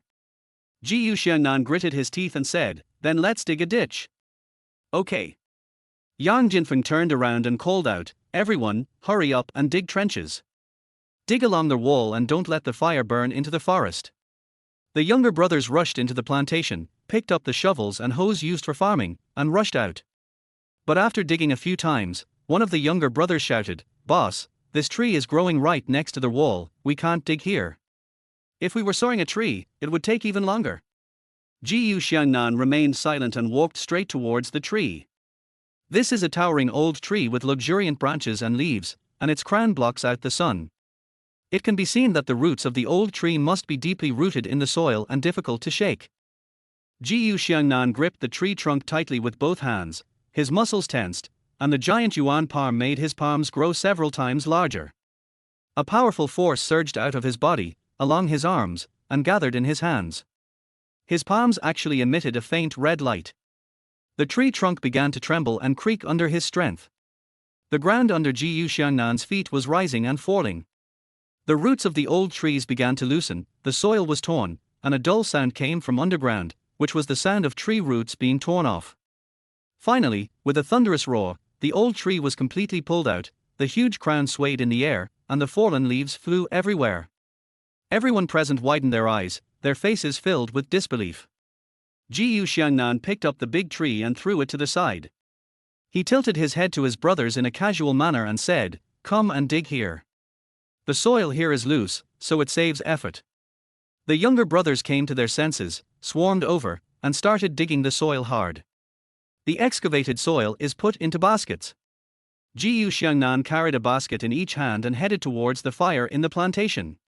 The fire was covered with soil and was cut off from oxygen and was quickly extinguished. In order to speed up the progress, Xiangnan pulled out a few more trees. But the fire was so fierce that even the guests of the hotel came to help. There is still a stream of fire that is about to break out of the wall. Even though the flowing fire was several meters away from them, they could feel a burning pain on their skin. Some people couldn't stand the heat and stepped back. But the ditch has not been completed yet. Xiangnan picked up a shovel and rushed forward. He was very strong and could dig a shovel into the soil as easily as into tofu. He is very fast and can take on 100 people by himself. Finally, at the last moment, a ditch was dug, and the flowing fire flowed into the ditch and stopped moving forward. The forest is saved. At this time, the sound of fire truck sirens came from far away, and just as they expected, they were all small fire trucks. Dozens of fire trucks were mobilized in a short period of time and drove from the city to the forest scenic area. This is quite a quick move. Su Hanyang reported to the firefighters that it was an oil fire. Firefighters responded immediately and quickly put out the remaining fire. The firefighter asked Su Hanyang, "The preliminary judgment is that it was gasoline that caught fire. Why were you so careless? If this caused a forest fire, the loss would be huge and you would be held criminally responsible." Su Hanyang immediately became serious. "Comrade firefighter, I suspect someone deliberately set the fire. Can I call the police?" The firefighters were stunned, thinking that the fire was suspicious. He said, "Our fire department is linked to the police, and since it involves a forest fire, the police will arrive immediately." Just then, the firefighters' intercom rang. "Everyone get in the car immediately." Fires were discovered on the hills to the west, east, and south at the same time. The firefighters had just climbed into the car. The fire truck rushed out. Xiangnan always felt something was wrong. "Big sister, where are the immortal spirit seeds planted?" "It's on the northern hill." Gu Xiangnan asked vigilantly. Just now the fire department said that new fires were found in the west, east and south, right? Su Hanyang didn't understand what was going on, and nodded doubtfully. That's exactly what they said. Oh no. We've fallen into a trap to lure the tiger away from the mountain. Gu Xiangnan clapped his hands, picked up Su Hanyang and ran away. Yang Jinfeng shouted from behind, "Brother, wait for me, I'm going too." With Su Hanyang pointing the way and with the help of the firelight, they soon reached the northern hilltop. Shanlingzi was hard to come by, and the defense measures on the northern hilltop are the highest level among the several plantations. Su Hanyang had high-definition cameras and infrared detectors installed at the entrance of the valley. Further inside, there is a solid iron door equipped with a smart lock that can only be opened by specific personnel. A strictly trained patrol team patrols the valley regularly every day. Su Hanyang originally thought that it was foolproof and that Gu Xiangnan's guess was wrong. However, when they reached the valley entrance, she was shocked by the scene in front of her. The originally solid iron door had been twisted and deformed, and the smart lock had been violently damaged. Su Hanyang carefully examined the signs of damage, frowning. It seems that these people are not simple, Gu Xiangnan said in a deep voice. The two continued to go deeper and found more security measures, which were also damaged. Their high-definition camera was smashed, the infrared detector was dismantled, and the patrol members were stripped naked and tied to a tree. Gu Xiangnan pulled the rope lightly and broke it. The patrol member took out the cloth ball stuffed in his mouth and said breathlessly, "Boss Su, a group of people have come. They are very skilled. They are heading towards Shanlingzi. You should go quickly." Su Hanyang was anxious and angry, and Gu Xiangnan ran forward with her on his back. There was a noise coming from the front. Gu Xiangnan hid quickly, only to see dozens of burly men in black appear in his sight. Chapter 29, Using Myself as Bait. One of the men in black asked in Japanese, "Is it still impossible to contact Sakamoto?" The person being asked bowed and said, "Yes, team leader Takenaka. I made dozens of calls, but no one answered." Takenaka snorted coldly, "I guess Sakamoto is pregnant with some woman again. He is really unreliable." The people around burst into laughter. "Since he is so useless, don't blame our team for stealing the credit. Brothers, let's do this well so that we can get the reward when we go back," Takenaka shouted. Gu Xiangnan and Su Hanyang could not understand the Japanese language, so they could only stare at each other and make inferences based on the tone of voice. Men in black, continue searching forward. Su Hanyang knew that if they walked another 100 meters forward, they would reach the greenhouse where Xianlingzi was. Xianlingzi is not suitable for the geography and climate here. Su Hanyang invested a lot of money to build a greenhouse, and based on the temperature, humidity and light required by the fairy spirit, she accurately simulated an environment suitable for its growth. After several years of hard work, the number of Shanlingzi plants increased from one at the beginning to hundreds. Even so, the amount of medicine produced is extremely limited and currently it is extremely difficult to come by. The target of this group of men in black is obviously Xianlingzi. If they take their roots away, there will be no more immortal spirits in China, and they will become the wealth of Fuzhou. Worst case scenario, if the purpose of these men in black is just to destroy the fairy spirit, or if they take the fairy spirit away without properly preserving it, it will also lead to its death.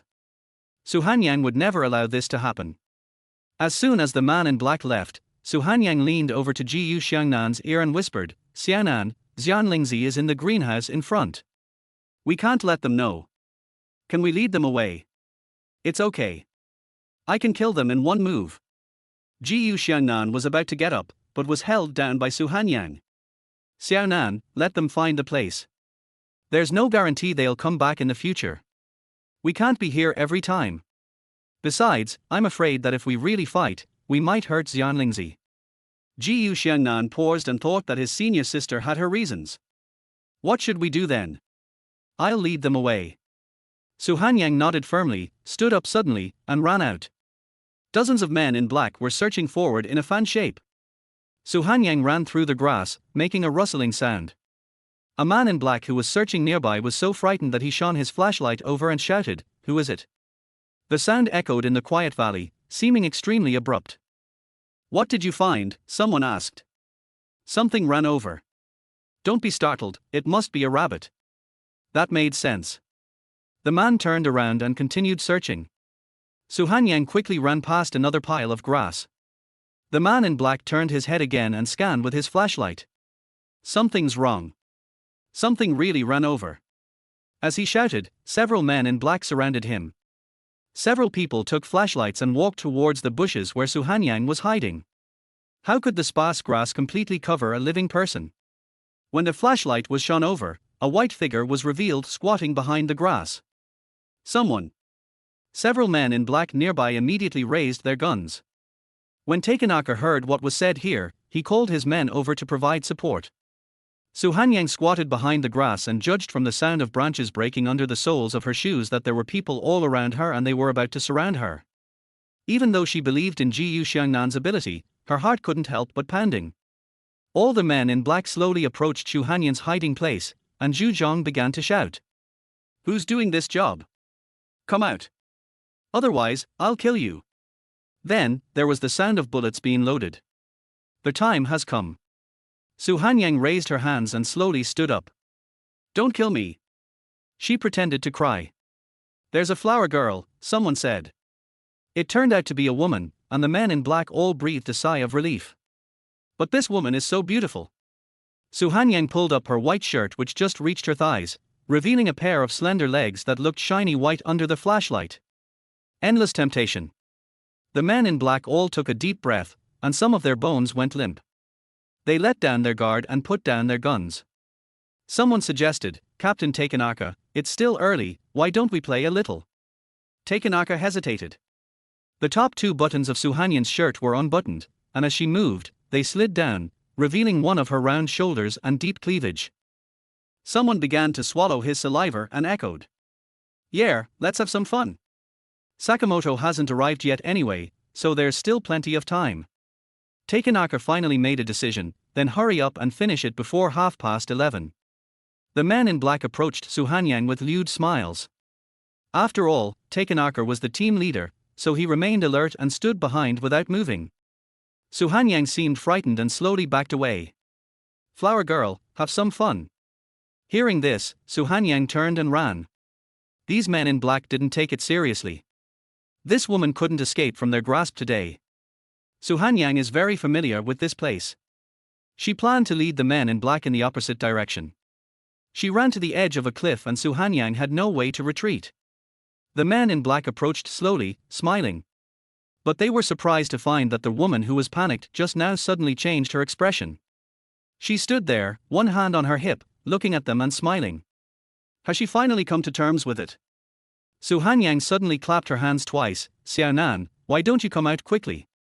Do you really want me to accompany them?" The men in black heard a sound behind them. They turned around and saw a man waving a huge palm. They felt a gust of air coming towards them, and the strong air current swept them up into the air uncontrollably, and then they fell heavily to the ground. Everyone was shocked. Is this the legendary Chinese kung fu? They had seen it in Chinese movies before, but they didn't believe it in their hearts. "I think those are all effects from movies and TV dramas, they are fictional and science fiction. Only when you truly experience it, you will know how terrifying it is." Some people had already stood up and were ready to escape, but Xiangnan didn't give them a chance. He flicked his finger and those people fell down with blood spitting out of their mouths. Just as a man was about to draw his gun, Xiangnan broke his hand. "Let's go together," someone commanded in Japanese. More than 20 people surrounded Xiangnan, but Xiangnan was too fast and everyone could only see his afterimage. Par. After a burst of beating sounds, everyone lay on the ground motionless. "Clear the area instantly." "Xiaonan, you're a bit slow today." Xiangnan walked up to him and teased. "Be a man, don't be too quick." Xiangnan hugged Xiangnan's slender waist and pecked her lips. Xiangnan shyly patted his shoulder. "Let's get down to business first. Go and interrogate who sent them." Xiangnan went to check on the person lying on the ground. He was hiding in the dark just now, and he saw the leader clearly. But after looking around, there was no sign of that person. Oops, I missed one. Chapter 30 Identity of the Client. There are so many men in black that it would be difficult to be discovered if one or two were missed. Xiangnan panicked. "Let's go to the greenhouse and take a look." She ran too slowly, so Xiangnan hugged her and ran. Soon they arrived at the greenhouse built on the top of the mountain. It was quiet all around, and Xiangnan wasn't sure whether Zhu Zhong had come or not. Xiangnan put her down at the door of the greenhouse. Xiangnan carefully observed the combination lock and found no signs of being tampered with. She said, "Xiaonan, it's almost time. The result will be ready soon. Let's go in and wait." After that, she entered the password and the door was unlocked. Xiangnan came in first, followed by Xiangnan. But unexpectedly, two more people followed in from behind. Takenaka strangled Xiangnan's neck with his arm and held a grenade in his other hand. There was a man beside him, his face was covered in blood and swollen like a pig's head, and his appearance could not be identified, but one could vaguely see a scar on his face. Isn't this person Murano? It turned out that 5 Fuso people were beaten half to death in the hot spring hotel. Yang Jinfeng's men lifted them into the car and prepared to take them away. Murano pretended to be unconscious and secretly crawled out. He knew that the brothers who came to reinforce him would definitely come to snatch the immortal spirit. Just head straight to the northern hill.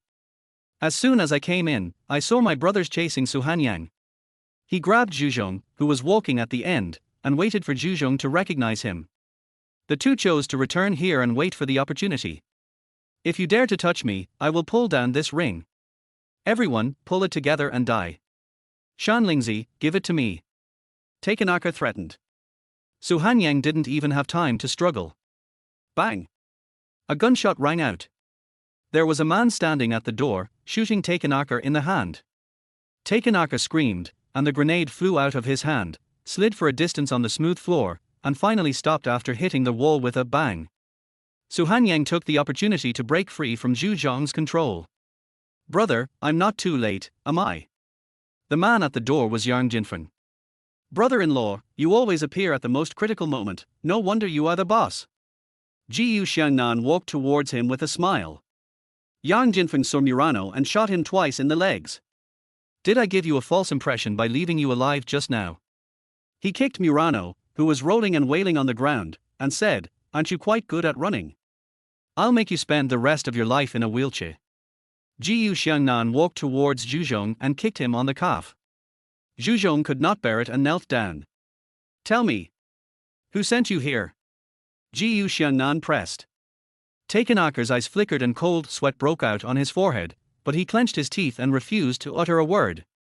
Seeing this, a hint of coldness flashed in Xiangnan's eyes. Yang Jinfeng walked forward, squatted down, pulled Zhu Zhong's hair, made him look up into his eyes, and said coldly, "I know you are from Japan, but you shouldn't come to China to act wildly."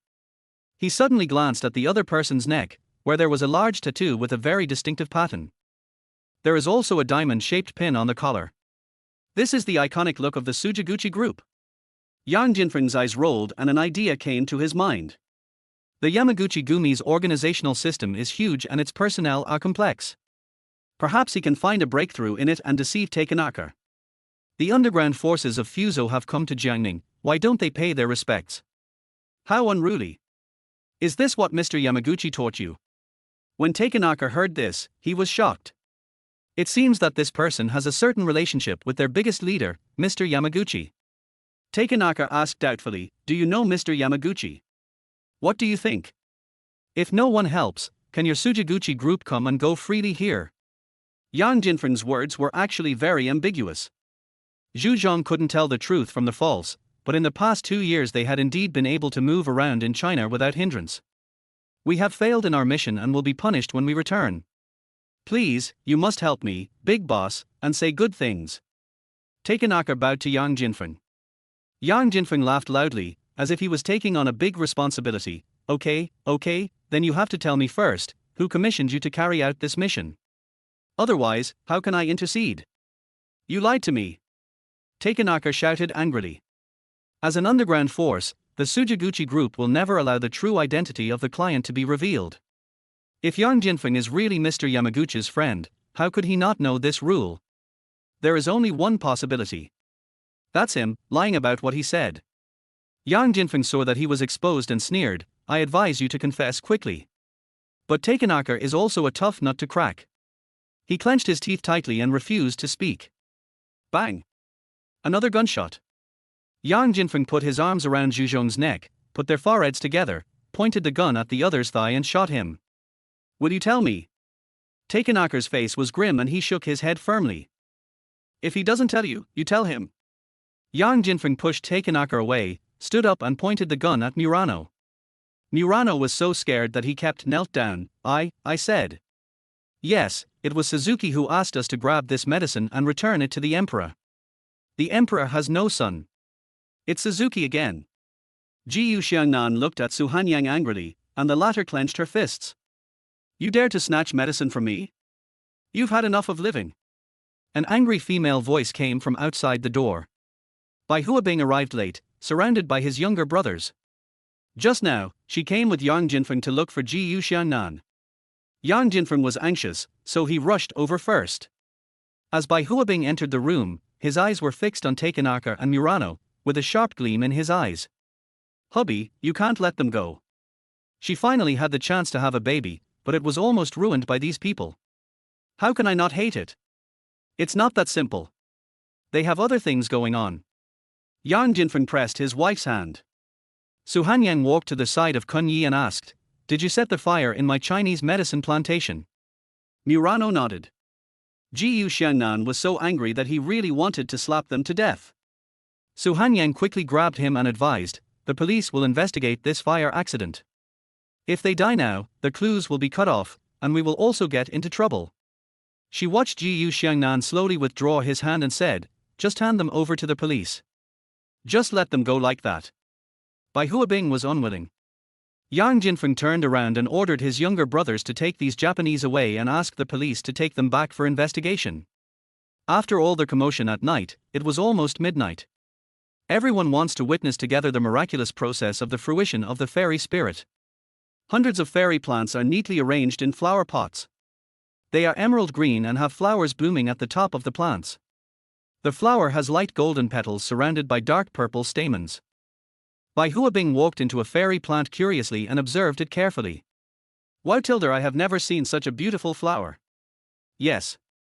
Su Hanyang introduced, it is indeed very beautiful and rare. The ceiling of the greenhouse is made of transparent glass. The moonlight poured down like water, shining on the leaves of the fairy tree, creating a silvery white halo. Time passed by little, and everyone dared not blink, for fear of missing something. At midnight, Shanling's flower changed. Chapter 31 Assassination Plan. The originally pale gold petals gradually lost their luster in just 1 minute, and the petals and dark purple stamens began to dry up, curl, and fall off. Suddenly, a small green bag appeared at the top. The small bag was shaking and expanding at an alarming rate, as if there was some living creature inside that was about to break out of its shell. In just a few minutes, the packet swelled to the size of a lychee. Par tilde, a crisp little sound. The skin of the small package suddenly exploded. A bunch of fruits were revealed inside. The fruit was almost transparent, not completely round, and had some small bumps on the skin. Under the moonlight, it reflected a variety of colors. Everyone's eyes widened in shock. Bai Huabing exclaimed, This is so beautiful, it looks like it's made of crystal. She reached out to touch it. Don't touch it. Su Hanyang hurriedly stopped him. You need to use special tools to pick it, so as not to affect the efficacy of the medicine. Xiaonan, take out the tools quickly. Jiyu Xiangnan took out a specially made jade box. The jade box was well made and had a warm luster, which was just right for nourishing Xianling's spiritual energy. He carefully cut the fruits with small silver scissors and put them into the box, his expression focused and cautious. Finally completed the most important thing. Bai Huabing and Yang Jinfeng were both in surprisingly good moods. Several people went back home and returned to their hot spring hotel. Jiyu Xiangnan and Su Hanyang entered the room. While putting out the fire tonight, I got a lot of cigarette ash on my body. Su Hanyang went into the bathroom first, and Jiyu Xiangnan followed in. Do you want to take a shower together?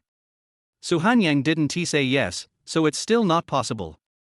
Taking his hand, I turned on the shower. The two embraced and kissed each other. The pouring water soaked my clothes and stuck to my body, making me extremely uncomfortable. Jiyu Xiangnan was multitasking as she reached behind her back and unhooked her bikini. Then he kissed her without hesitation, biting her prey fiercely like a hungry beast. The corners of Su Hanyang's eyes turned red, and her fingers inserted into his hair. At this time, there was a knock on the door. Who is it? Gu Xiangnan's eyes darkened and he shouted in an unpleasant tone. Xiangnan, is Miss Su here? We are from the police station and would like to know the situation. Please wait a moment. Xiangnan bit her lip and found some clean clothes to put on. After Gu Xiangnan changed his clothes, he opened the door. Two uncles in hats stood at the door. They explained their purpose, saying they were here to investigate the cause of the fire and the situation of the men in black. The two followed Uncle Hat to the police station.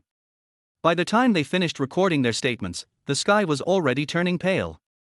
Yang Jinfeng's motorcade was waiting for them outside, and they all returned to Jiangnan City together. 2 hours later, Xiangnan had to deal with the aftermath of the fire, so she went straight back to the company.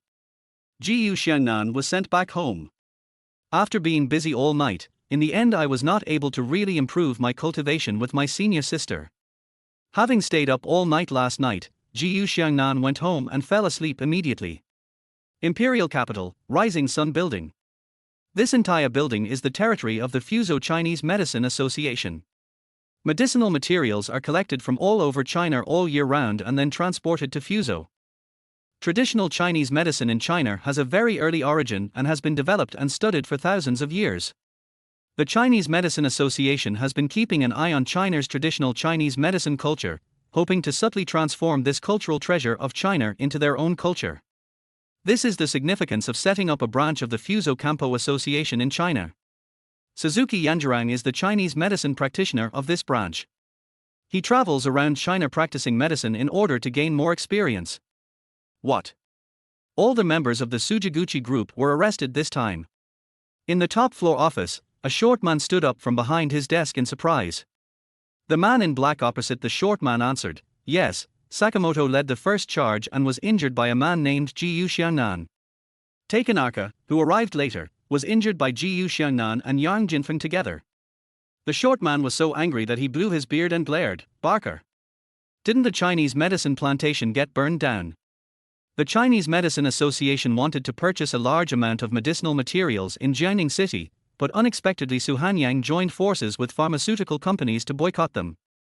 In a rage, the association invited members of the Sujiguchi group to set fire to the Chinese medicine plantation in order to give Xiangnan a warning.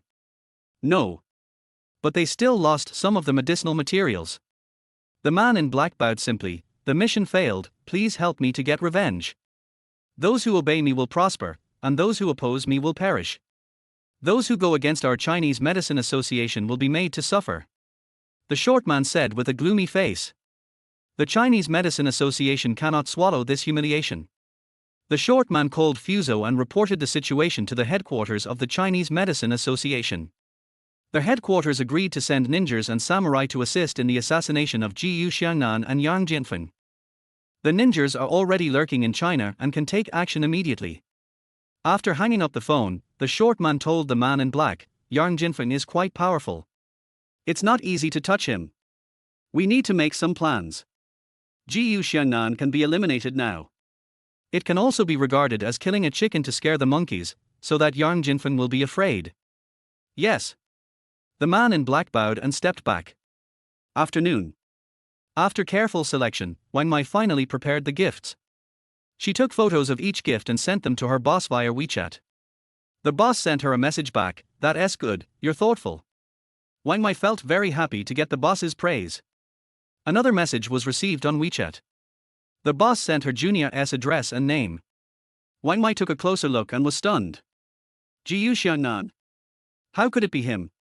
She checked the address on her phone several times, and finally had to admit that it was Gu Xiangnan, with whom she had dealt before. Every time Wang Mei saw Gu Xiangnan, he would take advantage of her. Whenever she thought of this, she would get angry. "Don't be angry, don't be angry. If you get sick from anger, no one can replace you." These words popped up in Wang Mei's mind, and she read them out loud to Pua herself. She came up with a good idea and just sent it by express delivery to avoid meeting him. She was just about to applaud herself for her cleverness. Another message came on WeChat, "Send it quickly, and remember to take a picture of him and send it to me." Wang Mei hung her head. This was the boss's order and she had to obey. There was no other choice, so Wang Mei could only bite the bullet, ride her Kawasaki motorcycle to the hilltop villa area of the Rose Garden, and ring the doorbell. Jiyu Xiangnan was sleeping soundly. In his dream, he and Su Hanyang were having sex. Suddenly, the teacher in the dream rang the bell for class, and Su Hanyang ran away immediately. Jiyu Xiangnan woke up suddenly, but his mind was still unclear. In a daze, he pressed the door opening button on the bedside. Then fell asleep again. Wang Mai stood outside the door, but no one came out and the door opened by itself. Is anyone there? Jiyu Xiangnan. Wang Mai shouted, but no one answered. She opened the door and walked in cautiously. I didn't meet anyone along the way. Is anyone there? Wang Mai called out again, but no one answered. In order to complete the task assigned by the boss, she had no choice but to walk into the villa. Wang Mai walked around the lobby on the first floor. Is there anyone home? Jiyu Xiangnan. Still no one responded. She went up to the second floor and saw a door with a sign on it that read, Junior Brother. This should be it. Wang Mai was about to knock on the door when it suddenly opened by itself and a hand grabbed her throat. Chapter 32 Female Bodyguard. Wang Mai felt suffocated instantly. She took a few steps back, trying to free herself from the grip of the hand, and suddenly leaned against the wall of the corridor, with nowhere to retreat. Why is it you? Jiyu Xiangnan was also surprised. He was sleeping soundly just now when he suddenly heard footsteps coming up the stairs. He thought it was a bad guy coming, so he suddenly took action. The strength in his hands was immediately reduced by 90%. Let me go. Wang Mai reached out to hit Jiyu Xiangnan. Jiyu Xiangnan decisively raised her hands above her head and pressed them against the wall. Jiyu Xiangnan, you filthy bastard, I'm going to kick you to death. Wang Mai was furious and stretched out her legs to kick him. Then I'll show you how to be a hooligan. Jiyu Xiangnan used his body to press Wang Mai against the wall. Wang Mai couldn't move. She was completely pressed against Jiyu Xiangnan, chest to chest, abdomen to abdomen. It fits perfectly and is so intimate. Jiyu Xiangnan could feel the softness and curves of Wang Mai's body, and he couldn't help but feel a little distracted. Wang Mai was forced to nestle in Jiyu Xiangnan's arms. No man had ever stuck to her like this before. A scent of male hormones hit her in the face, and her heart beat faster. Jiyu Xiangnan coughed dryly, regaining his composure, and said, Speak properly and don't touch me. Wang Mai blushed, You are shameless. I came here to give you a gift, and you bully me like this. After saying this, I felt so aggrieved that I almost cried. Gift? Jiyu Xiangnan asked curiously, What gift? Let me go first. Jiyu Xiangnan loosened his hand and took a step back. Wang Mai said aggrievedly, You are my boss's junior brother, and she asked me to bring you a gift. Is this how you entertain guests? Your boss? What's his name? Jiyu Xiangnan was a little excited. My boss is the northern frontier god of war, Yunling Yue. Wang Mai said proudly. Jiyu Xiangnan was overjoyed, It's the fifth senior sister. He apologized sheepishly, I'm sorry. I didn't know you were here for my senior sister. Wang Mai rubbed her wrist and neck and complained, You almost beat me to death. You hit me so hard, it hurt so much. Jiyu Xiangnan cursed himself inwardly for being a good-for-nothing for beating up fifth senior sister's men like that. He pulled Wang Mai into the room and helped her sit down. He looked carefully and found that there were several bruises on Wang Mai's body. He felt really guilty, I'm sorry I hurt you. But I can help you heal. Wang Mai was still rubbing her wound when she was suddenly pushed down on the bed by Jiyu Xiangnan, who also grabbed her hand. What are you going to do? Flow. Before she finished speaking, Jiyu Xiangnan had already started massaging her wrist. So comfortable. Jiyu Xiangnan's hands seemed to have magic. Wang Mai's discomfort quickly disappeared, replaced by a tingling and numb feeling like an electric current. When it came time for the neck massage, it was the last straw for Wang Mai. Her neck was very sensitive. After Jiyu Xiangnan pressed her a few times, her whole body became limp, as if all her bones had been pulled out. A feeling of comfort rushed through my whole body. She closed her eyes slightly, intoxicated, breathing uncontrollably, and her cheeks became as rosy as peach blossoms. Jiyu Xiangnan's Adam's apple rolled and he swallowed. He kept reminding himself that this was fifth senior sister's person. But Wang Mai's appearance is indeed outstanding, and her tall figure matches her royal sister temperament very well. I wonder what kind of charm she will have. He recalled the scene with Xiangnan in the hot spring pool last night, and was enjoying it. He didn't even realize that the massage technique had changed. Stop, stop. Where is the bathroom? Wang Mei blushed and rushed out. Xiangnan was stunned, then smiled knowingly. At this time, his cell phone rang. It's an unfamiliar number. Who? Xiaonan? Do you still remember my voice? The other person's voice was pleasant to the ear. Xiangnan frowned as he recalled. After a few seconds, he asked tentatively, "Are you the fifth senior sister?" Xiaonan is awesome. You still remember the fifth senior sister. Did you receive my gift? Although Xiangnan hadn't seen the gift yet, the person who gave it had indeed arrived. Well, I've received it, but I haven't had time to look at it yet. Fifth senior sister, when will you come back? I miss you so much. Xiangnan said that fifth senior sister had found clues about his life experience, and only when she came back would they know the details. It will take some time for you to come back. Senior sister is worried about you, so let Wang Mei stay with you during this time. She can help you solve any difficulties you encounter. Yunling Yue said. It's still unclear who will help whom, Xiangnan thought to himself. But he knew that this was fifth senior sister's love for him, so he agreed immediately. Okay, I'll follow fifth senior sister's instructions. Remember, you must come back immediately after you finish your work. Wang Mei came out of the bathroom. Xiangnan saw her return to the room and said to Yunling Yue, "Fifth senior sister, Wang Mei is with me." Wang Mei. I'm here. Wang Mei's expression suddenly became serious. During the time when I'm not back, you should follow Xiangnan and take care of him 24 hours a day. He is like me, and you must not disobey his orders. Do you understand? Yunling Yue's cold voice came. As you command. After hanging up the phone, Xiangnan said to Wang Mei, "You can stay here tonight." Wang Mei was shocked. What do you mean? Didn't I ask you to protect me 24 hours a day? How can I protect you if you don't live here? Since there are extra rooms, you can live in the one next to mine. Xiangnan led Wang Mei and opened the door of the next room. This was indeed Yunling Yue's order, and Wang Mei had no choice but to agree. By the way, where's the gift? Oh, I put it in the lobby on the first floor. Wang Mei followed the boss's orders and prepared a generous gift. It was so thick that half of the 50 square meter hall on the first floor was filled with gift boxes. Xiangnan began to open the gifts. Brand name watches, high-end clothing, red wine and cigars. These were all selected by Wang Mei according to her own taste. Seeing Xiangnan praising them, she actually felt a little happy. Wang Mei remembered that the motorcycle was still parked outside the door, so she asked Xiangnan, "Is there a garage here? Where can I park my motorcycle?" "I'll take you there." Xiangnan strode out of the house. He remembered that the last time he saw Wang Mei riding a motorcycle, she looked so cool and beautiful. This made him itchy, and he also wanted to learn how to ride a motorcycle so that he could show off in the future. "Please teach me how to ride a motorcycle." Wang Mei refused. "I won't teach you."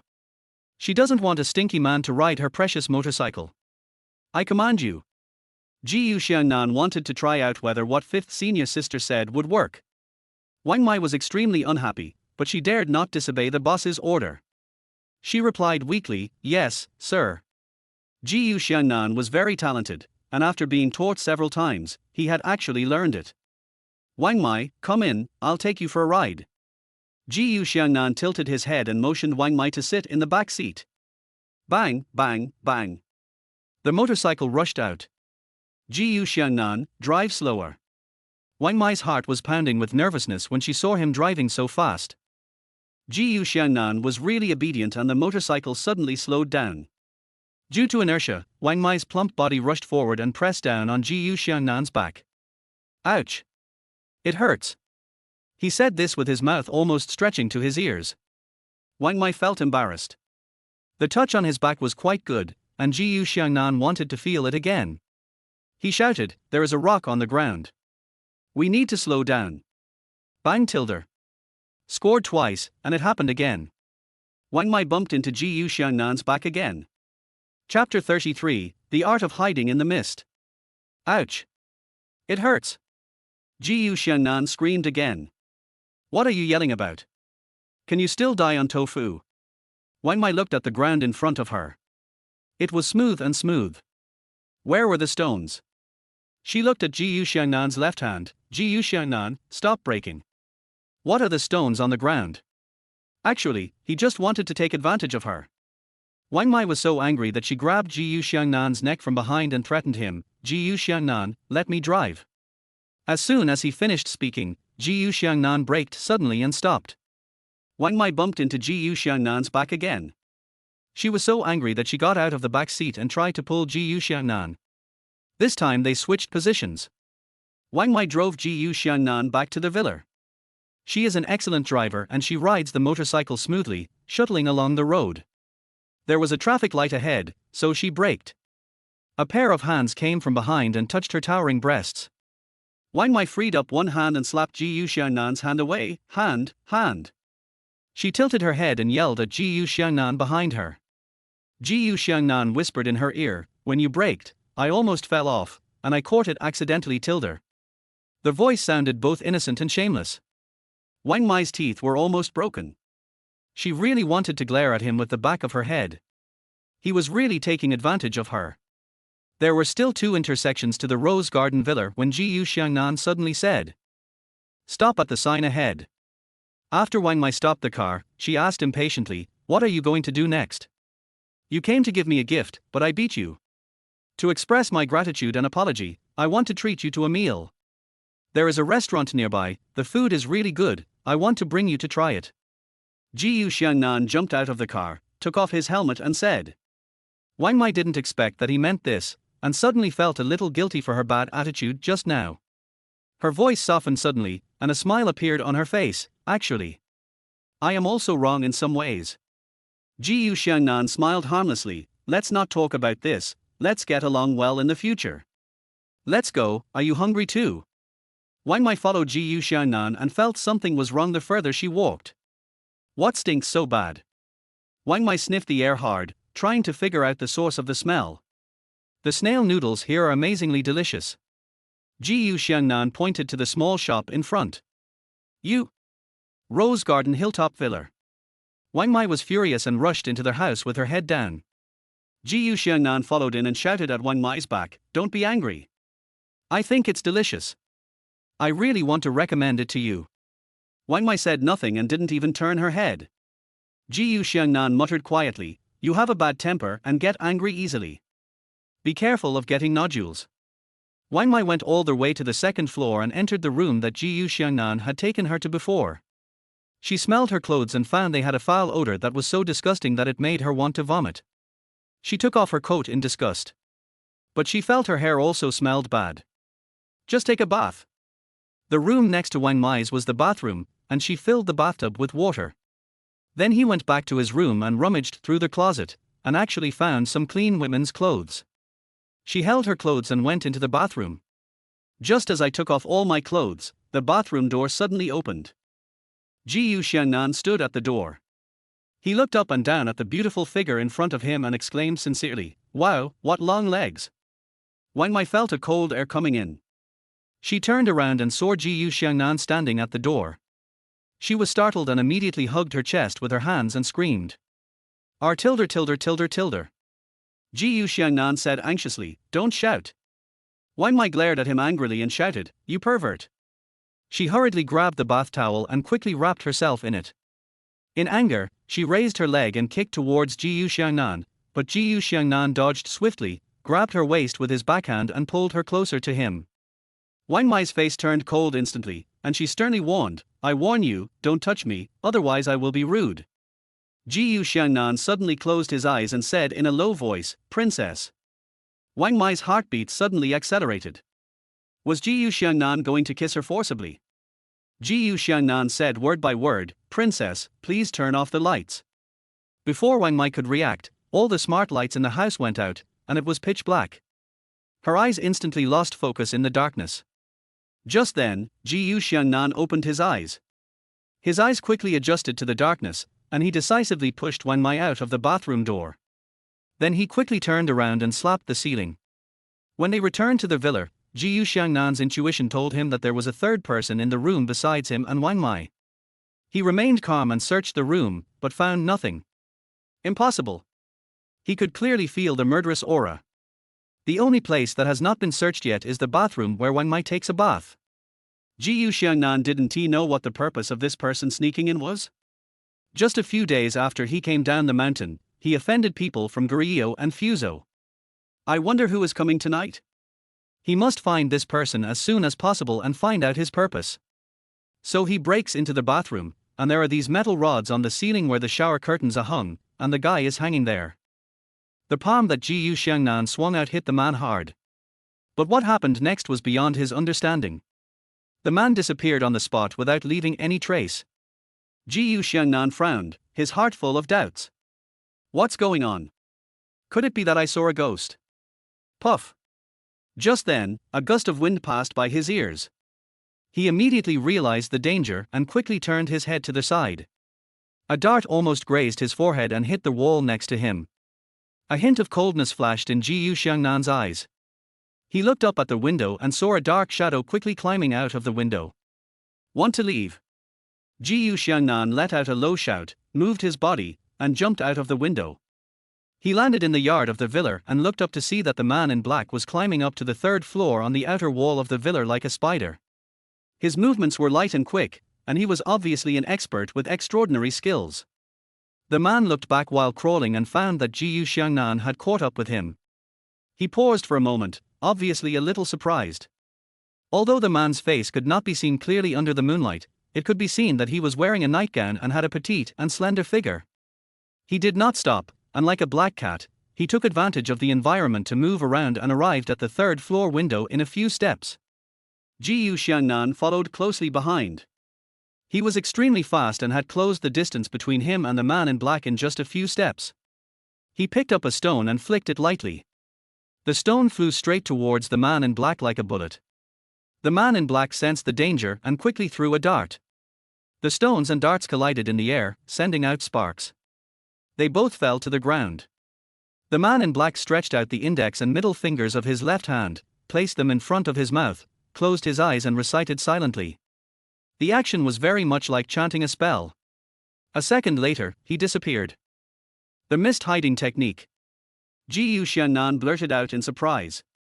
A second later, he raised the corners of his mouth and smiled. It's starting to get interesting. Chapter 34. The company won't last long. The mist hidden technique is a ninjutsu commonly used by ninjas from the Fuso kingdom. Ninjas use water environments to create water mist, and then they can hide in the mist to attack their opponents. The concentration of the fog is controlled by the user. No wonder this guy was hiding in the bathroom just now. Since it is a ninjutsu from Fuso, we can infer that it was hanging on the ceiling and disappeared after being hit by Xiangnan. It is the shadow clone technique used by ninjas. When Xiangnan was still in the mountains, a master taught him this knowledge. Since the mist hiding technique is just a trick, the user did not disappear. He could be anywhere, but Xiangnan couldn't see him. He stood quietly in the courtyard, feeling the air flowing around him, his eyes slightly narrowed. Suddenly, a breeze blew by, bringing with it a hint of water vapor and a strange smell. A sneer appeared on Xiangnan lips. He knew that the ninja hiding in the dark had revealed a flaw. He casually picked a flower from the flower bed next to him and sniffed it gently, as if savoring its fragrance. Then he raised his head and said to the empty air, "Friends, please show up and enjoy the flowers." As soon as he finished speaking, a strong sense of crisis came from behind him. Xiangnan moved and instantly dodged to the side. I saw a black shadow passing by where he was originally standing, bringing up a gust of wind. What a fast speed! Xiangnan was shocked, but his reaction was equally quick. He clapped his palms together, and the flower began to spin rapidly in his hands, with the petals shooting out like sharp arrows. Swish, swish, swish. The petals cut through the air with a whistling sound, attacking indiscriminately in all directions. The ninja obviously didn't expect Xiangnan to have this trick. He tried to dodge, but it was too late. "R!" A scream was heard, and one of the petals hit the ninja's shoulder. His body froze and he fell from a high place. His invisibility was broken and his true form was revealed. Xiangnan flashed and appeared beside the ninja, stepping on his face. The ninja groaned in pain but clenched his teeth and said nothing. Wang Mai heard the noise and ran over. After seeing this scene, she asked in surprise, "What happened?" Xiangnan glanced at her and said calmly, "There was a ninja hiding in your bathroom just now, and I caught him." Wang Mai suddenly realized that she had misunderstood Xiangnan before. She interrogated the man in black sternly, "I am the Deputy General of the northern border of China. I now suspect that you are a spy from Fuzhou. You must confess quickly. Who sent you here? What is your purpose? You are actually..." Xiangnan was a little surprised when he knew Wang Mai's true identity. The ninja sneered when he heard this and cursed in Fuzhou, "Barker Yalu." Xiangnan suddenly felt something was wrong. He looked down and saw that the ninja's eyes suddenly became unfocused, with a trace of black blood flowing from the corner of his mouth. Oh no, he's going to commit suicide by taking poison. Xiangnan immediately reached out to grab the ninja's teeth, but it was too late. The ninja's head tilted and he slumped down. He knew he couldn't escape, so he committed suicide by taking poison. Xiangnan squatted down and lifted the black cloth covering the ninja's face, revealing a young and ferocious face. He shook his head slightly and sighed, "It's a pity that I couldn't get any useful information." This aroused Wang Mai's curiosity. "Did you offend the Fuzhou people?" Xiangnan told Wang Mai in detail about the conflict with the Fuzhou people at the hot spring hotel the night before and the subsequent burning of the Chinese medicine plantation. Wang Mai's heart was filled with emotion when she heard this, and a hint of admiration flashed in her eyes. 9 out of 10, it's the Japanese who are here to take revenge. Wang Mai clenched her fists and saluted Xiangnan. "But you did the right thing, Xiangnan. I admire you." She didn't expect that Xiangnan, who was so careless and always took advantage of her, could be so serious when he got serious. Xiangnan smiled and said, "I've known for a long time that you have a crush on me." Taking advantage of her again. When Wang Mai heard this, her face suddenly turned red and she raised her hand to slap him. Xiangnan squatted down at this moment and said, "Let's deal with this guy first." He searched the man in black and pulled out a jade box from a hidden pocket. "Isn't this the jade box that contains the immortal spirit?" Xiangnan said in surprise. He opened the box carefully and breathed a sigh of relief when he saw that the fairy fruit was intact. "It seems that in addition to killing me, they are here for Xianlingzi." Xiangnan's eyes darkened. "We have to speed up the process and let my sister take the medicine quickly, so that no one will always worry about her." He stood up and looked at Wang Mai seriously. "How do we deal with this person?" Wang Mai smiled and said, "I will report to the higher-ups. Leave this to me." Because of her identity, this matter is easy to handle. Besides, this ninja is lurking in China, stealing secrets, assassinating and murdering people. It would be good to get rid of him as soon as possible. Xiangnan went into the room, opened his big box, and took out the secret records of the King of Medicine that his master had passed down to him. He searched through the book and finally found the page introducing Xianlingzi. It turns out that the fruit of the fairy spirit cannot be used directly and needs to be specially processed to exert its medicinal effect. Drying is the key step. However, the sun-drying method takes too long and has poor results, while the roasting method requires professional fruit drying boxes. I don't have such equipment at home. Xiangnan was in a dilemma, but then an idea suddenly occurred to him. He remembered that Su Hanyang ran a pharmaceutical company and must have this kind of equipment. He decided to wait for the senior sister to come back and ask her for help. But no matter how long they waited, until Xiangnan fell asleep on the sofa in the living room holding the jade box, Su Hanyang still didn't come back. Early the next morning, Xiangnan woke up from the sofa and decided to go to a Shang company in person. Wang Mai came back from exercise and heard that he was going out, so she wanted to follow him. While Xiangnan was washing up, Wang Mai quickly took a shower. She rode her motorcycle, carrying Xiangnan, and weaving through the city traffic. Xiangnan pretended to be scared, hugged Wang Mai's slender waist tightly, and smelled the pleasant smell of Wang Mai's shampoo.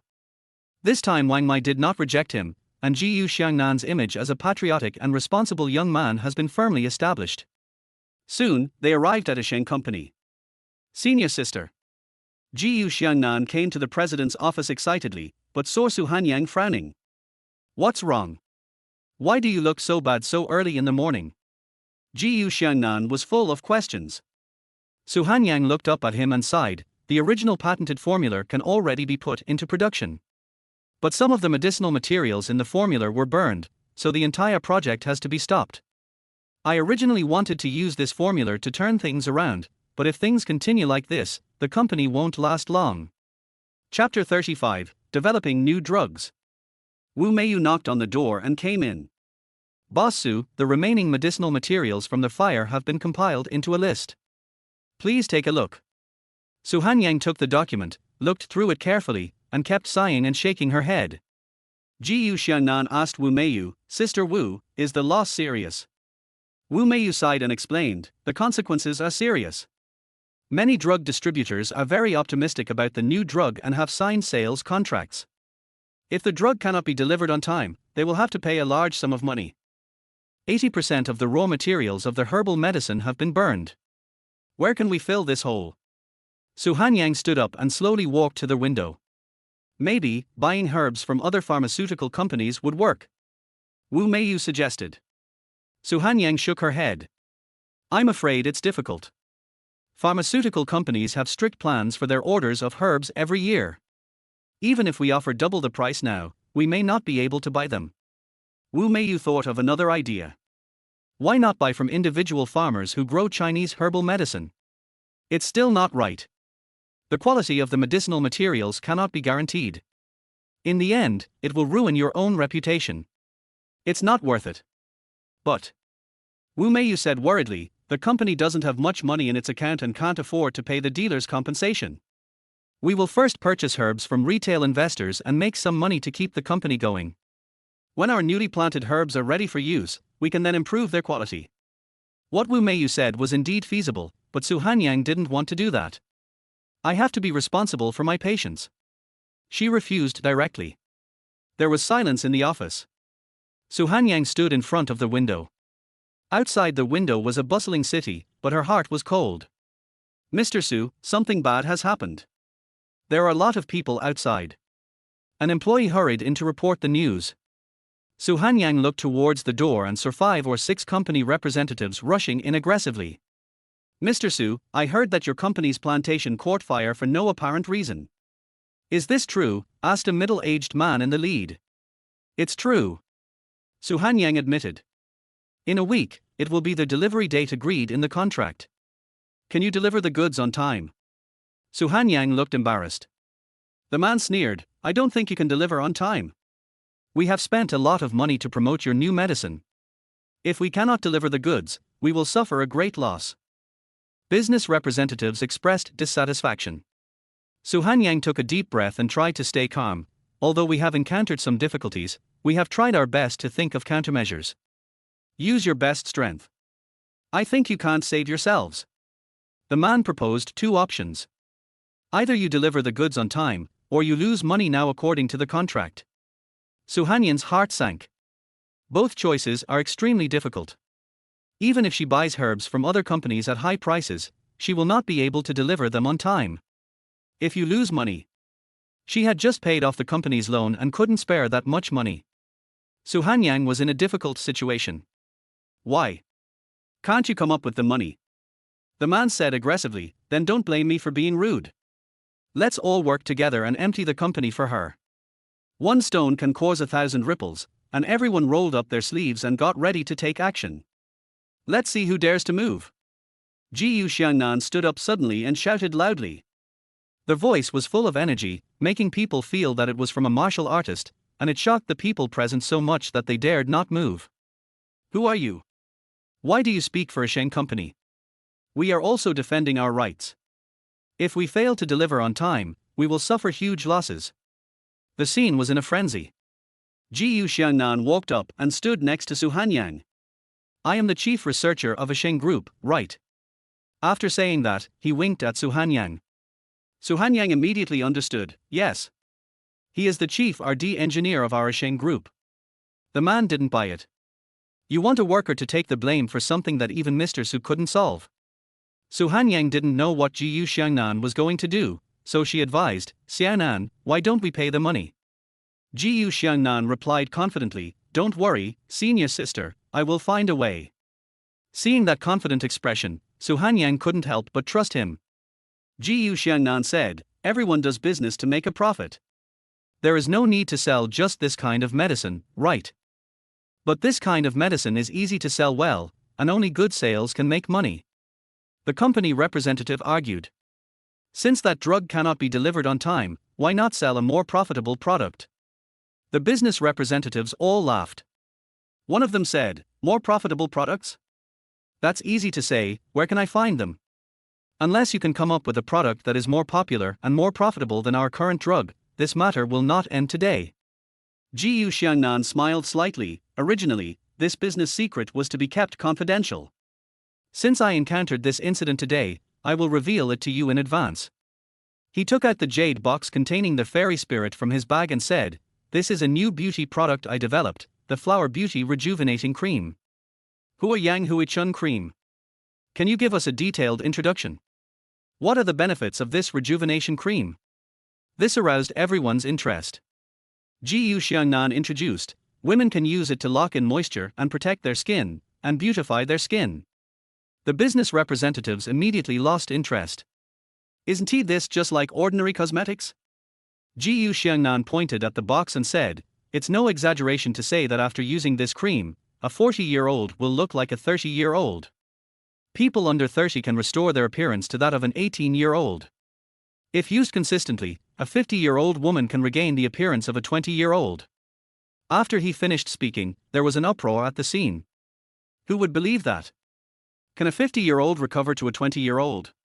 You treat us like children. How is that possible? Even Su Hanyang didn't believe it. She stared into Gu Xiangnan's eyes. Gu Xiangnan leaned close to her ear and whispered. When we came down the mountain, the chef gave me the formula for her beauty cream. Su Hanyang finally felt relieved. The master chef's age is indeed a mystery, but she is definitely not a young girl. However, her overall state is like that of a teenage girl. If Su Hanyang hadn't witnessed it herself, she wouldn't have believed it. Someone raised an objection, don't believe this person. If he had such a good product, why did he wait until today to bring it out? Otherwise, try it now. After saying that, he reached out to snatch the jade box from Gu Xiannan's hand. The recipe was real, but there was no ointment in the jade box. Gu Xiangnan certainly couldn't show them, hey, don't do it. In a week, we will hold a grand product launch conference and invite the media to attend. At that time, there will be a demonstration of the effect. Is there anyone here who wants to become a first-level product agent? The business representatives were talking among themselves.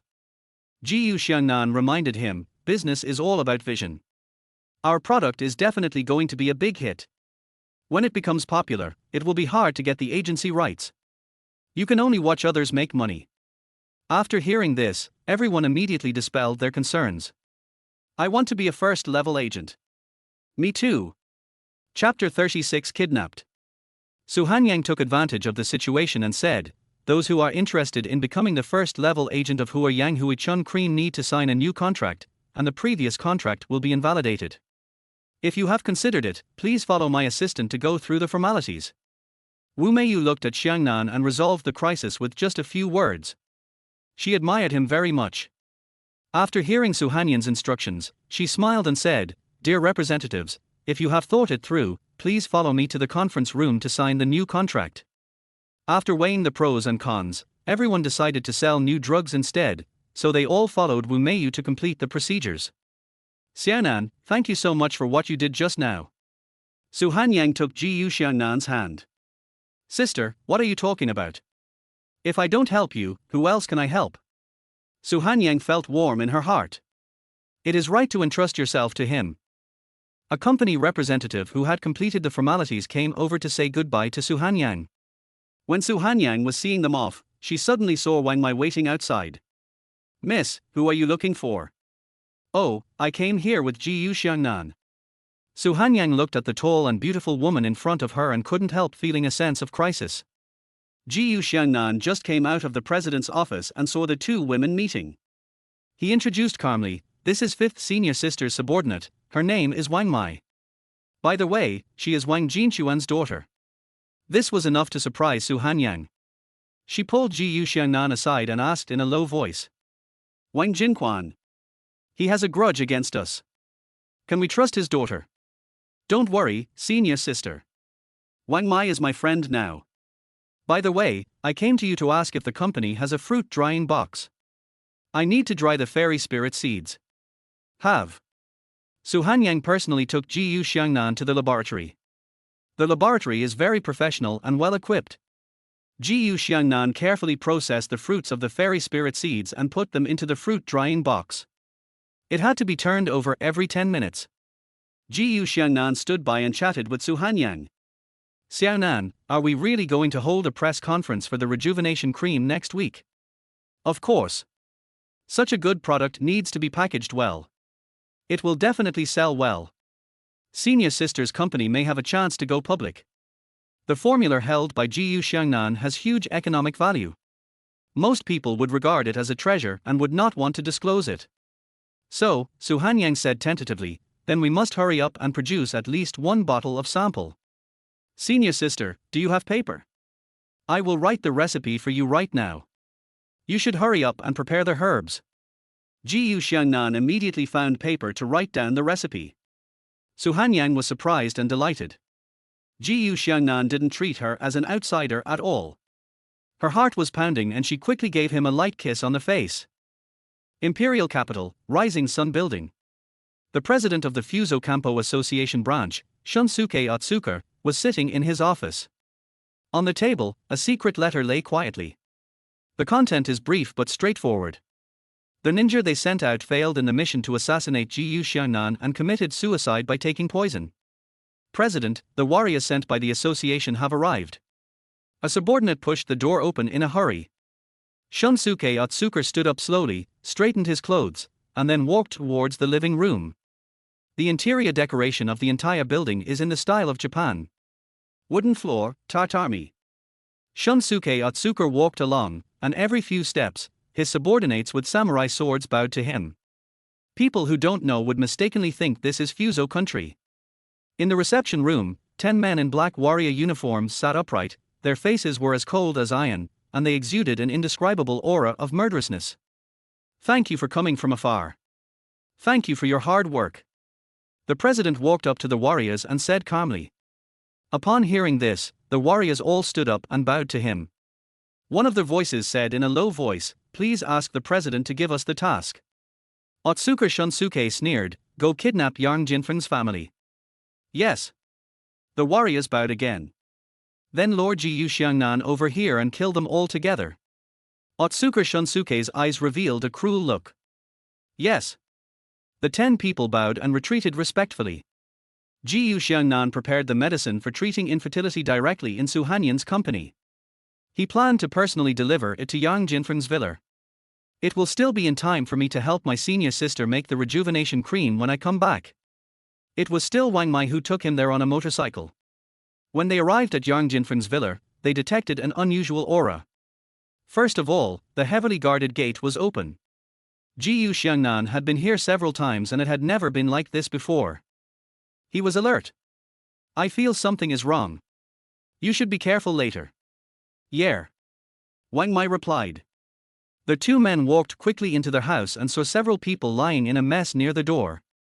Arjun and Archung were also lying on the ground, obviously injured. Arjun saw Jiyu Xiangnan coming and his eyes lit up. Brother Nan, hurry up and save the boss, he and his sister-in-law have been captured. Who did it? Where did he go? Jiyu Xiangnan squatted down and asked. There are a lot of Fuso warriors. They are heading to the abandoned factory in the western suburbs. Jiyu Xiangnan stood up, put his arm around Wang Mai's waist, and took her to the motorcycle at the door. Before Wang Mai could even exclaim in amazement, he urged her to drive after him. Wang Mai's driving skills are impeccable. In order to save people, she drove at full speed. Jiyu Xiangnan held her tightly. This time I'm really not taking advantage. He was afraid of being thrown out. Wang Mai, are you flying a plane? The car was going too fast, and Jiyu Xiangnan's mouth was talking and his voice was a little out of tune. Don't be afraid, I have actually flown a plane. After saying that, he stepped on the accelerator and increased the speed. Wang Mai was driving too fast, and the motorcycle was able to squeeze into the traffic flow during the evening rush hour. It was an hour's journey, but we arrived in just half an hour. She parked her car on the side of the road next to an abandoned factory. Let's go.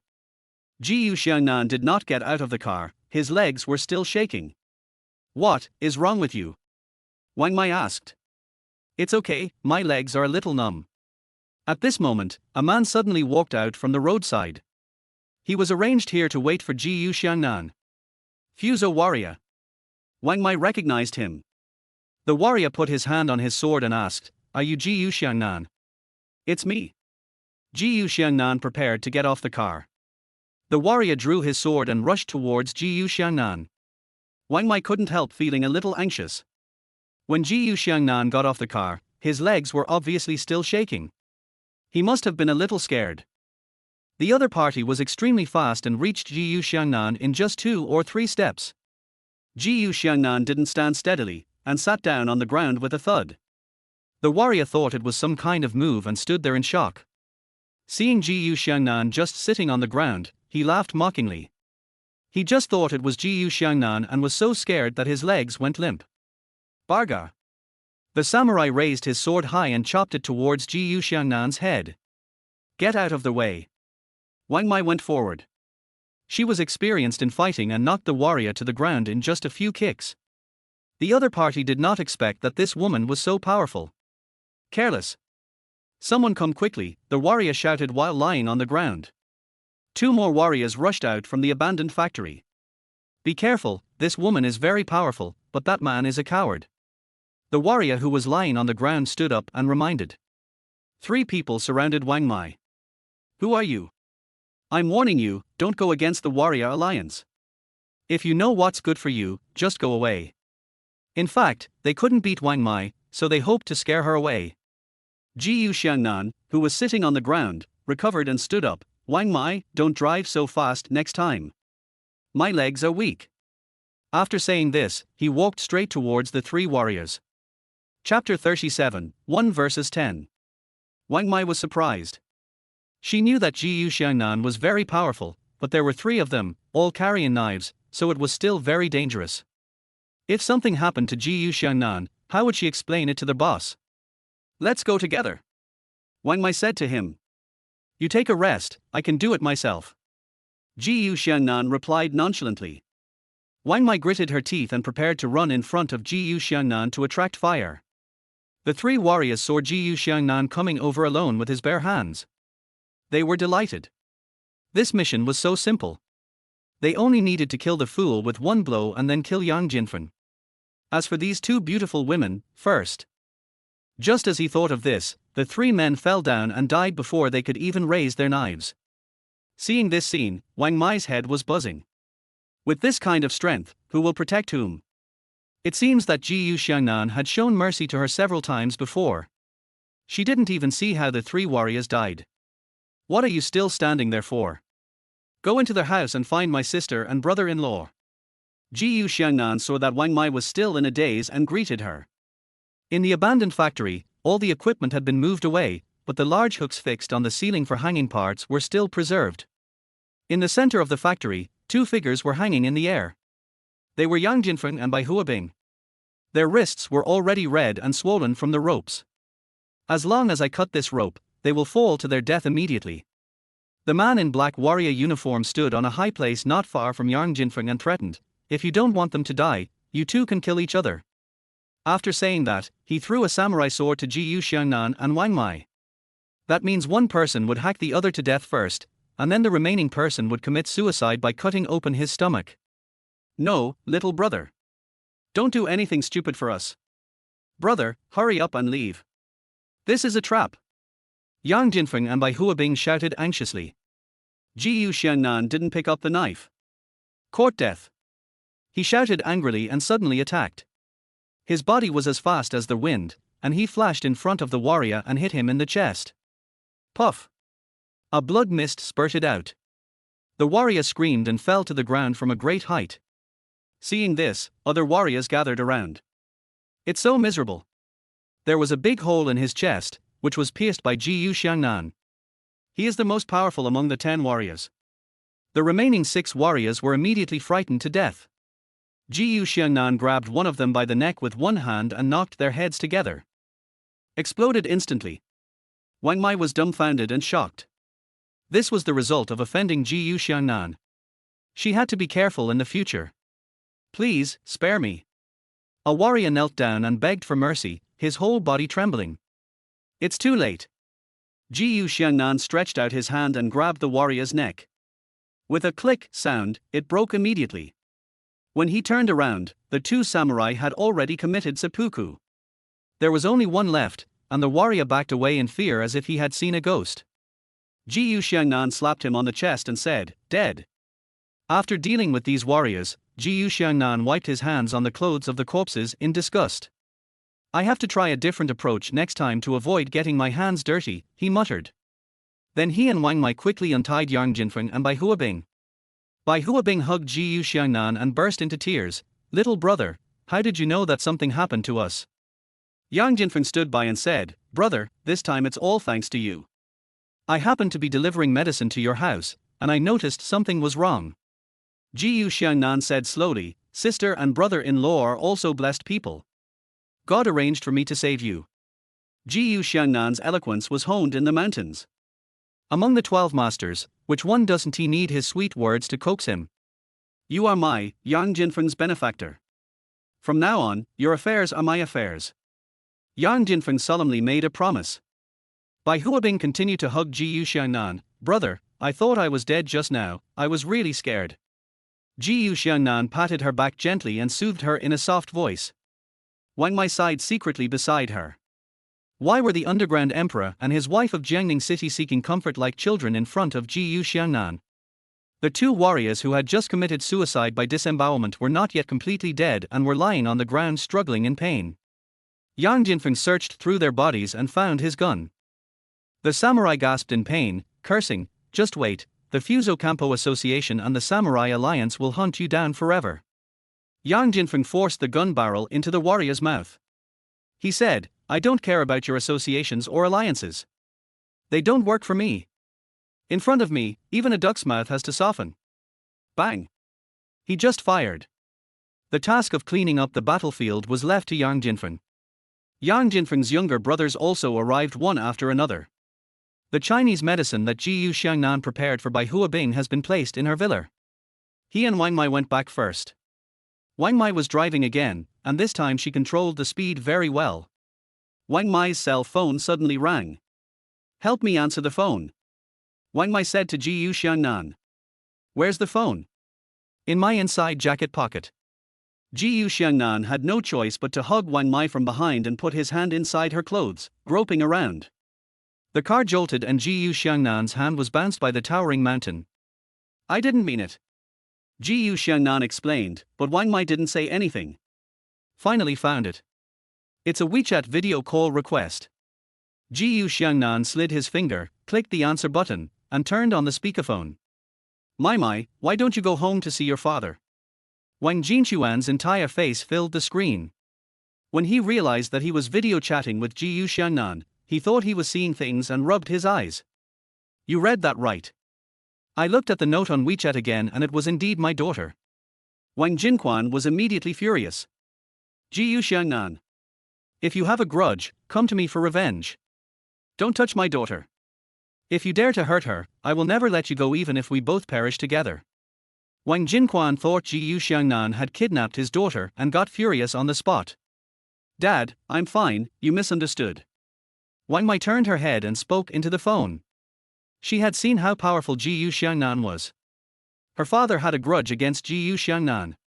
If she offended him, she would be in big trouble. Besides, Wang Mai was afraid that the boss would blame her. Ji Xiangnan pointed the camera of his mobile phone at Wang Mai. Wang Jinquan was about to breathe a sigh of relief after confirming that his daughter was safe and sound, but new doubts arose in his mind. How did my daughter get together with Ji Xiangnan? Wang Mai couldn't explain it clearly at the moment, so she asked Wang Jinquan to meet her at the Wang Company building to talk about it after the meeting. 20 minutes later, Wang Mai's motorcycle drove into the Wang Company's dedicated parking space. "Hello, second miss." Along the way, all the employees greeted Wang Mai, and then avoided Ji Xiangnan as if they were a devil. Wang Jinquan and his son were both in the office. One was in a wheelchair, the other was wrapped in gauze, and both looked funny. Xiangnan and Wang Mai just walked into the office. Close the door. Wang Jinquan shouted. The door behind Xiangnan was immediately closed. Dozens of people rushed out from every corner of the office and surrounded Xiangnan. Chapter 38, New Brother. Dad. What are you doing? Seeing this, Wang Mai ran to Wang Jinquan anxiously. Wang Jinquan pulled Wang Mai back and protected his daughter with his body. Don't be afraid, daughter. Dad is here. Did he threaten you? He asked Wang Mai gently. Even though he knew he couldn't beat Xiangnan, as a father, he would never allow anyone to bully his daughter. Wang Ku also said, Sister, I will definitely protect you. Wang Mai glanced at Wang Ku with a wry smile, not knowing how her brother would protect his legs as he sat in the wheelchair. Xiangnan was not angry, but rather envied Wang Mai. Even the bastards like Wang Jinquan and Wang Ku knew how to protect her. He left his parents when he was young and had long forgotten their love. Fortunately, the masters were all kind to him. Dad, brother, you all misunderstood. Xiangnan is my boss's junior fellow apprentice, and my boss entrusted me to take care of him. Wang Mai explained. Your boss's junior brother. Wang Jinquan was a little confused.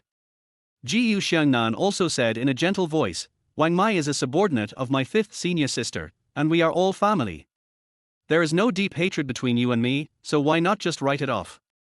Wang Mai had just witnessed Xiangnan's overwhelming power and his awe-inspiring appearance, and now he was willing to take the initiative to give in. I think he is really sincere. Wang Mai took a step back and said, Yes, Dad, you and your brother were also wrong in the previous incident. Since Xiangnan is not going to pursue it, why not shake hands and make peace? At first, after listening to Wang Jinquan's one-sided story, Wang Mai thought Xiangnan was bullying people. Later, when she moved into the Rose Garden Villa, she heard Xiangnan tell her the whole story. She was a little depressed at the time. How could her father and brother do such a thing and lie to her? Wang Jinquan thought for a moment, then said, Okay, I'll listen to Mai. Xiangnan, please forgive me for what I did wrong before, and I won't do it again next time. It is not easy for Wang Jinquan to admit his mistake. But he knew that his daughter's leader was the Northern Frontier War God, and Xiangnan was his junior fellow apprentice. If she offended him, the Northern Frontier War God would blame her, and his daughter would be in big trouble. Besides, even Yang Jinfeng is very close to Xiangnan. If I don't know what's good for me, I will be abandoned by Mr. Feng in the future. At that moment, Wang Jinquan encouraged his son Wang Ku to apologize as well. Since they were his own people, as a return gift, Xiangnan healed the injuries of the father and son. Wow, what a miracle, doctor! Wang Jinquan smiled and gave a thumbs up. Yang Jinfeng said before that Xiangnan's medicine had cured most of Bai Huabing's nodules. He didn't believe it at the time, but now it seems that he really has the ability. Wang Qi has been sitting in a wheelchair for a long time, but now he can walk immediately. He is so happy. But his happiness only lasted for a moment, and he became sad again. Because he remembered what the doctor had said, that his reproductive organs were affected and would not be very useful in the future. Brother Nan, the doctor said that my problem will not work well in the future. Could you please be merciful and help me get treatment? Wang Ku smiled flatteringly and bowed to Xiangnan. I have cured you just now. If you don't believe me, try it later. Wang Ku immediately knelt down, leaned on Xiangnan's thighs and hugged him. Brother Nan, please accept me as your younger brother. Just give me instructions if you need anything in the future. When Wang Jinquan heard that the Wang family's bloodline would never be cut off, his old face turned into a chrysanthemum with a smile. Mr. Just take him in, and help me discipline him so that he won't do such a stupid thing. Wang Ku added, if it really doesn't work, Brother Nan, you should marry my sister. Xiangnan was really having a headache. With such enthusiasm, he couldn't handle it. He had no choice but to agree, because Wan Ku would follow him wherever he went. Xiangnan thought about the look his senior sister gave Wang Mai today. A grown-up girl following him around every day could easily cause misunderstandings. Taking Wan Ku along would indeed help avoid suspicion, so he agreed. Yang Jinfeng called and told Xiangnan that the matter had been handled. He estimated that the Chinese Medicine Association would not give up and wanted Arjun and Archang to continue following him. Jiyu Xiangnan brought the two siblings from the Wang family, and Ajin and Aqiang followed behind them. When I think about that scene, I feel it is too grand and too eye-catching. Jiyu Xiangnan politely declined. It's no wonder that dandy boys are so good at having fun. Wanku was courteous and said, Brother Nan, to celebrate our becoming brothers, I'll take you out to have some fun. Oh? I just came down the mountain and am not familiar with the place. You can arrange it. Jiyu Xiangnan shrugged. Then I'll take Brother Nan to the health center. Wanku smiled frivolously, and turned to Wang Mai and said, Sister, you're a girl, so don't go. What is health care? Jiyu Xiangnan asked puzzledly. With Wang Mai around, Wanku couldn't explain in detail, it's just a shower. Let's go. You'll know when we get there. When she heard that they were going to take a bath, Wang Mai felt it was indeed inconvenient to go with them. Yer. It feels so good. The female technician, wearing a miniskirt that covered her buttocks, lay on the bed, panting. Jiyu Xiangnan is working hard. Give her a massage. The female technician came in to give a massage just now, but her hands were weak, so Jiyu Xiangnan criticized her for her poor level. The female technician cursed in her heart, saying that her job was not massage. Jiyu Xiangnan got started directly and gave the female technician a massage. As a result, the female technician was pressed so hard that she made indescribable noises. Wanku was listening nearby and felt somewhat distracted. In the corridor outside the private room, 3 or 5 young men passed by the door. They were attracted by the sound and looked into the private room through the small glass window on the door. A handsome man is massaging a woman, and the woman seems to be enjoying it very much. The leader of the young men sneered with disdain, Look everyone, this is a duck, it's really a disgrace to men. Finally I saw a live duck. Hey, he's really handsome. He's such a disgrace. So, you still have to study, otherwise you can only make this kind of money while you are young. A few people laughed at the door for a while and then left. After the massage, the female technician collapsed on the bed and took a long time to get up. Wanku flattered him, Brother Nan is awesome. Any woman who follows you in the future will be happy. Later, when Wanku drove Jiyu Xiangnan back to the villa, Wang Mai had already returned alone. Early the next morning, Xiangnan, who worked overtime at the company and did not return home all night, called Jiyu Xiangnan. Xiaonan, I have made a test product according to your prescription. You'd better come to the company to take a look immediately. Jiyu Xiangnan brought Wang Mai to a Sheng company. Xiaonan, this is the first finished product. Xiangnan held a small bottle in her hand and said to Jiyu Xiangnan, Let's do the experiment now. At this time, Meiyu knocked on the door and came in. Boss Su, all the female employees in the office are here. She dodged and dozens of female employees came in from behind. Xiangnan looked at them carefully and kept those with yellow skin, wrinkles on their faces, acne, and dark circles under their eyes. After screening, about 20 female employees remained.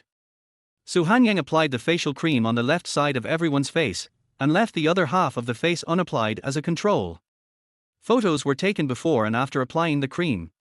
About 3 minutes later, a female employee screamed. Chapter 39 The Miraculous Effects of Rejuvenation Cream. Everyone looked at the female employee, who had a painful look on her face. Xiangnan walked over nervously and asked with concern, What's wrong with you? Do you feel uncomfortable anywhere? It's itchy, and it's getting more and more itchy. The female employee scratched her face subconsciously. Xiangnan was anxious and held her hand forcibly, Don't grab it, you will hurt yourself. In panic, she looked at Jiyu Xiangnan and asked him for help. Jiyu Xiangnan was also puzzled. After thinking for a moment, he said, This prescription was indeed used by the masters. I guarantee that it should have been effective. So where is the problem now? Is there something wrong with the pharmaceutical process? Xiangnan began to doubt herself. Half of the female employee's face was completely red, and she looked as if she was about to be disfigured. Seeing this, the other female employees who participated in the test turned pale and their eyes were full of fear. Oh my God, I won't become like this, will I? If my face is ruined, how can I face people? I'm not married yet. If I get disfigured, who will want me? Wouldn't my life be over? I don't want to live anymore. If I'm really disfigured, how can I still live in this world? They talked desperately, and some even began to cry. Seeing this, Xiangnan quickly comforted them, "Don't panic, we will find out the problem as soon as possible and give a solution." Before he could finish his words, the female employee suddenly groaned in pain, "It's so itchy, it itches me to death. I can't stand it." She was tearing her face madly, and Su Hanyang couldn't stop her. The excruciating itch made her lose her mind. Again and again. The nails scratched on his face, leaving red lines. With a hiss sound, a cut was actually made on her face. "R!" the people around exclaimed. Under the horrified gaze of the crowd, the female employee seemed to go crazy and continued to scratch her face. R tilde. With another scream, she actually tore off a large piece of skin. The other female employees were so frightened that they huddled in the corner, covering their eyes and daring not to look. The employees in the office outside heard the screams and peeked inside through the windows out of curiosity. But the strange thing was that no blood flowed out of the torn wound. What is even more shocking is that under the torn skin, smooth and delicate skin is revealed, as delicate as that of a newborn baby. Someone secretly opened his eyes and couldn't help shouting, "What's going on? Look!" When the others heard the sound, they opened their eyes curiously and were stunned by the scene. The female employee's itching sensation disappeared instantly, and her emotions gradually changed from madness to calm. What's wrong with me?" She regained consciousness and asked the people around her tremblingly. The people around her didn't know how to describe it and no one responded to her. She touched the skin she had torn open and felt it was very tender. "Why does it feel so smooth?" She used the window glass as a mirror and carefully observed the figure above. Su Hanyang walked over and looked at the female employee's face carefully. She found that underneath the torn skin, there was indeed new skin. "It's amazing." Su Hanyang was excited. She decided to peel off the remaining layer of old skin on the female employee's face. She carefully tore off another piece. Really? The skin exposed underneath is also smooth and delicate. Everyone was looking forward to the final effect and gathered around. This half of the face is like a peeled boiled egg. The originally wrinkled skin has become firm and elastic. Wow! It's amazing. Oh my god, how is this possible? The onlookers exclaimed. Su Hanyang handed her a mirror and asked her to look at herself. Is this really me? The female employee's voice trembled slightly. The half of the face in the mirror has become as delicate and beautiful as that of a girl in her 20s. And she was already nearly 40 years old. This was simply a miracle. This gave other female employees confidence. Everyone stood in a row and Su Hanyang took a photo of each person in turn. After comparison, it was found that all the more than 20 test subjects showed significant improvement after using the rejuvenation cream. Among the subjects, the older they were and the more wrinkles they had, the more intense the reaction was. They are all like the female employee just now. They feel itchy first, and then after the skin peels off, new skin will grow. A clerk came in and helped record the test data in a table. When only Su Hanyang and Xiangnan were left in the office, Xiangnan expressed his concerns. "Senior sister, I think there's something wrong with this medicine." "No. Do you suspect there's something wrong with the prescription?" "There is absolutely no problem with the prescription. It was given to me by my master himself. It's just that the smell is different from the one my master used.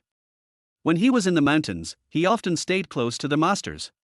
The smell on the masters' faces was somewhat different from the smell of this rejuvenating cream." Xiangnan frowned. "I suspect there is something missing in this recipe.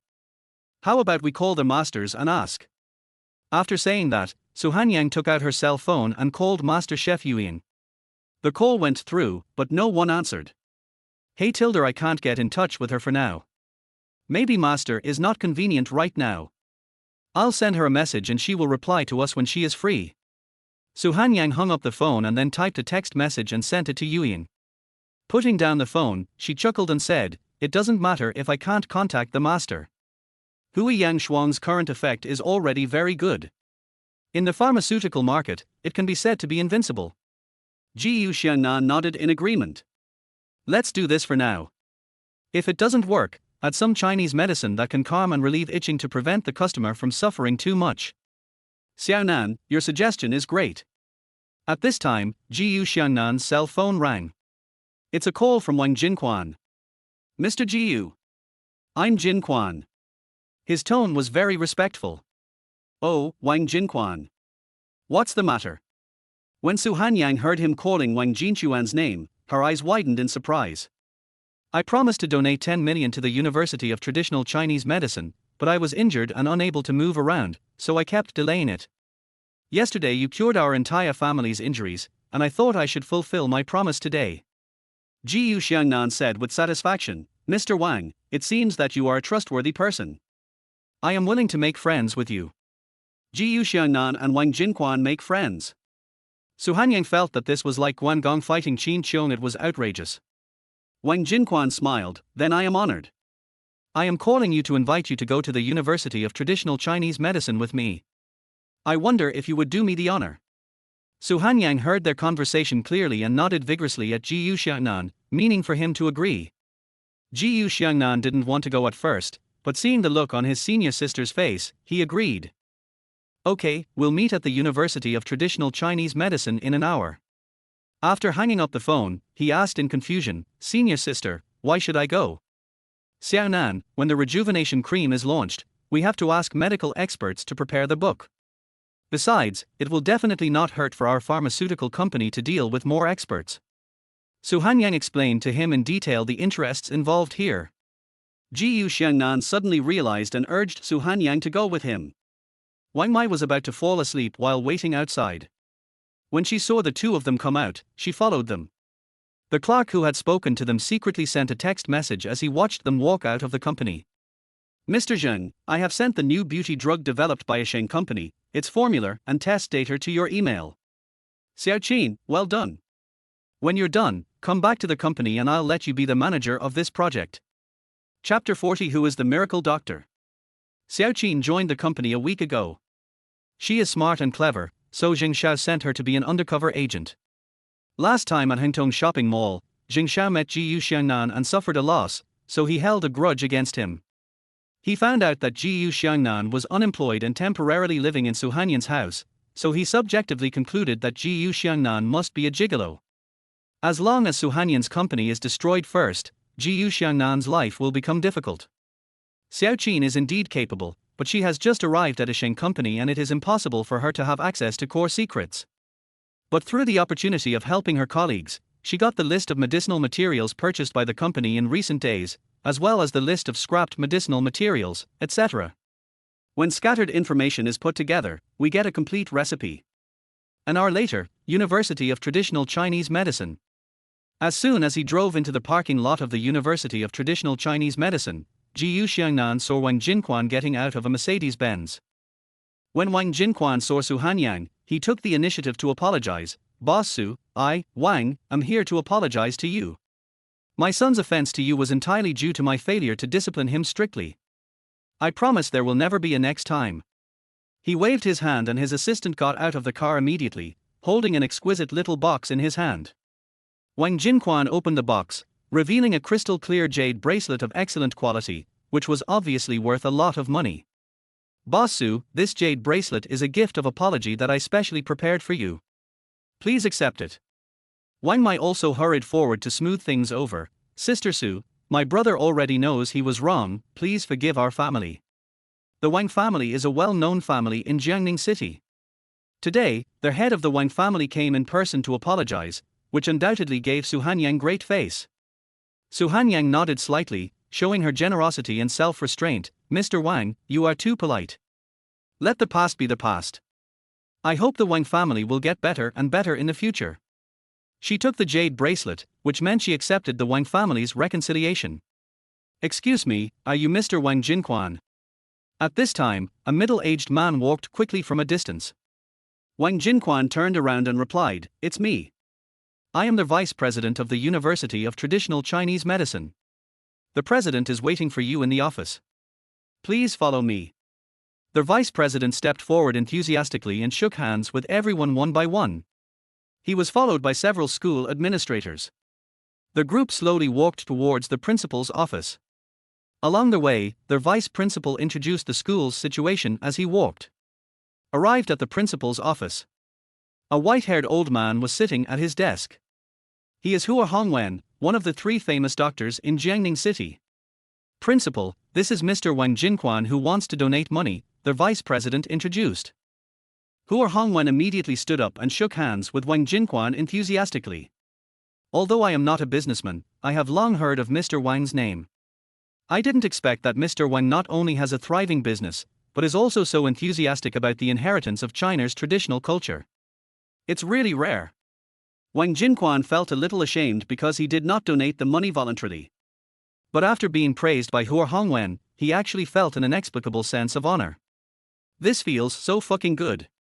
He responded modestly, no, as a businessman, I have the responsibility to give back to society. Hua Hongwen turned his gaze to Ji Xiangnan who was standing behind him. Seeing his handsome appearance and extraordinary temperament, mistakenly thought he was the son of the Wang family. He smiled and held Ji Xiangnan's hand, and asked, this must be the young master of the Wang family, right? I'm not. Ji Xiangnan replied calmly. Wang Hongwen paused, shook it briefly, and then withdrew his hand. Seeing this, Wang Jinquan quickly introduced, this is a friend of our Wang family. His medical skills are also very superb. When it comes to medical skills, Wang Hongwen has never been afraid of anyone.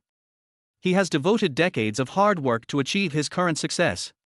Hearing Wang Jinquan praising Ji Xiangnan like this, he felt a little disdainful.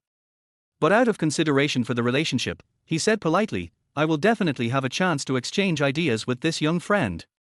Hua Hongwen got to know everyone at the scene one by one, and then began the donation process. Finally, Wang Jinquan and Hua Hongwen held up the donation display board together and took a photo to record this moment. Suddenly, their vice president rushed in with the phone and shouted. It's bad. Mr. Song, the king of Xiangnan, is critically ill. Please go and save him, principal. Hua Hongwen picked up the medicine box and rushed out. King Xiangnan? Wang Jinquan's heart moved. If I can help, won't I be able to get close to the Song family in the future? Wang Jinquan rolled his eyes and advised Ji Xiangnan, Mr. Ji, let's go and take a look. If we can help, it will be good for both you and Mr. Su. Su Hanyang also agreed with this suggestion. In a luxurious single room of Jiangning People's Hospital, a white-haired old man was lying on the hospital bed, unconscious. Many people gathered around his bed. The doctor held a stethoscope and listened to Song Jinlong's heartbeat. The situation is not good. Heart rhythm disorder, weak breathing, put on the ventilator quickly. Song Guiyuan was anxious and asked the doctor, Doctor, my father was fine yesterday, why did he suddenly get worse? You have to give me an explanation. The doctor took a break from his busy schedule to explain, we will definitely do our best to save him. But, to be honest, according to my guess, Mr. Song will not survive today. Song Guiyuan refused to give up, I don't believe it, it must be that your medical skills are limited. I have invited Dr. Hua to come, and he will be here soon. The Song family's relatives were discussing. With divine Dr. Hua here, everything should be fine. Dr. Hua is a miracle doctor, he will definitely be able to cure it. A few minutes later, Hua Hongyuan ran in, sweating profusely. This was not easy for a man who was already 70 years old. Song Guiyuan walked up to him in 2 or 3 steps, Divine Dr. Hua, please save my father. Your kindness will be forever in our Song family's memory. Let me take a look first. Hua Hongyuan quickly walked to the bedside and after a diagnosis, he came to a conclusion. I'm sorry, Mr. Song is really beyond help. I'm sorry, I can't do anything to help him. All the relatives of the Song family burst into tears. Who said there's no way this old man can be saved? At this moment, a voice came from outside the ward. Ji Xiangnan and his group pushed the door open and everyone looked over. Just because you can't cure it doesn't mean others can't. Ji Xiangnan said calmly. Hua Hongyuan frowned and looked at Ji Xiangnan unhappily, medical skills are accumulated through experience. I can't even cure this disease, so how can this young friend cure it? The Song family's relatives discussed, where did this brat come from? How dare he point fingers at Dr. Hua? Wang Jinquan immediately stepped forward and said, Hello everyone, I am Wang Jinquan. This Mr. Jiu is my good friend, and I can prove that he is indeed a miracle doctor. Miracle doctor? There was a brief silence, then everyone burst into laughter. This kid, who hasn't even fully grown all his hair, is a miracle doctor. Song Guiyuan stepped forward and said, You are the head of the Wang family, right? This friend is so young, I don't believe he is a miracle doctor. You won't be fooled, right? Jiyu Xiangnan ignored their ridicule. Saving lives was the most important thing. He asked clearly. If I say I can save him, then I will definitely save him. So, do you choose to save him or not?